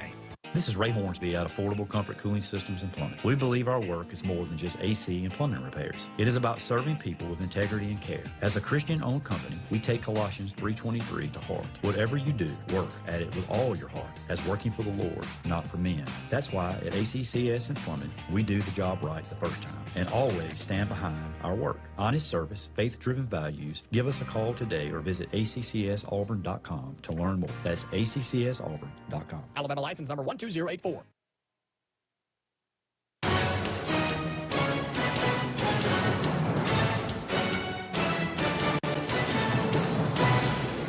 Brad Law back in College Station as we get ready for the fourth quarter. Tigers trail 13-3. Neither team scored in that third quarter. Game recap, stalemate on the scoreboard. Yards pretty much even. 16 plays, 71 total yards for Auburn. 41 through the air, 30 on the ground. Texas A&M, 11 plays, 74 yards. They had 77 passing yards, -3 rushing yards, thanks in part to a couple of sacks by the Auburn defense. Brings the total up to 4 sacks today. Texas A&M had allowed just 1 in their first 3 games this year. Auburn's got Marcel Reed 4 times, but Texas A&M leads it by 10 as we get ready for the fourth quarter. Quick check of the Yellowwood scoreboard. Tennessee and Mississippi State just about ready to start the second half. They're tied at 17 in Starkville. Iowa has taken a field goal lead over 11th-ranked Indiana early in the fourth quarter. It's 13-10, Hawkeyes in front. Ohio State, top-ranked Buckeyes lead Washington 17-6 as they play in the fourth quarter in Seattle. And number 13 Ole Miss continues to lead 4th-ranked LSU 17-7 midway through the third in Oxford. Now Andy Burcham and Jason Campbell bring you the fourth quarter from Kyle Field. And the fourth quarter opens up second down and 5 for the Aggies at their 25-yard line. A&M leads Auburn 13-3. Daniels, the tailback, flanking Reed on second down and 5 to open the fourth quarter. Now Concepcion in motion. Reed to throw. He looks, he throws. The pass is complete to Concepcion, a yard shy of the first down to the 29. Make it 3rd and 1. Yeah, Jaquez Robinson with the stop, but this is 3rd and 1 for A&M. And they bring in the big set right here. Time is obviously on Texas A&M's side. Clock rolls down, 14 and a half minutes to go in the fourth. Yeah, it's going to be big on big in the trenches on this play. Borkacher, the tight end, sets up basically as a fullback, and Reed is under center. Handoff to Borkacher, and he dives over the pile across the 30 and just gets the first down by about a half yard. It was initially lining up like they was going to try to do the tush push. They end up handing it out to the big fella going over top. First down for Texas A&M just across the 30-yard line. Auburn trying to get some men on the field defensively. A&M will also substitute. Play clock down to 6. All right, go slow, Dallas. Make them get the penalty. Yeah. And A&M will have to burn a timeout. Clock stopped with 13:32 to go in the fourth quarter. Auburn was rushing to get players on and then caught a break when A&M decided to substitute as well. Yeah, once that play clock started getting low, you tell your guy jog out there slowly, because at that point in time you forced them to use their timeout. 13-3 A&M, 1st and 10 at the 30. When we come back, Auburn football continues in a moment. The fans are out today, Gabe. That's right, Andy. Big games mean bigger tailgates. Check out that Ford F-150 truck, a championship caliber performance. Flawless execution, Andy. Smart, powerful, and with available Pro Power on board, F-150 just took this tailgate over the top. Work or play, it's always game on with a Ford F-150 truck. For the latest offers on the official truck of the Auburn Tigers, see your local Ford dealer today. See owner's manual for important operating instructions. Game day is about big plays and big energy, but it's also about the little things. It's about the energy of a community coming together to cheer for our heroes on the field. The tireless work that goes into every game from the front gate to the 50-yard line. And making memories that last a lifetime. Alabama Power knows that dedication makes all the difference. That's why we're here to keep you moving with reliable power and the programs that help you save. Now that's big. Alabama Power, proud sponsor of the Auburn Tigers. Hey, college football fans! I'd know you'd do anything for a win on game day and an ice-cold Bud Light. Because whether you're tailgating in the parking lot or parked on the couch, sitting on your lucky stool at the bar, or standing in the fan section all game long, the clean, crisp taste of Bud Light turns a win into a win-win. And there's nothing easier to enjoy than that. Bud Light. Easy to drink, easy to enjoy. Enjoy responsibly. Anheuser-Busch Bud Light Beer, St. Louis, Missouri. Hello, Auburn family. Coach Freeze here. It's football season, and every play counts, including your snack game. That's why I go with Golden Flake, the true MVP of flavor. From bold, sweet heat chips to the spicy crunch of Louisiana hot pork rinds, Golden Flake delivers every time. It's flavor that fires up any tailgate. For over 68 years, Golden Flake has fueled Southern game days. Snack like a champion. Grab the bag that's always on top of its game. Golden Flake, the official salty snack of the Auburn Tigers.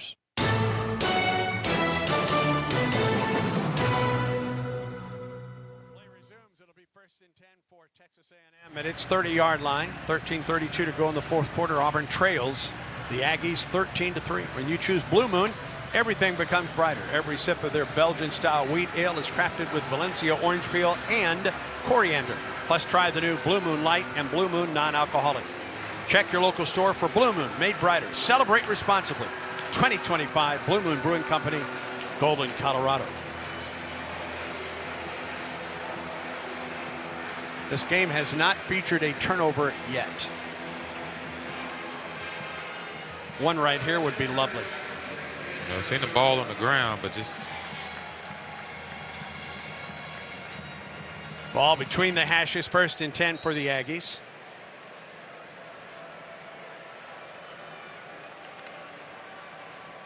Handoff, tailback, Moss, 5 yards, 10 yards, 1st down out to the 41-yard line. Time of possession right now, pretty even. Both just over a hair over 22 minutes. A&M to throw it. Reed drops, looks, throws, pass complete at midfield. And down to the Auburn 45-yard line. They keep hitting us with those curl routes. They just find a soft zone in between that cover 2. And keep hitting Concepcion. 1st down at the 40, the Auburn 40.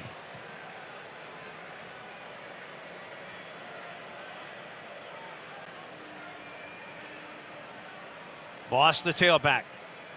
Bring the tight end in motion. Moss the carry. Big hole, 35 and down to the 30. It'll be about a yard shy of the 1st down.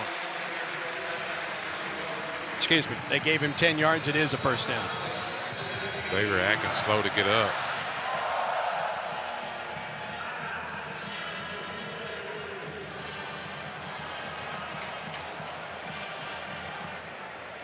And Atkins walking off the field under his own power, but he's greeted by Auburn's medical staff. And the clock stops. Yeah, Auburn's defense got to at least hold to a field goal here. A touchdown would be dramatic. 12:21 to go. A&M doing exactly what it wants at this point, leading by 10 and driving to the Auburn 30.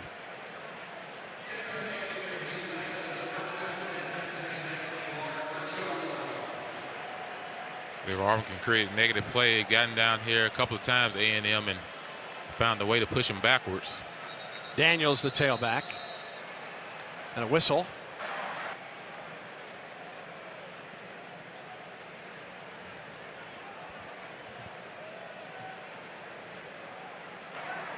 Please reset the game clock to 12 minutes, 15 seconds. Both the play clock and the game clock will start on my signal.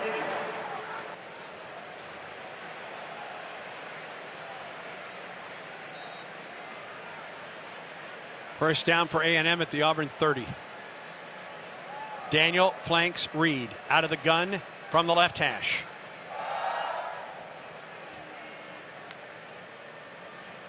Daniel tries to get to the corner, cuts it upfield.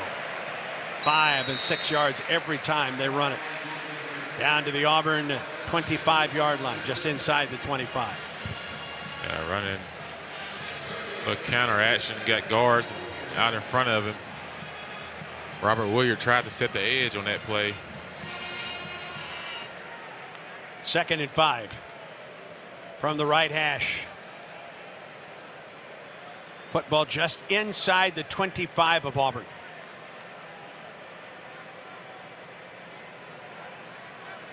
Craver, the man in motion. Handoff again to Daniel. And taken down at the 21-yard line. It's going to be 3rd and 1. Yeah, Auburn caught a break on that one. We wasn't lined up properly, and shoestring tackle on that play, or it would have been an end zone. Crawford and Falk check back into the Auburn defense on 3rd down and 1 for A&M at the Auburn 21.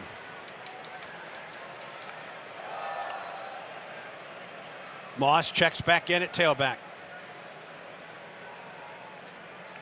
Reed sends a tight end out. He looks and he throws that way. And it's picked off, and this may be a pick 6 at the 50 to the 45-40. Oh, keep running straight. Makes it down to the 20. He's to the 15, 10, 5, and down inside the 5 is Xavier Atkins. The ball is deflected, and Atkins takes it down to the 1-yard line. Just the play we needed, Andy, to get this team fired up back in the ball game. We talked about you hadn't been a turnover all day. Atkins with the tip deflected ball and catch it and the run all the way down to the 2-yard line. What a break for Auburn. Let's punch it in offense and get back in this ball game. Holy cow, with 10:27. Ball was deflected off the hand of Bussey, and there was Xavier Atkins, a career high in the tackles, his first interception, and down to the 2. Punch it in, Auburn. I thought he was going to score running straight. They cut it back. But get us down to the 2-yard line. Let's go. Get in the end zone offense. Alston is the tailback. And Arnold moves under center. PBJ lineup of the tight ends is in there. Arnold turns, play action. He rolls to his right. He can run it. He does run it. Touchdown! Touchdown! Jackson Arnold! Touchdown Auburn! There we go. That gets us back in the ball game. Makes this a field goal, depending on the extra point. Woo! What a play! From under center, rolling to his right, with some room to run, and he dove into the end zone from 2 yards out. We call that the old rollout from underneath the center. You fake it to the running back. The goal is to try to hit the running back wide open the flat, get Cam on a rub. 6th touchdown run of the year. Excuse me. 5th touchdown run of the year for Arnold. Big extra point here. On the way from McPherson. It is good. He is perfect. 60, make that 70 of 70 in his career. Different ball game. The interception return by Xavier Atkins with the 2 to the 2. And 1 play later, Auburn into the end zone for the first time today. And with 10:20 to go in the 4th, this is a 3-point game. A&M 13, Auburn 10. Sun South John Deere drive summary. 1 play, 2 yards, 17 seconds. Sun South John Deere, preferred tractor of the Tigers. Find your local dealer at sunsouth.com. Arnold with the run for the touchdown. 73-yard interception return by Xavier Atkins after the tipped ball to Bussey. And to talk about 2 times right before halftime, A&M got into the 30-some yard line, and Auburn defense forced them back. Stay tuned. This is the Auburn Sports Network. This sandwich, it's a complete game changer. Hello, this is Mike, and a little thing I love about the Chick-fil-A Pretzel Cheddar Club is that juicy chicken with that toasty pretzel bun. That bun, it's crispy, cozy, just amazing. With the pretzel bun, the Dijon mustard, and the chicken, it makes that sweet, savory kind of combination. It's everything that you love about food rolled into one. It looks phenomenal. It tastes great. It's delicious. Order the Pretzel Cheddar Club with Cherry Berry and Sprite for a limited time on the Chick-fil-A app. Real guests paid for their testimonial. WarriGo Plus is the premier subscription experience for Auburn fans. Memberships start at just $14.99 per month. Members receive discounted concessions at all home athletic events, VIP experiences, team store credit, priority entry to select athletic events, monthly giveaways, plus access to the WarriGo Plus content network, featuring brand new video content, including original, never-before-seen, behind-the-scenes access, off-the-field storytelling, special series like Earn the Stripe, Auburn All Access, and The Flight. Heisman-level members or above will also now receive one Tigers Unlimited Foundation priority point for every $1 contributed through their WarriGo Plus subscription. Your favorite athletes, exclusive interviews, archival footage, iconic moments, and so much more. Explore the site and join today. auburntigers.com/WarriGo Plus. What a matchup we've got, folks. Just non-stop action. The energy is electric and the fans are all in. An intense game like this calls for a Coca-Cola. Ah, crisp and refreshing. That's a game changer. Yeah, that taste scores every time. And just like that, they're back at it. Passionate fans and an ice-cold Coca-Cola. Now that's a winning combo. No matter the team, no matter the sport, everyone knows fan work is thirsty work. Enjoy a Coca-Cola.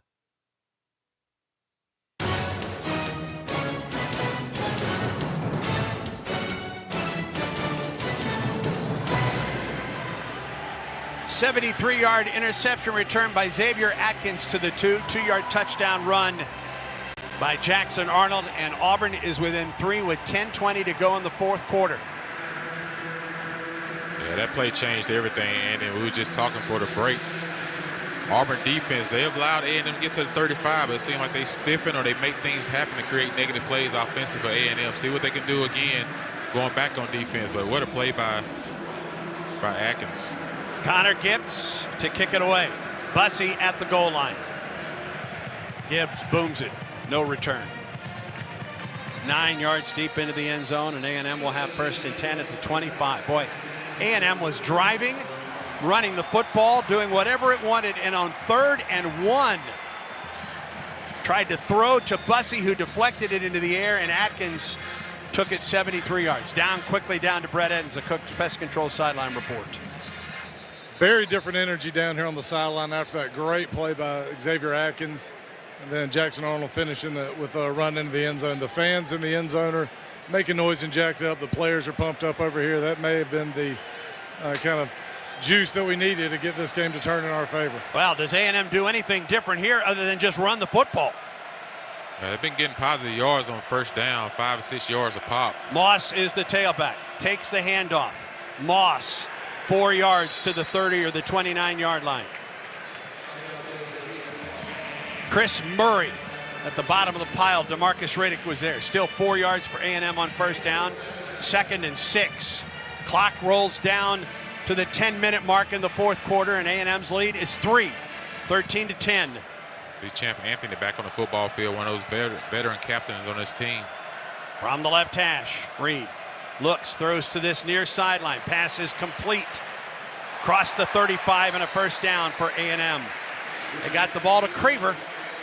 Auburn's done a nice job on Craver today. This guy came in averaging almost 148 yards per game in reception and 22 yards a catch. He gets 7 yards there, but it's enough for a 1st down for A&M to the Aggie 36.5-yard line. Yeah, Auburn's kind of closed the distance between him and the defensive back coming into this game. You can't let him get going and getting started.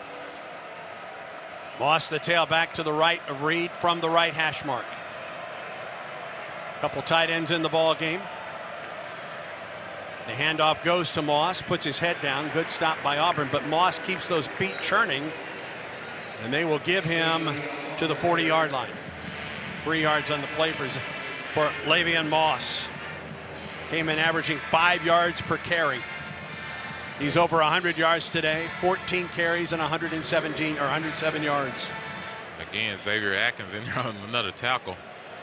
He's had a day. 2nd and 7 from the 40 for A&M. Moss in the pistol. Takes the carry.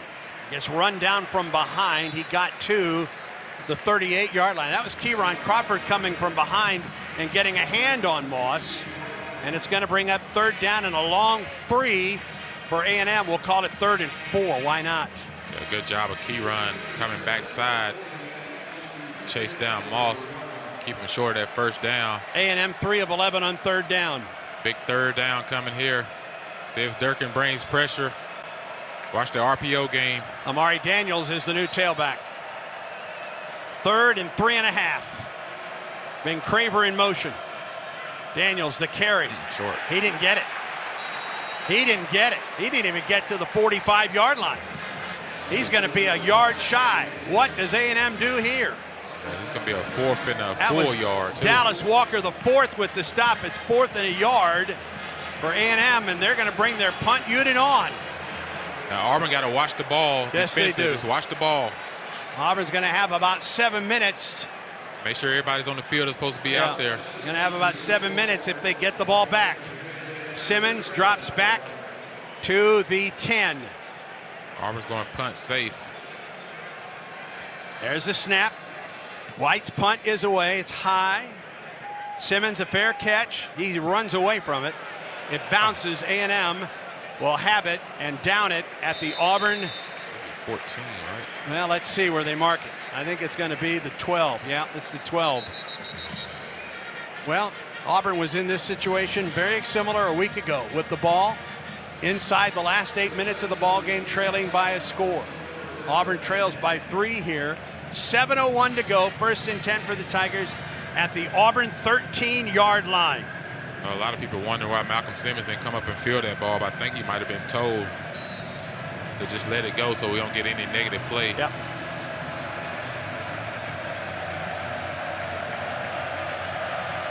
Perry Thompson wide left. A trio of receivers for Auburn to the right. Singleton, Cam Coleman, and the tight end. Arnold rolls to his right. Eludes the first man. No, he didn't. Sacked back at the 6. Torian York. Yeah, that's what you can't have on 1st downs, a negative play. You got to throw that ball away. I know he was trying to elude the defender there and try to find Cam Coleman, but sometimes you got to sail that thing out of bounds over the receiver head and not stay in the 2nd and long. 6:35 and counting. Auburn backed up to its 6. Cobb flanks the quarterback, Jackson Arnold. Cobb is going to run it. Puts the head down. He gets to the 12 before he's driven back. Gets back to the original line of scrimmage, probably make it 3rd and 10. Auburn looks for its first 3rd down conversion of the day. And an Auburn player is down. It's one of the Auburn offensive linemen. It's Jeremiah Wright. Stops the clock with 6:12 remaining.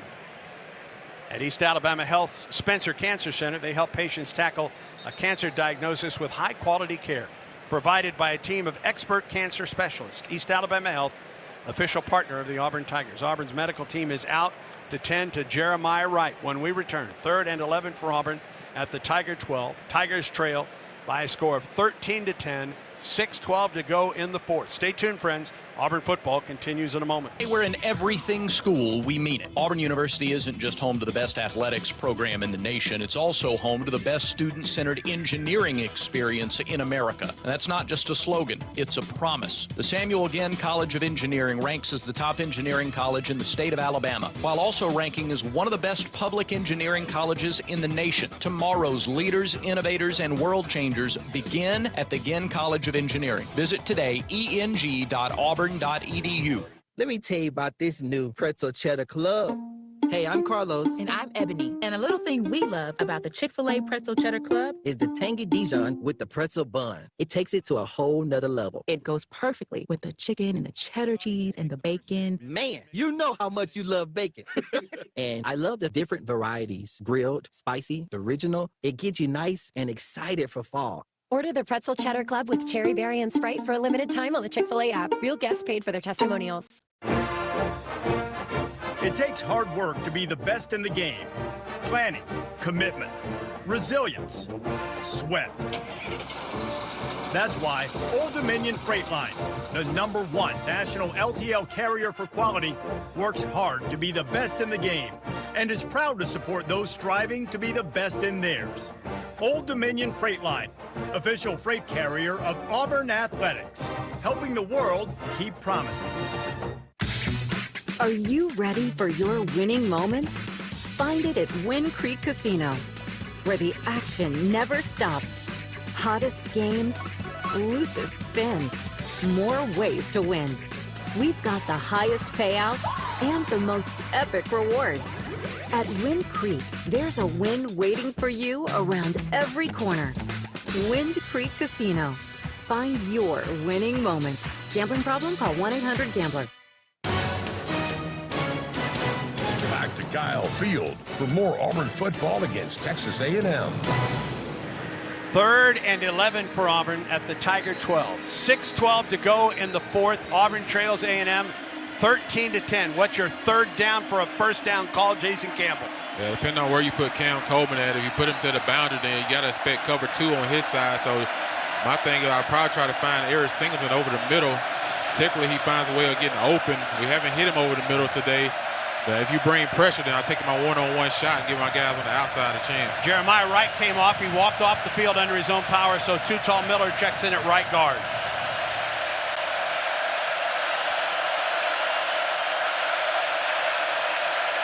Arnold walks to the line of scrimmage. Play clock at 14. 3rd and 11 for Auburn. Cobb now to the left of Jackson Arnold. Play clock at 7. There's a snap. Arnold drops, steps up into the pocket. Going to be sacked back at the 9-yard line. No chance right there. A guy just got beat around the Jordan Shaw coming around the edge, and Cornelius Howell as well, putting pressure on Jackson Arnold. Jackson stepped up into the pocket, but he was just taken down from behind. Yeah. Yeah, Howell just beat Chaplin around the edge. And Auburn will punt it away.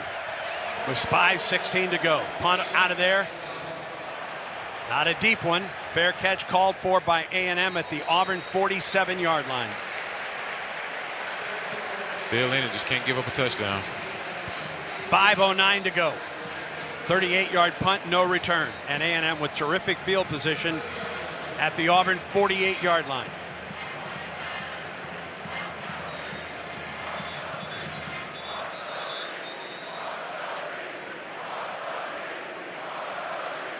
Auburn has been sacked 4 times today. The Tigers have sacked 4 times today. See if Auburn can create another turnover in this situation and give Auburn a short field, or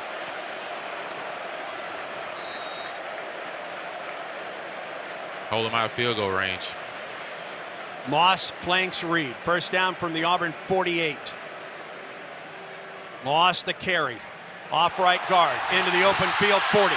35 and out of bounds near the 30-yard line for A&M. Yeah, DeMarcus really lost containment on that one. You got to set the edge. You can't get caught up inside in the wash, and all of a sudden after that, it's a foot race to the sidelines. And they give Moss down to the 28-yard line. He has averaged 7 yards a carry today. 20 yards on that play. 134 yards on the afternoon. Moss to the Auburn 28.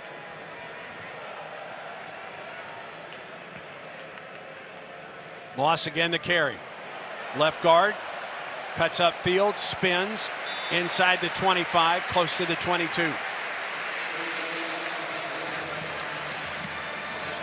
I'll give him 7 yards. 2nd down and 3. for A&M. Yeah, Auburn's got to understand the situation here. You can't give up a touchdown because time is the essence. You got 4 minutes to go in the game. At worst, you give up as a field goal. Still got 3 timeouts. You got to stiffen here. Second down at the 22 for A&M. Ball between the hashes.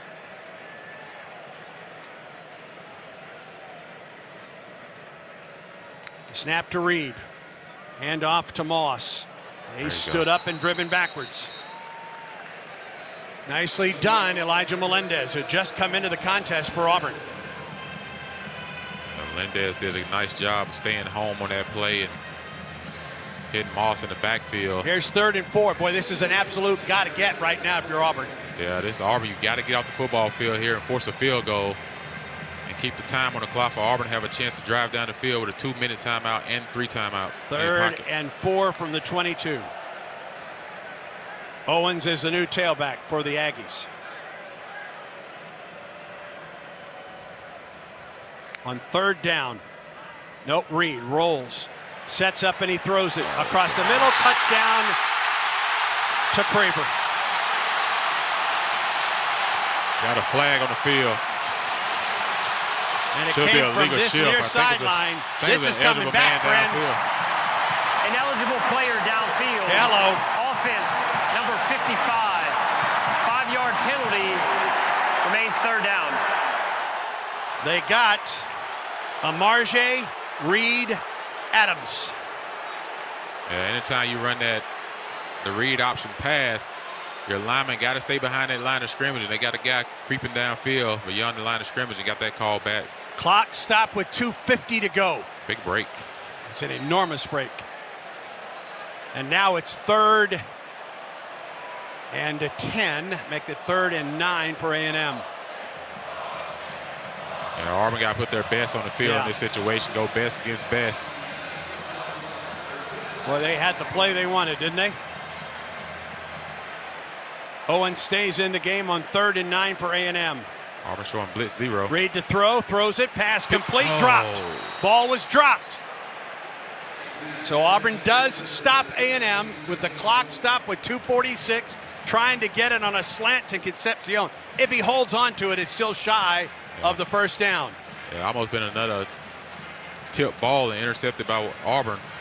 And this will be a 45-yard attempt, maybe just inside a 45-yard attempt by Randy Bond, who is 2 for 4 today.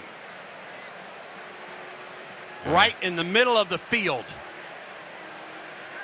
Would give A&M a 6-point lead with 2:46 to go. Snap is down by Bond. The kick is on the way.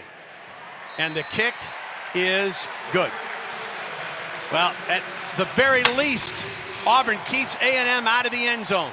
Yeah, the defense did their job on that one and got a big break on that touchdown pass with a legal man downfield, ineligible man downfield.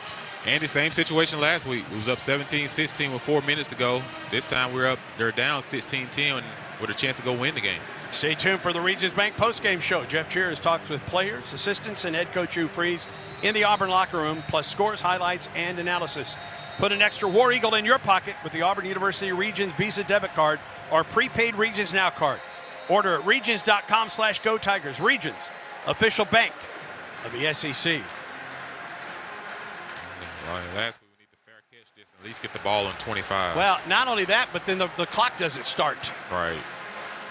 Auburn has all 3 timeouts left. And the 2-minute. And the 2-minute timeout. And you've got to find some way to move the football offensively. And you don't have to get try big plays. You can move the ball down the field. The ball is in your hand. You score a touchdown, extra point, you win the game. So Jeremiah Cobb is the deep man for Auburn. 21-yard drive, 5 plays, 2:28. The Bond field goal makes it a 6-point game. This kickoff by Bond into the end zone. And Auburn will have 2 minutes and 41 seconds, 3 timeouts in the 2-minute timeout, with an opportunity to do something right here, trailing 16-10 at Texas A&M. Yeah, the goal is move the ball down the field and try to score a touchdown, but did not leave enough time for A&M to have a chance to get the ball and try to go in field goal range. And right now, A&M was doing a little taunting on our side of the field. Jeremiah Wright back into the ball game at right guard for the Tigers. Can Auburn find some way to move the football? Cobb, the tailback, on first down from the 25. Snap. Play action. Arnold looks to the Auburn sideline. He throws it. It's incomplete, intended for Singleton at the Auburn 48. Tyreek Chappell, the nickelback, defending on the play for A&M. Yeah, trying to throw that corner ball to Singleton. I would like to see him throw that ball high and behind, let Singleton go over top. He's trying to bring him back to the ball. That helps the defender. Just put it over top of him. Let Singleton run to it. Clock stop with 2:35 to go in the fourth. From the 25, 2nd and 10 for Auburn. Cobb flanks Arnold. Double wide receivers to the left. Play action, Jackson. Looks and he throws, pass, batted down at the line of scrimmage. And it falls harmlessly, and it's going to bring up 3rd and 10. He was trying to get it to Cam Coleman at the Auburn sideline about the 35-yard line. Yeah, he had Cam Coleman, but ball got tipped at the line of scrimmage. Cassius Howell got a paw on that one. 3rd and 10 for Auburn. It's loud in here. You got to make sure you hold your water. 108,000, 5th largest attended game in Kyle Field history. Can Auburn find some way to muster their first 3rd down conversion of the day? 3rd and 10. Cobb goes in motion out of the backfield. Arnold looks and he throws. The pass is in and out of the hand of Malcolm Simmons. It would have been about 5 yards shy of the first down. And I don't think Auburn's got a choice but to go for it on 4th and 10 here. Yeah, I think they might punt it, though, just because you still have the 3 timeouts in your pocket with the 2-minute. You're right. You don't get it here. They kick a field goal. It's game over. I hope you get the ball back. Yeah. So you have to in this situation. You got to give it a chance to get the ball back with those timeouts. And timeout. Texas A&M.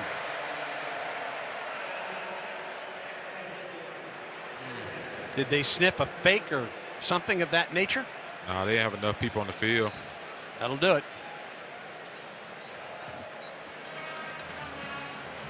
See if Hudson Cock able to kick off a big punt here. 2:26 to go in the fourth. A&M 16, Auburn 10. Auburn just has not moved the football today. Yeah, it's been a against defensive. A&M. Auburn has been held to 152 yards in total offense today. Oh. 94 yards through the air, only 58 yards on the ground. Oh, it's been a defensive battle for Auburn all day. It'll be rightfully so if Auburn gets an opportunity to get some crazy play on defense to help set the offense up. And guess what, friends? Offense is going back on the field. Well, they were, and now they're coming back. Jackson Arnold had headed out to the field and comes back now. Yeah, they were trying to get a substitution penalty on A&M because you couldn't call those back-to-back timeouts. And it did cause confusion. They're trying to get 12 on the field. Hudson Cock to punt it away. And he cuts it loose. It takes an Auburn bounce and rolls dead inside the 30 at the 27-yard line. 2:15 remaining. A&M with 1 timeout.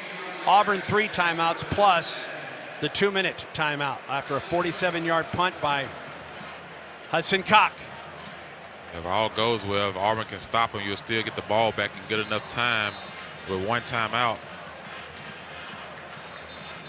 Got to stop A&M on first down and again 5 and 6 yards. Yeah, they're getting 5 yards a pop just running the football right now in between the tackles. So I got to imagine you put 7 people in the box and you put your biggest guys you got on the defensive line right now. You see Malik Blockton, Keldrick Faulk, Dallas Walker, Keyron Crawford. Moss, the tailback, to the right of Reed on first down from the 27. Moss the carry, and he lost his balance and went down on the play. Guess who?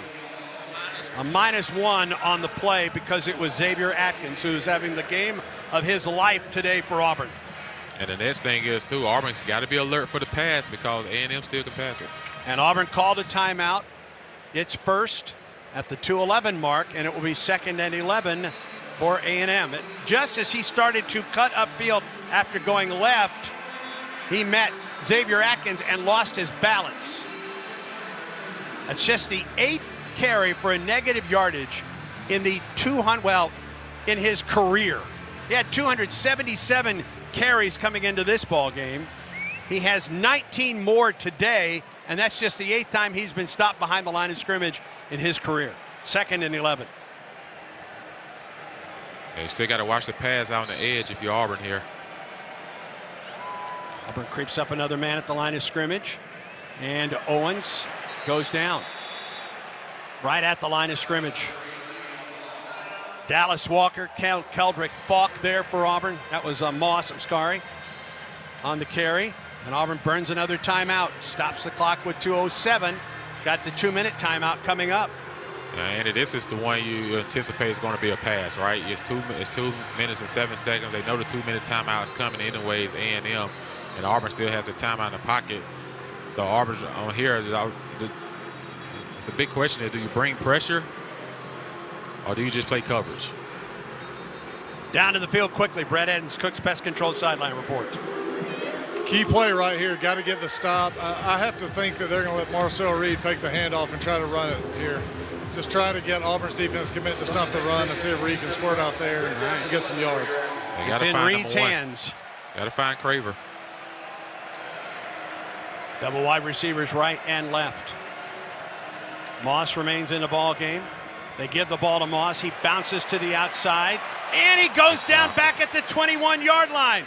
Big stop for Auburn by Anquan Fagans. And that takes us to the 2-minute timeout, actually the minute 59 a timeout. And A&M goes nowhere, and Auburn will get the ball back. Big tackle by Fagans. He don't make that tackle. Moss picks up the first down. 2 minutes to go.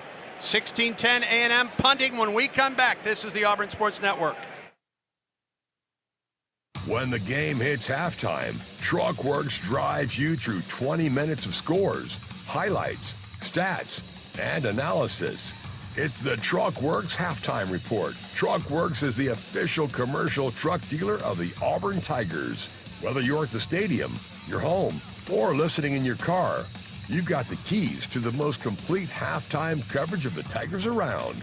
The TruckWorks Halftime Report, only on the Auburn Sports Network. Hey, college football fans! I'd know you'd do anything for a win on game day and an ice-cold Bud Light. Because whether you're tailgating in the parking lot or parked on the couch, sitting on your lucky stool at the bar, or standing in the fan section all game long, the clean, crisp taste of Bud Light turns a win into a win-win. And there's nothing easier to enjoy than that. Bud Light. Easy to drink, easy to enjoy. Enjoy responsibly. Anheuser-Busch Bud Light Beer, St. Louis, Missouri. Auburn football is presented in part by TruckWorks, the official commercial truck dealer of the Auburn Tigers. TruckWorks is Alabama's exclusive Kenworth, Hino, and Isuzu commercial truck dealer and was recently named Kenworth's North American Dealer of the Year for the 2nd year in a row. TruckWorks is the Southeast headquarters for dump trucks, sleeper trucks, box vans, and everything in between. Stop into their TRP parts store right here in Opelika for any commercial truck part you could possibly need. TruckWorks, the partner you can count on in the transportation industry since 1978. There's team pride, and then there's extra Tiger pride. When I'm carrying the Auburn University Regents Visa debit card or prepaid Regents Now card, that's exactly what I get. Whether I'm grabbing some extra Auburn gear or picking up an extra dozen wings for the game, this card always brings it. Sometimes I get an extra War Eagle from the cashier too. Visit Regions.com/Go Tigers to get yours. Extra changes everything. And at Regions, Extra is our ordinary. Official bank of the SEC, member FDIC.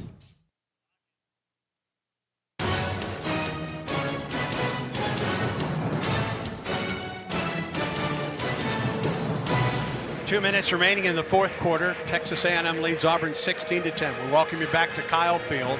Over 108,000 on hand today. Their 5th largest attendance in Kyle Field history. Auburn will get the ball back, it appears, after the 2-minute timeout, with a timeout remaining, and have to find some way, somehow, for a sustained touchdown drive. It has not happened today. The only touchdown drive of the day for Auburn was a 2-yard touchdown run after the 73-yard interception return by Xavier Atkins, who has had a monster game for Auburn. Atkins with a career-high 10 tackles, 2 for loss, a sack, 6 solo tackles. He has forced a fumble and had an interception. If Auburn finds some way to win this game, there's your SEC Defensive Player of the Week. Yeah, all it takes is one drive, right? Your defense held you in this thing all day. You got 2 minutes and you still got the timeout. You know, you're going to get the ball with great time and hopefully good field position. But all it takes is one drive. Nothing else matters. Anything that's happened between the first 3 quarters, it all comes down to this one drive. And that's all Auburn needs. Simmons is the lone man back for Auburn, back at the Tiger 30. Auburn comes after it. He got it away. Almost could have blocked it. And Simmons let it go by him at the 30, and it rolls dead back at the 21-yard line. And the time of possession, 1:48 to go, and Auburn has to go 79 yards for the touchdown as we pause 10 seconds for station identification of the Auburn Sports Network.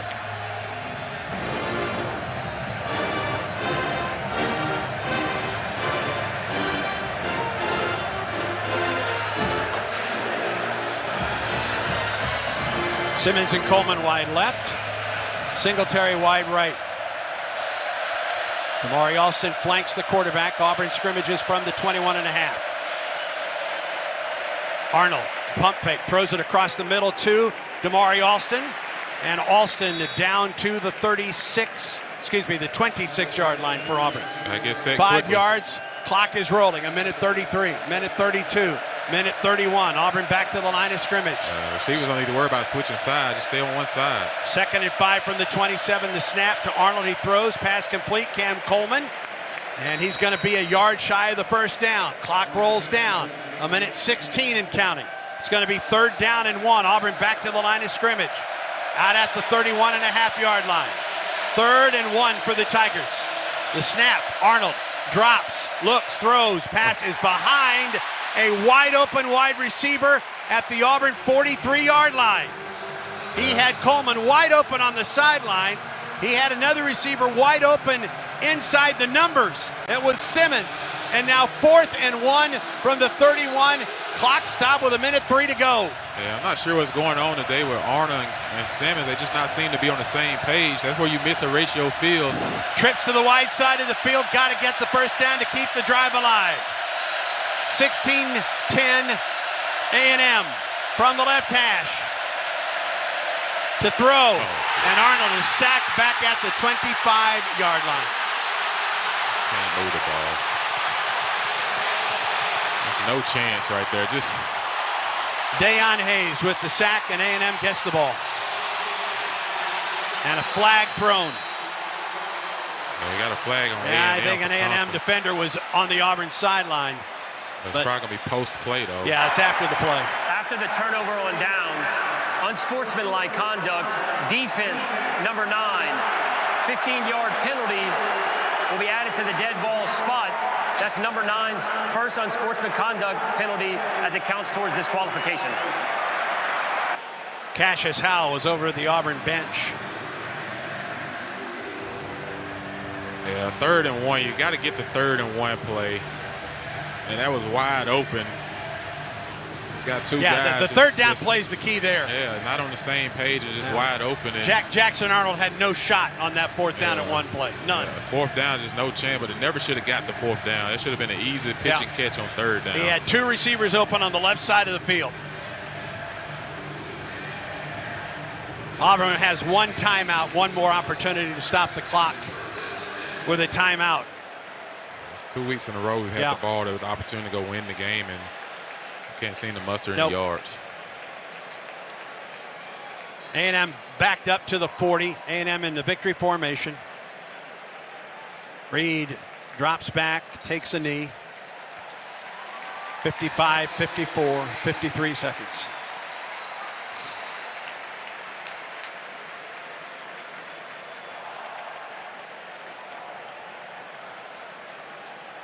And A&M likely only has to run 1 more play.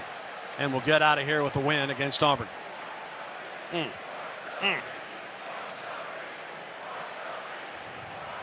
That's frustrating. Reed under center. Takes a knee. And A&M will win it. On a day where Auburn just could not move the football. Still had chances late. Yeah, still had so many chances. Yeah, but could not come out of here with a win. And now the Tigers get ready for their off week as Georgia comes to town 2 weeks from tonight. Final score, Texas A&M 16, Auburn 10. Auburn football continues in a moment.